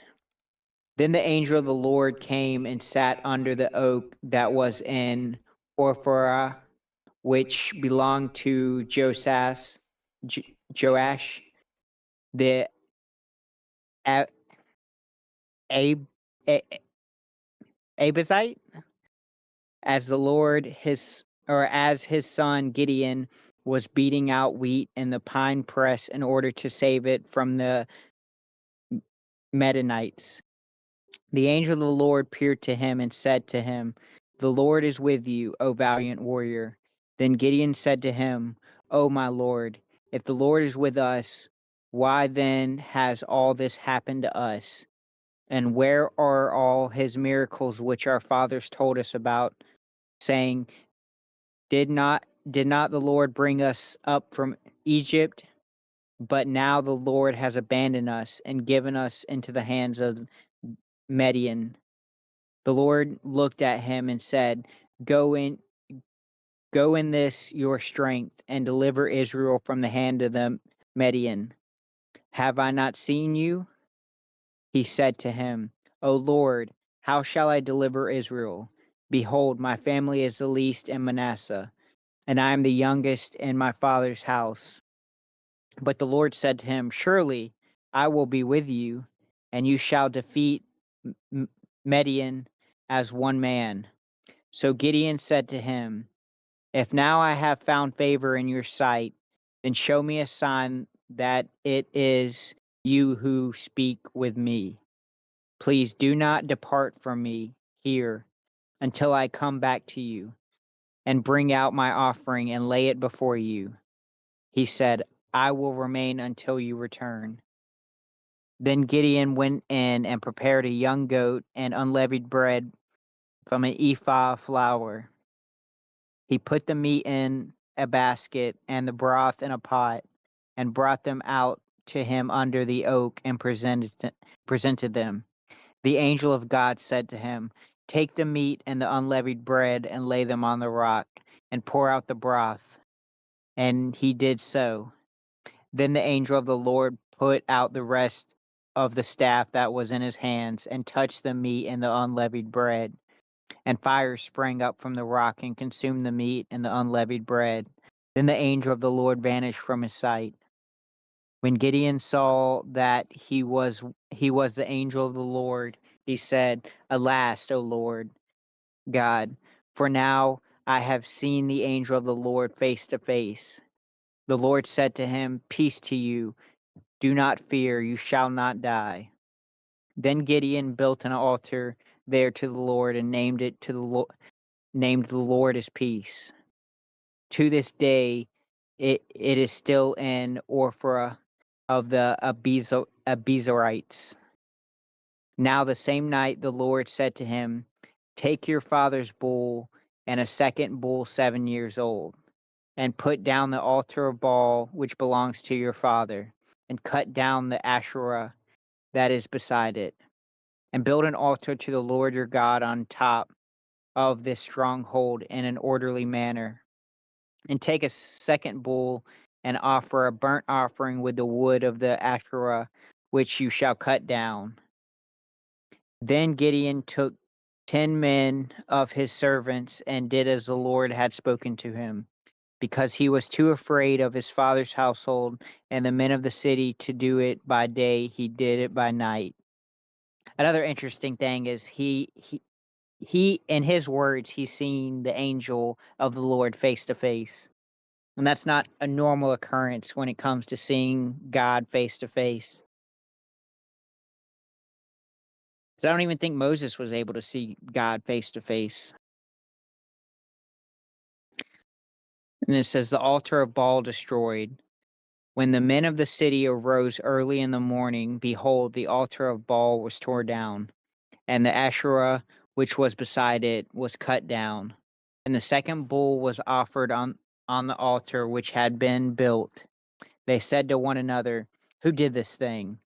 And when they searched about and inquired, they said, Gideon the son of Joash did this thing. Then the men of the city said to Joash, Bring out your son that he may die, for he has torn down the altar of Baal.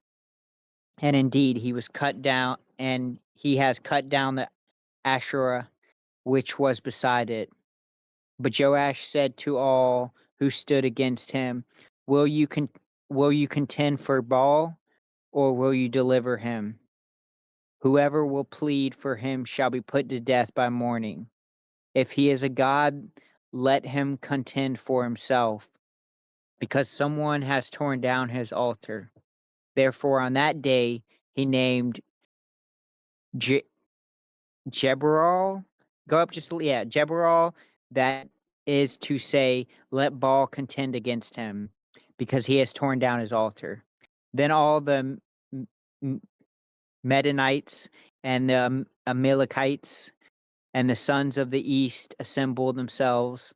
They crossed over and camped in the valley of Jezreel.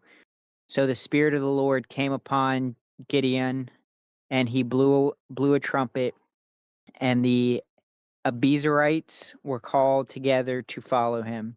He sent messengers throughout Manasseh, and they also were called together to follow him. He sent messengers to Asher, Zebulun, and Naphtali, and they came to meet him. The sign of the fleece. Then Gideon said to God, "If you will deliver Israel through me, as you have spoken, behold, I will put a fleece of wool on the threshing floor. If there is dew on the fleece only, and it is dry on all the ground, then I will know that you will deliver Israel through me, as you have spoken." And it was so. When he arose early the next morning and squeezed the fleece, he drained the dew from the fleece, a bowl full of water. Then Gideon said to God, "Do not let your anger burn against me, that I may speak once more. Please let me make a test once more with the fleece. Let it be dry only on the fleece, and let there be dew on all the ground." God did so that night, for it was dry only on the fleece and dew on all the ground. All right.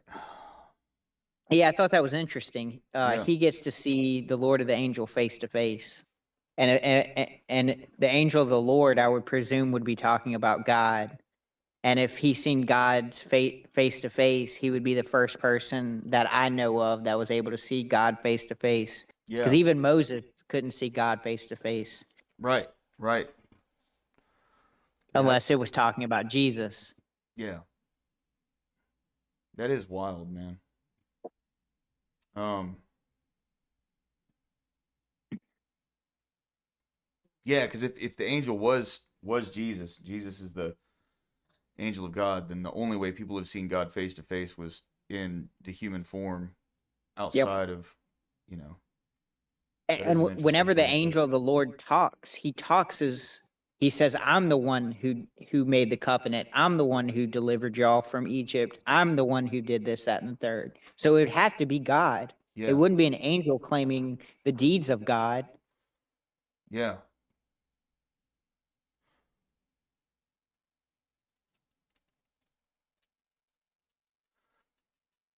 It is an interesting concept. I haven't thought about that. That's crazy. All right. I got one more in me, and then we can go That's ahead and perfect. close out if you want. That's perfect. Yeah. So I'll read through this one, and we'll get moving. All right. Gideon's 300 chosen men. Then Jerubbaal, that is Gideon, and all the people who were with him, rose early and camped beside the spring of Harod. The camp of Midian was on the north side of them by the hill of Moreh in the valley. The Lord said to Gideon, "The people who are with you are too many for me to give Midian into their hands. For Israel would become boastful, saying, 'My own power has delivered me.' Now therefore come, proclaim in the hearing of the people, saying, 'Whoever is afraid and trembling, let him return and depart from Mount Gilead.' So 22,000 people returned, but 10,000 remained. Then the Lord said to Gideon, 'The people are still too many. Bring them down to the water, and I will test them for you there. Therefore it shall be that he of whom I say to you, this one shall go with you. He shall go with you, but everyone of whom I say to you, this one shall not go with you, he shall not go.' So he brought the people down to the water, and the Lord said to Gideon, 'You shall separate everyone who laps the water with his tongue as a dog laps, as well as everyone who kneels to drink.'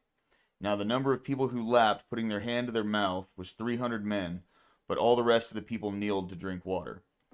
The Lord said to Gideon, 'I will deliver you with 300 men who lapped, and will give the Midianites into your hands. So let all the other people go, each man to his home.' So the 300 men took the people's provisions and their trumpets into their hands. And Gideon sent all the other men of Israel, each to his tent, but retained the 300 men, and the camp of Midian was below him in the valley. Now the same night it came about that the Lord said to him, 'Arise, go down against the camp, for I have given it in your hands. But if you are afraid to go down, go with Purah your servant down to the camp, and you will hear what they say, and afterward your hands will be strengthened, that you may go down against the camp.' So he went to Purah with his servant down to the outposts of the army that was in the camp. Now the Midianites and the Amalekites and all the sons of the east were lying in the valley, as numerous as locusts, and their camels were without number, as numerous as the sand on the seashore. When Gideon came, behold, a man was relating a dream to his friend. Sorry. And he said, behold, I had a dream. A loaf of barley bread was tumbling into the camp of Midian, and it came to the tent and struck it so that it fell, and turned it upside down so that the tent lay flat. His friend replied, this is nothing less than a sword of Gideon and the son of Joash, a man of Israel. God has given Midian and all the camp into his hand. When Gideon heard the account of the dream and its interpretation, he bowed in worship. He returned to the camp of Israel and said, arise, for the Lord has given the camp of Midian into your hands. He divided the 300 men into 3 companies, and he put trumpets and empty pitchers into the hands of all of them, with torches inside the pitchers. He said to them, look at me and do likewise. And behold, when I come out of the outskirts of the camp, do as I do. When I and all who are with me blow the trumpet, then you also blow the trumpets all around the camp and say, for the Lord and for Gideon. Confusion of the enemy. So Gideon and the 100 men who were with him came to the outskirts of the camp at the beginning of the middle watch, when they had just posted the watch, and they blew the trumpets and smashed the pitchers that were in their hands. When the 3 companies blew the trumpets and broke the pitchers, they held the torches in their left hands and the trumpets in their right hands for blowing, and cried, a sword for the Lord and for Gideon. Each stood in his place around the camp, and all the army ran, crying out as they fled. When they blew 300 trumpets, the Lord set the sword of one against another, even throughout the whole army, and the army fled as far as Beth-shittah toward Zererah, as far as the edge of Abel-meholah by Tabbath. The men of Israel were summoned from Naphtali and Asher and all Manasseh, and they pursued Midian. Gideon sent messengers throughout all the hill country of Ephraim, saying, come down against Midian and take the waters before them, as far as Beth-barah and the Jordan. So all the men of Ephraim were summoned, and they took the waters as far as Beth-barah and the Jordan. Here, hold on, sorry.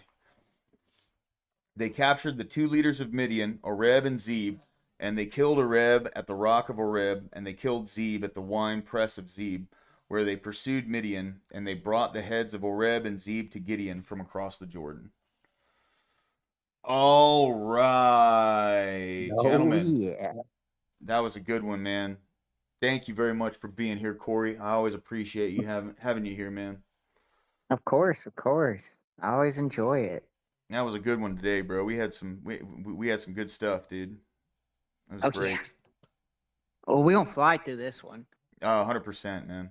I believe it wholeheartedly. All right, guys. Thank you very much. Always a pleasure. Thank you again. We are 3/4 of the way to monetization in 5 months. Making epic timing. I just can't thank any of you guys enough, man. You know, it means a ton. Really hope that I can start doing this more consistently. As business is picking up at the bar, my financial situation's getting better, so I won't have to go and like do other shit for money.